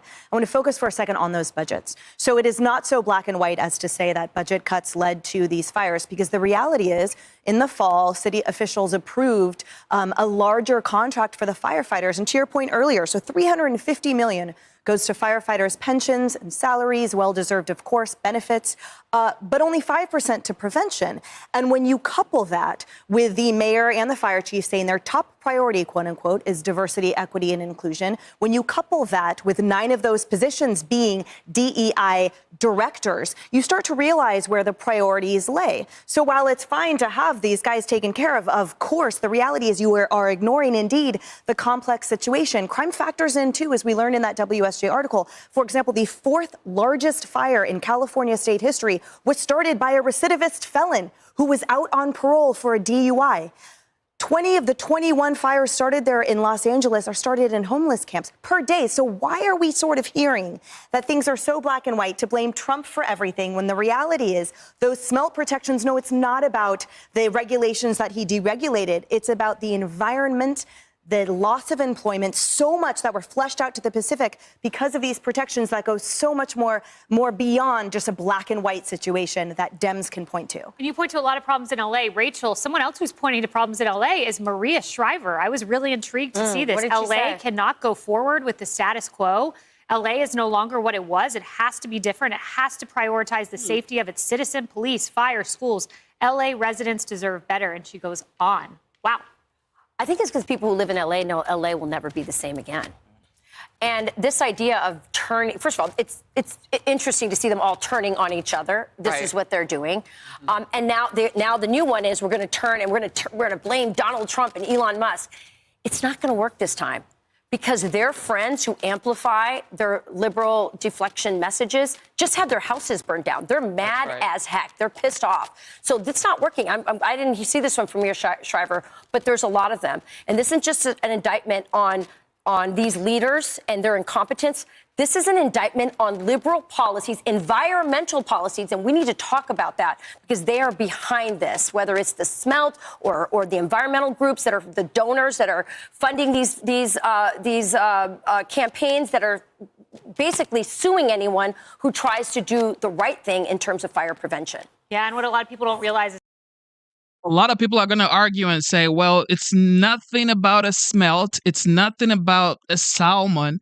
Why are everybody talking about the smelt and the salmon if it's not true? Why? Go do your own research and you would find out that this man right here called Gavin Newsom really closed down dams because of smelt and salmons, the fish. He prefers to save the fish than to save the people. with environmental law, 49 states follow federal guidelines, and California has a carve-out where they can create their own environmental regulations. So think about that. It's facts. A lot of people don't know, but it's true. All right, FBI is actually investigating the drone that hit a plane that was holding water to help with the LA fire.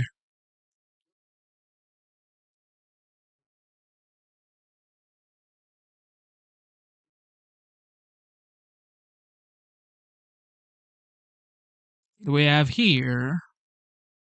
Once these drones are identified, all the fire suppression aircraft in the area are usually grounded for about 20 to 30 minutes. So you could imagine, like, this is a significant amount of time when this fire is moving and growing as fast as the Palisades fire did. The FBI is hunting for the person who crashed their drone into one of the super scoopers battling the Palisades fire. The illegally operated drone put a hole in the wing of the plane and grounding it while the fire crew was trying to put out the fire. The FAA has imposed flight restrictions over the area, and the LA County District Attorney has promised to prosecute anyone who violates it. So now on the board, we can tell you where we stand right now. Keep in mind, Monday night, Tuesday night especially, they're expecting the winds to pick up in a significant way. There were 2 fires still burning. This is the Eaton fire. That's around Pasadena, Altadena with Robert, the gentleman who was with us 30 minutes ago. That's 33% contained. Here on the Pacific Ocean, the Palisades fire, so much devastation, only 14% contained. And again, if the winds pick up 50, 60, 70 miles an hour in the next 48 hours, they can take those embers and blow them downstream in a significant way and cause further damage. Think about this right now. On the Pacific, their PCH leads to Malibu. This is what has burned in orange, gone. So all those pictures you see, all the aerial images you see of ash and dirt, that is in the orange area here. The red area is a mandatory evacuation, and the yellow area now in Pacific Palisades is a warning that they may have to get out too. Now, California's leaders facing a lot of heat now over failures in local response to the fires. The road to recovery, as you know, it's going to be huge. The road will be long. It will be winding. Senator Bill Haggerty from Tennessee said this about that. At this point, we still don't know the full extent of the damage, and we may not know for some time. But what we can see is the failure of policy there and the failure of leadership in California that's been egregious. It's absolutely pathetic what has happened there, and I think we're going to have real accountability. We need to have hearings to understand, to get to the bottom of what's taken place, what the failures have been. Those failures. Our colleagues, Fox News contributor Steve Hilton lives in California. Today he's going to lay out a plan to speed up the recovery and rebuilding. And Steve, good morning to you. Before I ask you specifically about that, the governor, Gavin Newsom, was asked about the response and said this. You're governor of the largest state in the country, and what happens in LA isn't always going to, come across your desk, but also you're ultimately responsible as the governor of the state. Of course. I want to know the answers. So I'm the governor of California. I want to know the answer. I've got that question. I can't tell you about how many people, what happened. My own team saying what happened, and I want to get the answers. And I'll be candid with you, I wasn't getting straight answers. Steve, give us some answers. How did everything go so terribly wrong? Well, how can a governor? This is the governor of the state. The head of the state is asking questions. How is that even possible? I just don't know how this is possible. And I don't know how Californians can take that as an answer. I'm the head of the state, and I'm looking for answers. From who? Well, there you are. You just yet another example of the vacuum of leadership here in California, here in Los Angeles. That's why people, as well as being so devastated and fearful of the future, are angry. The level of rage is something like I've never seen before. In putting together the plan that I'll lay out later this morning, we'll discuss in a second, I've been speaking to a lot of people about what went wrong, and so many questions are now emerging. Let's just take that massive issue of running out of water. And people are saying, well, how could that happen? I've been talking to sources within the Department of Water and Power, and there are real questions about that emptying of the reservoir and the contracting process that led to that taking so long and costing so much. I've been talking to retired fire chiefs about the lack of communication when they knew that the reservoir was empty and there wouldn't be enough water, but the fire department wasn't told about that. If they had been told about that, they could have requested water tenders to provide the water that firefighters need. I asked my source, how long would it take to get the kind of number of water tenders you need for this situation in Southern California? He said, well, maybe a couple of hours. And that's the terrible thing. So much of this, the scale of this devastation, could and should have been avoided. I don't know how you start construction work on that reservoir last February. And you know that season's coming, and it's not repaired. Quick thing, New York Times, the mayor's taken a lot of heat. She was out of the country temporarily. Before taking office, LA's mayor said she would not go abroad. That's Karen Bass. The reason why that's relevant is that when she ran for mayor, she was on the House Foreign Affairs Committee. She said the issues in Africa are very important to her, but she will put her focus on Los Angeles. You are putting your focus on a recovery and rebuild effort. Tell me about that. How does it begin?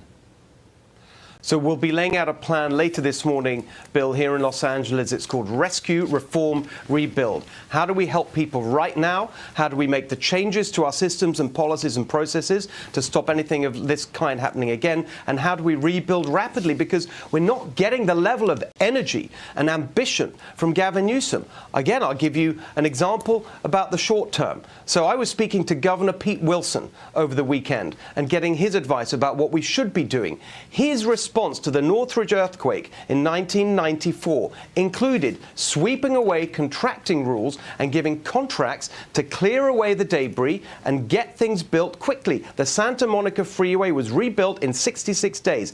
Gavin Newsom this weekend said that rebuilding here could start maybe in a year. So we got a plan to get that going quicker. We've got a plan to help people in the short term. I've got Pastor Jack Hibbs, one of our leading pastors here in Southern California. He's challenging churches, the faith community, to help displaced families, to support our firefighters and first responders, and then looking more to the long term. Here's an example. We're in California. We're the technology capital of the world. Exactly. Why are we still trying to fight fires in this old-fashioned way? So I've got a leading Silicon Valley investor and entrepreneur to bring together a team to create what we're calling Fire Force, using the best technology, AI, drones, autonomous firefighting vehicles, to detect fires as soon as that spark happens and extinguish them if they are potentially dangerous. All of this could have been done before. It should be being done now. And that is why people are so angry. They do. This is what I have been talking about when it comes to the California wildfires. California has Silicon Valley, where these great, smart, bright minds are all over the world. They come to Silicon Valley and they create the greatest technology on planet Earth. And there you have it. This man just confirmed it, okay? Steve Hilton. He confirmed it, because there's no way you would have these bright minds in California and then you don't know how to quench fires. You're still lacking the strategies to make sure that you don't encounter wildfires that is so devastating that you lose lives, that you lose families, properties, structures that have been standing for 60 years. More than 60 years. Come on, man. That is tragic. That is tragic. This is sad. Tens of thousands of families have lost their homes. Over 40,000 acres burnt to the ground. Come on, man. California, y'all need to do better. Not see the level of leadership and the fact that you live by the ocean. You literally have the Pacific Ocean in California. Okay?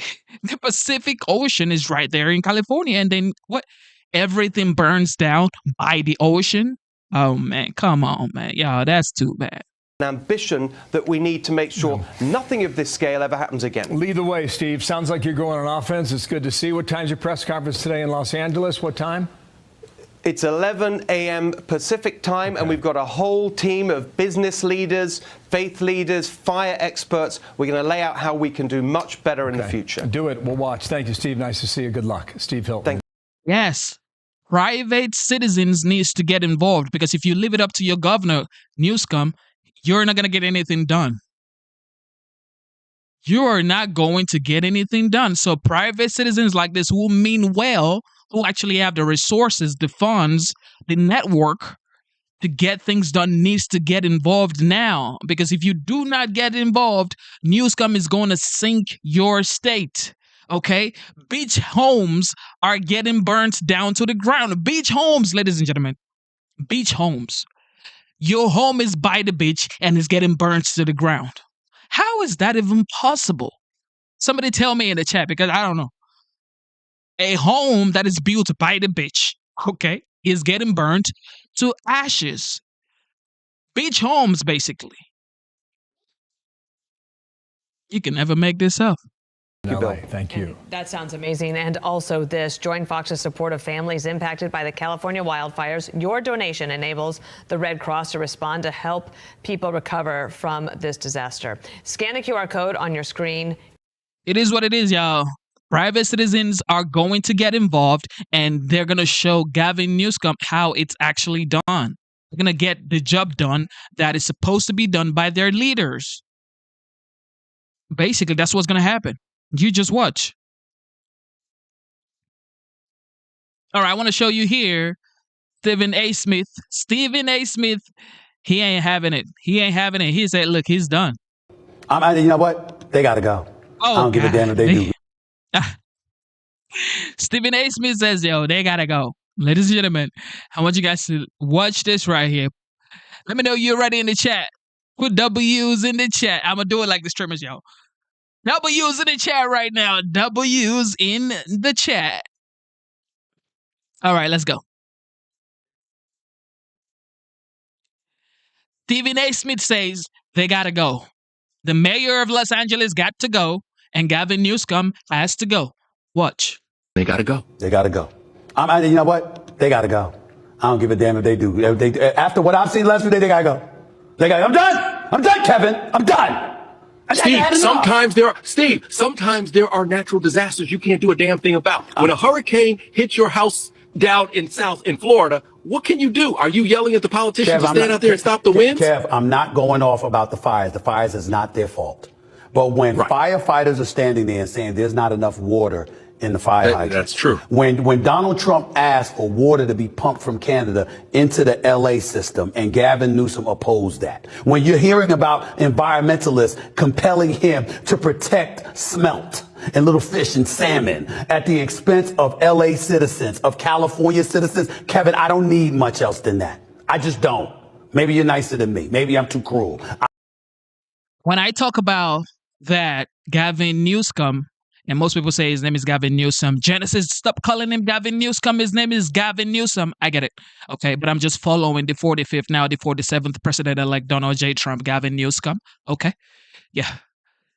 When Newsom closed down dams, okay, emptied the reservoir, Santa Ynez was empty, ladies and gentlemen.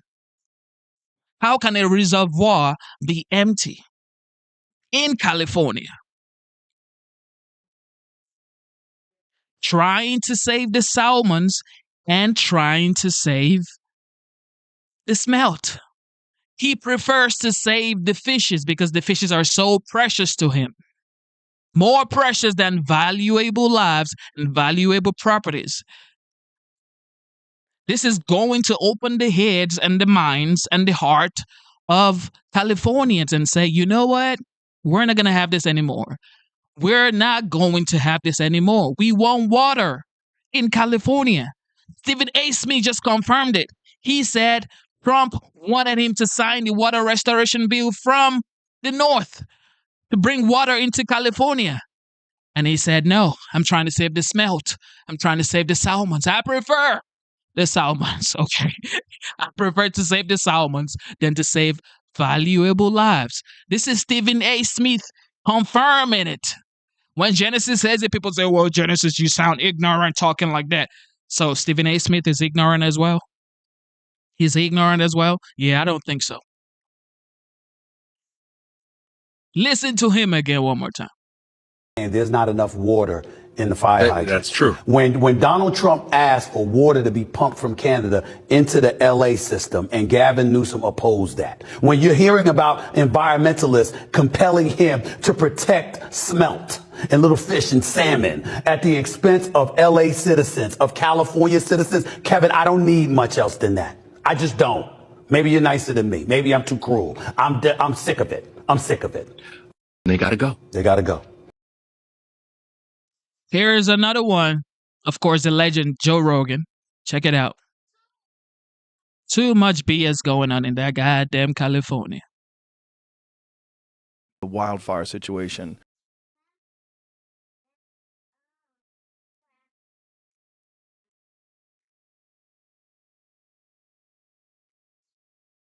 Yeah, we were just talking about the wildfire situation and how crazy it is that they spent $24 billion last year on the homeless. Yeah. And what did they spend on preventing these wildfires? Zero. Not zip. Zip. And in 2019, I think Newsom said, I'm going to take care of the forests and maintain the forests and do all that kind of stuff. He didn't do anything. Didn't do anything. And then on top of that, they cut the water off. Yeah, that's right. Yeah, it's all funny. And then I think all our tax dollars probably went for Gavin's hair gel. I don't know, but it's like, it's sad. It's like the place is just on fire. Well, the whole state is just so poorly managed. It's so it's so frustrating and confusing. And then he gets on TV and pretends like everything's great. Mm-hmm. And California's the best. We have the best state. We have the most amazing economy. And like, you're out of your fucking mind, dude. You've $24 billion on homeless.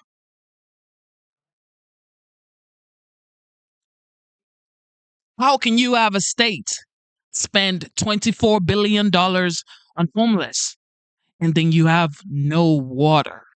Your reservoirs are empty. You do not have water in your fire hydrant, but you're spending $24 billion on homeless? This is mind-blowing.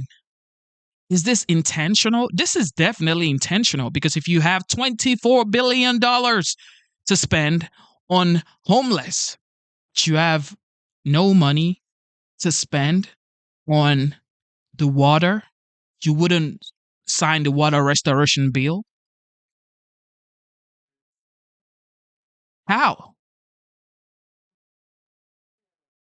You're cutting $17 million from the fire department, but you have $24 billion to spend on homeless? Yeah, that's crazy. Somebody needs to ask Gavin Newsom this. ruined this state. Like, personally ruined it. Well, it's the same team that was up in San Francisco, and Mhm. they came down to L.A., and they're doing what they did in San Francisco. And Yeah. San Francisco's kind of like apocalyptic now, Yeah. I went there, and it's just like people, homeless. It's a mess. It's just unbelievable that society can crumble that quickly. Mm-hmm. It really is unbelievable. It doesn't take long. No. Yeah. I read a book once by Jared Diamond called Collapse. Mhm. Have you ever read that book? Yeah, yeah. Crazy, right? It says all the things you need for a civilization to cave in and collapse. And a lot of the things are present, all those earmarks, the precursors of a collapse, they're present in our time. So it's an interesting observation. Oh my goodness. There you have it. Two smart men, Mel Gibson, Joe Rogan, legends, telling you, telling you that California is going to SHIT, basically. Because this isn't cool. You spend $24 billion on homeless, and then you have all of this right here in LA County burning to the ground. Beach homes by the beach, burning to ashes. Shout out to Gavin Newsom. That's all I can say.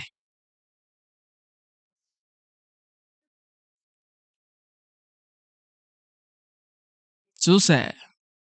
Can never make this up, ladies and gentlemen. You can never make this up.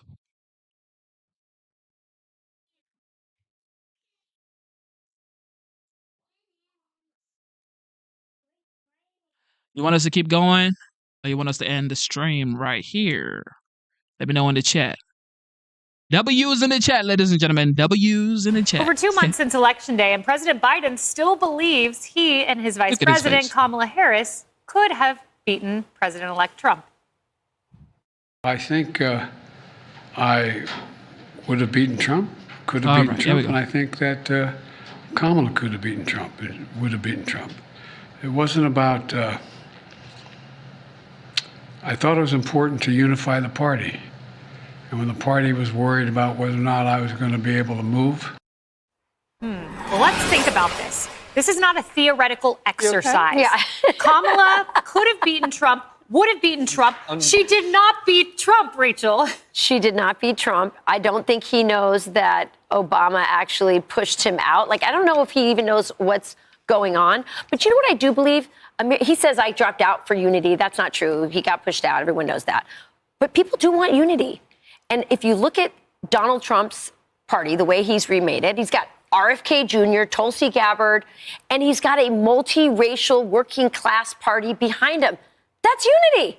So many of the issues, whether it's, anti-war or at least, putting America's interests first in the war question, whether it's, make America healthy again. There are so many issues that used to be Democrat issues that are now bipartisan issues. I think people are going to be really surprised. I think the second term is going to be about unity. Everything that Joe Biden promised he would do in the 2020, Donald Trump's going to do it in the next term. And you see more Democrats coming on board. Yeah. 10 more voted for the Lake and Riley Act this time around versus last. And after this LA fire, when people look at what government's for, competence versus ideology, I think you're going to see more people coming over. I agree without question. Emily, when Biden says he could have beaten Trump, I thought we'd pull up the data. So let's pull up the Real Clear Politics average. This is the last data set we have. And as you can see, Donald Trump would have beaten him, according to polls, by 3.1%, which is double what he beat Kamala by.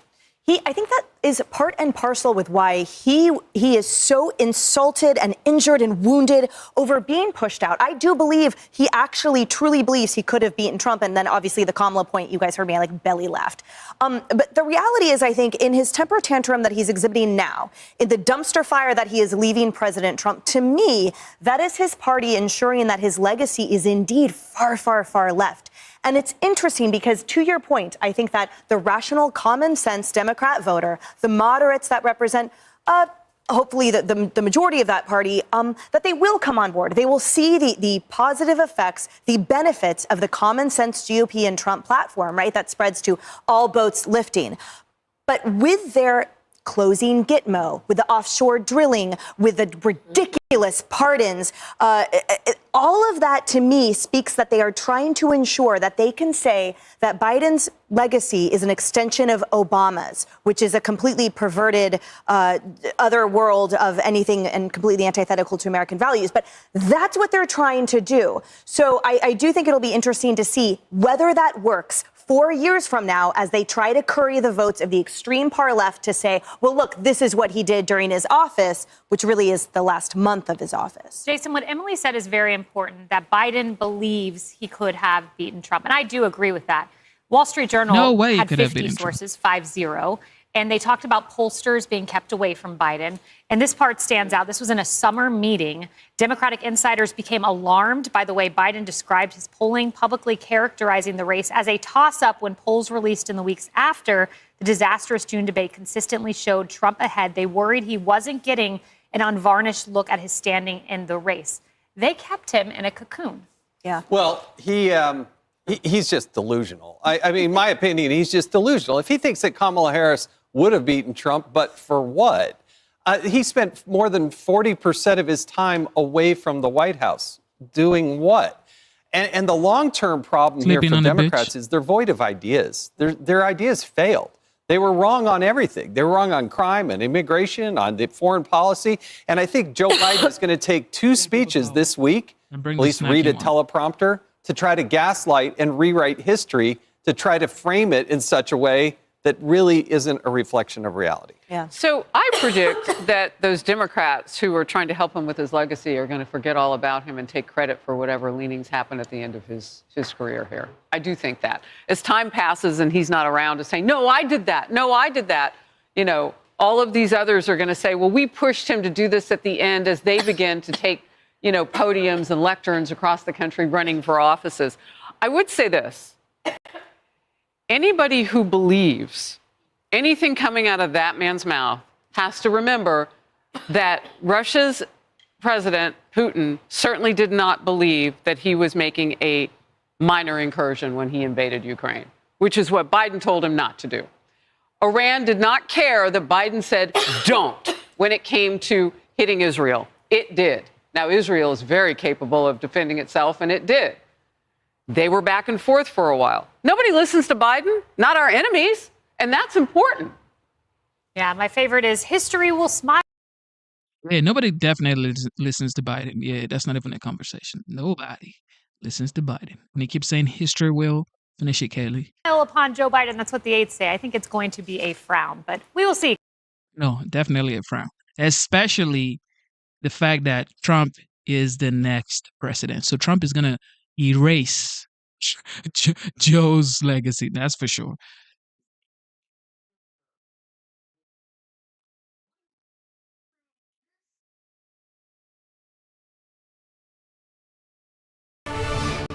Breaking news right now, and that is a judge just cleared the way for the Justice Department to release the special counsel report into the Trump election subversion case. I want to go straight to CNN and Chief Legal Affairs Correspondent Paula Reed following this. Paula, this is big news for a lot of reasons, especially who the judge is that decided to clear the way for this release. That's exactly right. You're referring to Trump-appointed federal judge Eileen Cannon, who's really surprised a lot of legal experts over the past few years with decisions she has made related to the special counsel's case. Over the summer, she really shocked a lot of people by tossing the classified documents case entirely, saying that special counsel Jack Smith had not been properly appointed. That decision was appealed, but what we were looking for today is whether she would try to block both of Jack Smith's reports. As a special counsel, he is required by regulation to submit reports detailing his investigative decisions to the Attorney General. He has submitted 2 reports to Attorney General Merrick Garland, one on his investigation into alleged election interference and one into Trump's alleged mishandling of classified documents. Now, the classified documents report is not expected to be released anytime soon because that case is still active. Trump had co-defendants. In that case, their cases are still active even though Trump's has been dismissed. So all eyes are on the January 6th report. And in this decision just a few minutes ago, Judge Cannon, she cleared the way for this report to possibly be released. But in speaking with sources familiar with the Trump legal strategy, I would not be surprised if they appeal higher up the legal food chain to try to block this release. Because even those sources on both sides of this case, Dana, tell me there's not a lot of news in this report. We've already had a committee investigation, a committee report, an indictment detailing the evidence, and a really unusual release of a lot of evidence back in October in this case. The Trump team has made it clear they are going to fight Jack Smith and the Justice Department every step of the way. And so far, they have been extremely successful. They have managed to completely stave off this case and any consequences for their client. So I'm waiting to hear back to see if they will appeal this to try to block this report, even though, again, we don't expect there's really going to be a lot of news in the January 6th report, the classified documents report. That could have some news, but that's not what we're waiting for right now. All right, Paula, thank you so much for that. I want to get right to Ellie Honig. Ellie, Paula just mentioned one of the questions I had for you, which is the appeals. Let's just go with the fact that the Trump legal team will appeal this. Hard to imagine they won't. Then ultimately it could get to the Supreme Court. This Supreme Court, which on a very different matter, but obviously it had a lot of political ramifications, last week said that the sentencing in the hush money trial could go forward for Donald Trump. Does that give you any sense of how it could go down if the Supreme Court gets this in their lap in the next couple days? Well, Dana, I don't think Donald Trump's team has any legal standing here. I don't think they're going to succeed either at the 11th Circuit Court of Appeals or even at the Supreme Court, because what the Trump team would essentially be asking to do here is to prohibit DOJ from releasing the January 6th special report. That's separate, as Paula said, from the classified documents report. There is simply no legal basis on which a court can stop DOJ from releasing that. So first of all, the special counsel, Jack Smith, has to create that report. He's already done that. We know that.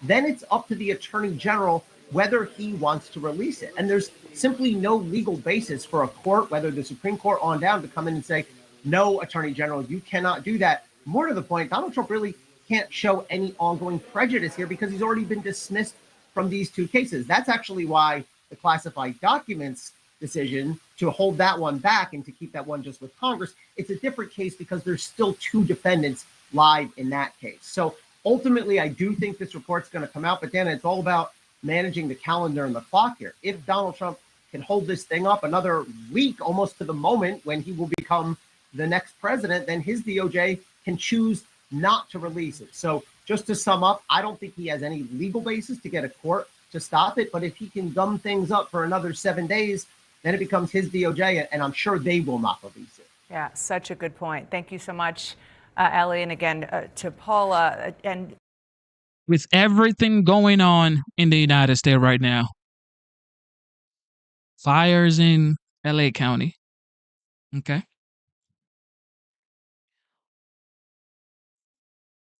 We've seen New Orleans. We've seen the Trump International Tesla explosion. New York, Bronx was literally a building was on fire in Bronx. Heavy, not like a small fire, heavy fire. We've seen the subway system in New York. We've seen the homeless situation in California. Everything going on in the United States. The border. Nobody's even talking about the border anymore. The border is not even a conversation, but the border is still going on. Okay. In case people forgot the border. Okay. The border is still a situation, ladies and gentlemen. Don't forget. Okay. It's still going on right now. Nobody's talking about New Orleans anymore. It's like nobody even remembers that this guy had an ISIS flag in New Orleans. It's not even a conversation anymore. So these things are still going on. Okay, they are still investigating. Is ISIS here? Are they operating here? Like they're still figuring out what's going on in the United States. And these folks are here talking about special counsel. Oh, they're gonna open the report. They're gonna release the report on Trump. Like that's what we should be thinking about. Real life threat is going on in the United States. A lot is going on, and we're talking about special counsel report. Over 24 people have been confirmed dead in Los Angeles County. Okay, by the LAPD. Tens of thousands of people gone. Their properties gone, if I may add. Tens of thousands of properties are just gone. And these folks right here are talking about special counsel report. Okay, I see. Here at the table, I mean, that is the Trump strategy from the beginning of all of his legal troubles, back when he first said that he was going to run for president, which is delay, in the hopes that his candidacy, his political situation, and ultimately his wish, and he got his wish, his status as president-elect would wipe it all away. No question. And look, 1 week right now in this hour, he will be the 47th president. Presumably by then, Pam Bondi, who's been nominated to lead the Department of Justice, her confirmation will be forthcoming. So there's not that much time to run out the clock, but they certainly will try and do that. But it's just interesting that this ruling is coming from Judge Cannon now.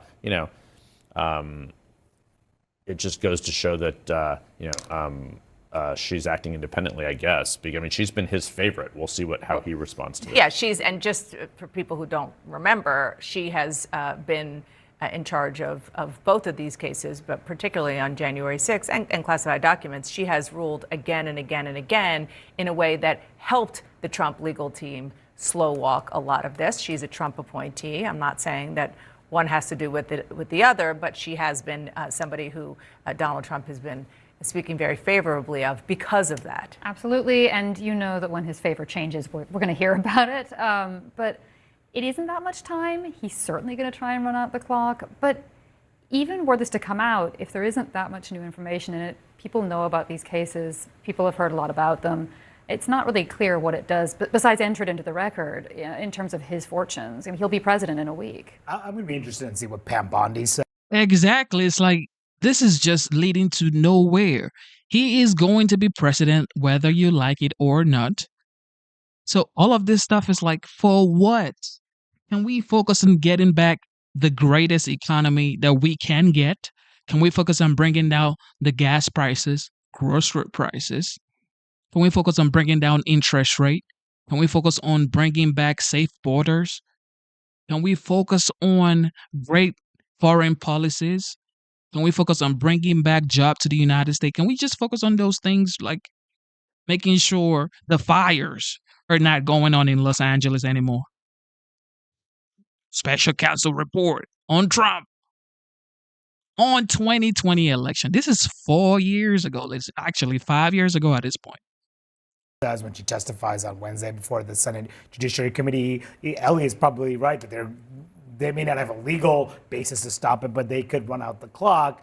What will she do if she gets confirmed? And what will she say when she's asked about this? Will she say, we're not going to release this report if I have the opportunity? Or will she muddy the waters? Will she not answer directly? That'll be an instructive.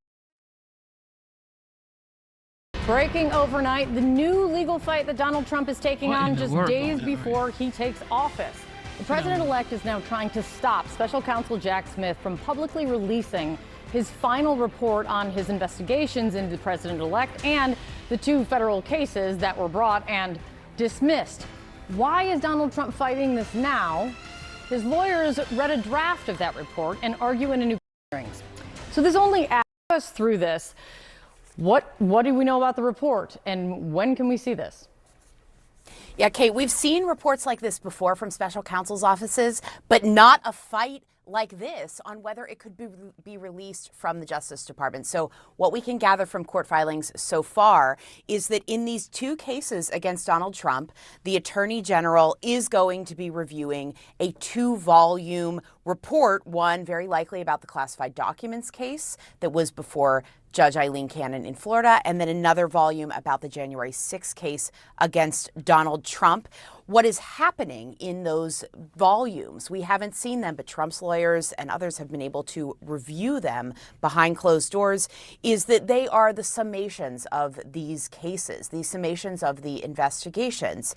What the special counsel's office says is that they are not going to be handing their finalized report over to the Attorney General until at least 1 p.m. today. And if the public sees it, it won't be out until at least the morning of Friday. But ultimately, it's up to the Attorney General. And the Attorney General hasn't decided yet if that report is going to be public. Now, Trump's lawyers did write to the Attorney General on January 6th, yesterday, saying that he's got to get rid of Smith and not release this report.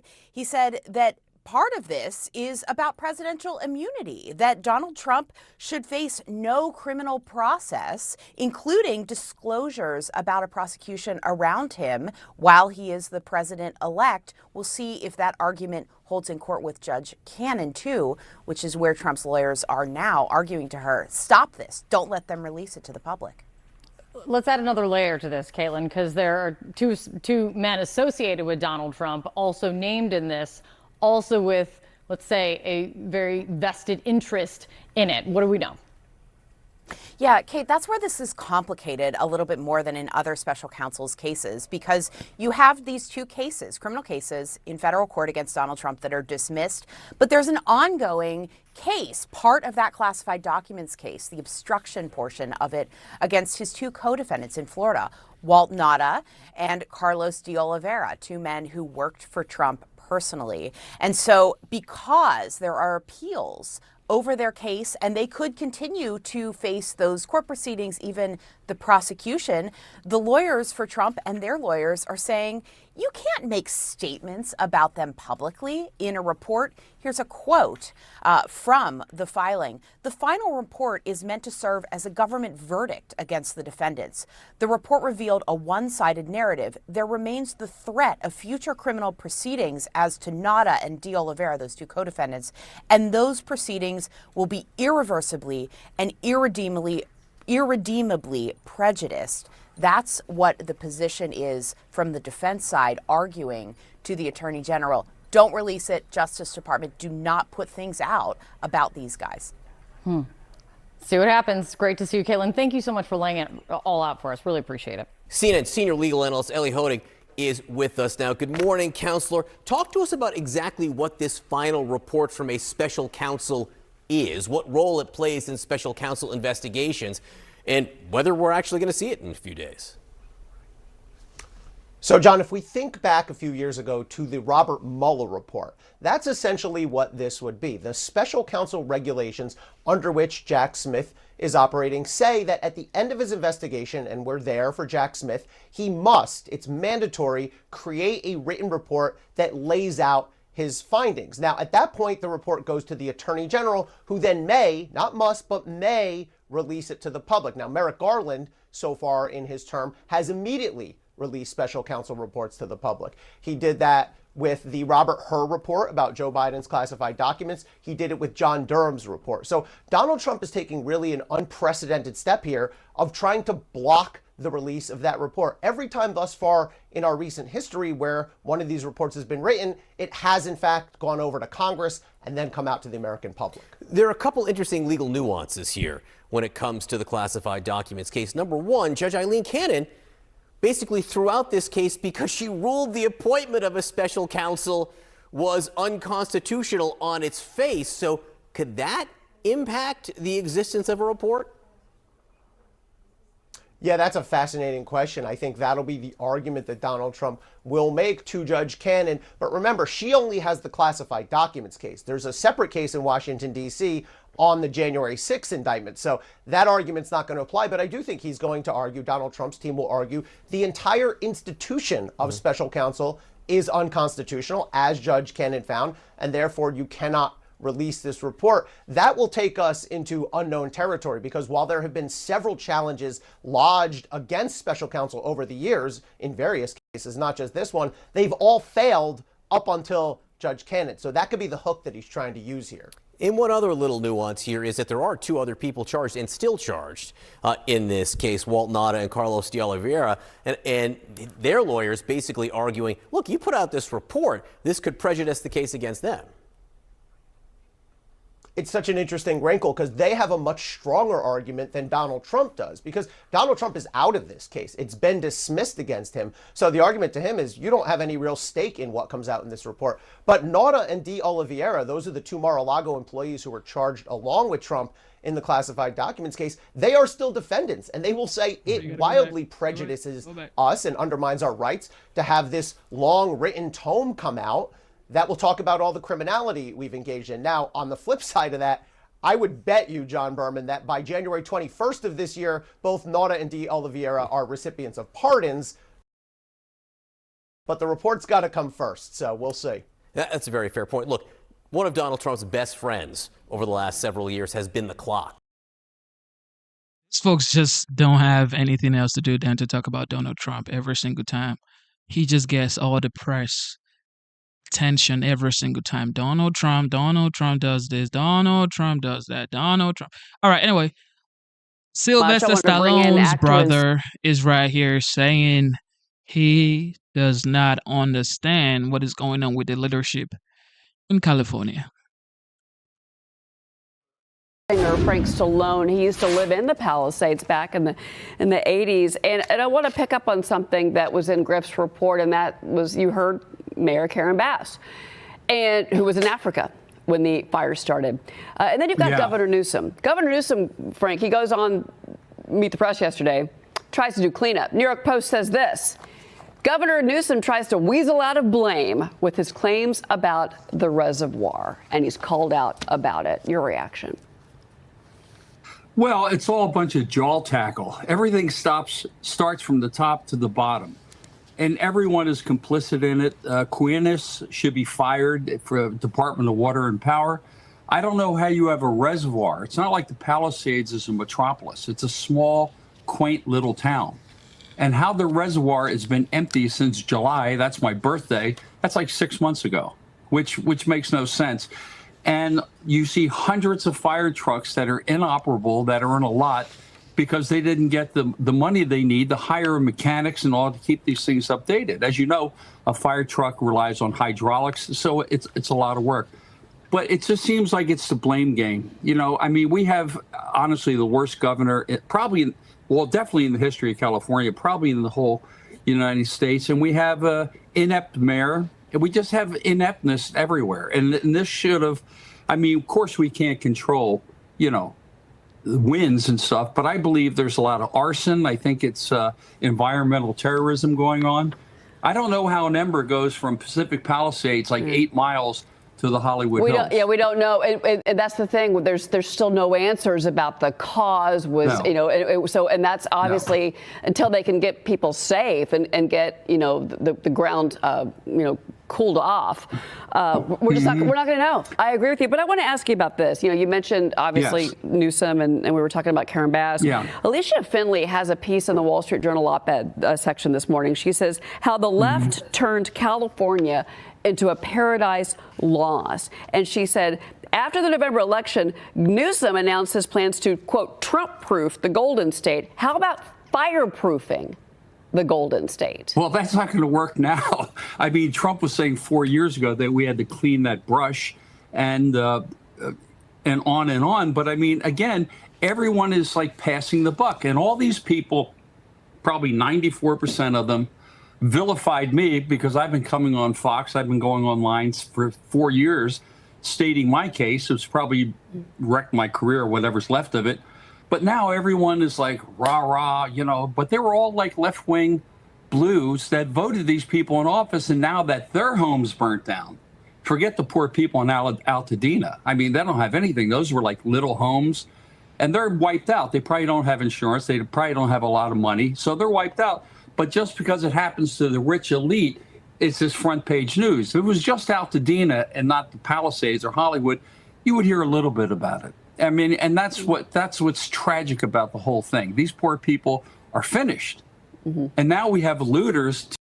I mean, look at this. Look at water, ladies and gentlemen. Look at water. Your home is getting burnt down to ashes, and it's supposed to be beach home. I mean, you would think that would be the last thing that would happen to a beach home. Burnt to ashes. A beach home, ladies and gentlemen, by the water. Yeah.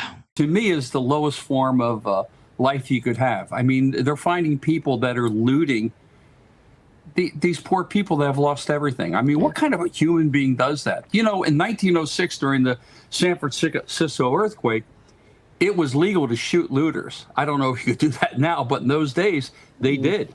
Well, you know, that's why a lot of people are pointing to the difference between Gavin Newsom and Ron DeSantis, who made it very clear after the last Hurricane Milton, you absolutely are going to pay the price if you try to steal from victims. That's wow. Stealing from victims. Okay. Just like when we had the Hurricane Helen here in Georgia. The Hurricane Helen literally sent us into darkness. We didn't have power for 7 days, actually for 9 days, and we didn't have internet for 22 days. Okay. No power for 9 days, no electricity, no power for 9 days, no internet for 22 days. I had to move my family to another city close by where we stayed at Airbnb. You know, sometimes you just got to thank God, man. Actually, every time you got to say thank you, God, because just imagine I didn't have the capabilities to be able to do that for my family. We would be here. I got a 5-year-old daughter. It's like in darkness. Bro, the first night it was pitch black. I had to, like, you know, of course, as a man in the United States, you got to make sure you defend and protect your responsibilities. Who happens to be, you know, what? A 5-year-old girl? I mean, what are you going to do? Not protect your daughter? It's pitch black, ladies and gentlemen. So I know this types of stuff is going to be wild. Pitch black. Actually, this isn't pitch black. This is like red/orange. So you're going to have to like strap up, make sure nobody touches the people that you care about. But in case you didn't know, Zelensky, okay, Zelensky right now, of course, you know, the United States has sent billions of dollars, okay? Billions, tens of billions of dollars to Ukraine for, you know, to help them against Vladimir Putin. Now he is returning the favor, ladies and gentlemen. He is sending firefighters to California. Check this out.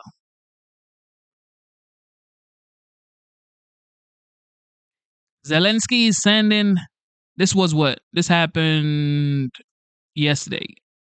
He's sending firefighters to California. He isn't speaking English anymore.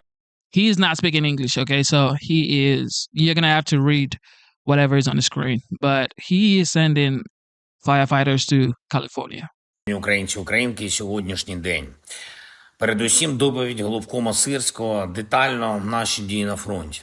Я хочу відзначити всіх наших воїнів, які дійсно стійко утримують позиції, знищують окупанта, особливо воїнів 68-ї окремої єгерської бригади та 25-ї окремої повітряно-десантної за бої на Покровському напрямку. Найбільш жорсткий напрямок зараз. А також я дякую хлопцям з 82-ї та 95-ї десантно-штурмових бригад за дії на Курщині. Служба безпеки України продовжує працювати з полоненими з Північної Кореї. Один виявив бажання залишитись в Україні. Другий з них хоче повернутись в Корею. Якщо Кім Чен Ін взагалі пам'ятає про цих своїх громадян і може організувати обмін на наших воїнів, які утримуються в Росії, ми можемо передавати таких солдатів. Безперечно, будуть і інші полонені з Північної Кореї. Я вдячний усім нашим підрозділам, які поповнюють для України обмінний фонд. Наступне доручив сьогодні міністру внутрішніх справ України і нашим дипломатам підготувати можливість участі наших. You have it. It says he has instructed the Minister of Internal Affairs to prepare themselves to join the rescue in combating the wildfires in California. Рятувальників в боротьбі з пожежами в Каліфорнії. Там дуже важка ситуація, і українці можуть допомогти американцям захистити життя. Зараз It says Ukrainians are going to help protect Americans, just like Americans have been helping them supposedly. It says this matter is being worked out and throughout appropriate. Це опрацьовується по відповідних каналах. Ми запропонували нашу допомогу американській стороні. 150 наших пожежників вже підготовлені. We already have 150 firefighter prepared. 150 firefighters prepared to go to California. I see. Щодо Молдови. На тижні у мене була... Okay, there you have it. Zelensky is ready to help Californians. Of course, I mean, he's been getting billions of dollars from Biden, so he definitely needs to go put on the fire jacket and rescue Californians. Ladies and gentlemen, thank you for tuning in to the live show. You know what time it is. It is your boy Genesis, and we've been streaming for 4 hours and 59 minutes, almost 5 hours. Okay, so firstly, I want to say thank you for tuning in. Double tap your screen, subscribe to the channel. You know what time it is.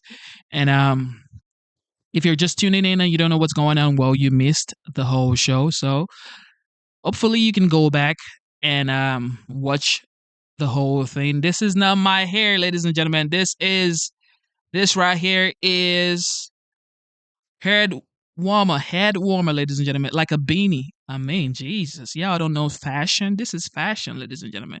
But anyway, I'm gonna let it slide. Double tap your screen, subscribe to the channel, and thank you for tuning in. We are here every day by God's grace. Okay, so hopefully we're here every day, and this is the 13th day of 2025, and a lot has gone down. A lot has gone down. Okay, so thank God you are here. You are alive. You're with your family. Be grateful to God, because a lot of people don't have homes anymore in just 13 days. Some people lost their family members. Okay, so homes they've been living in for years, for decades, they've lost it just like that.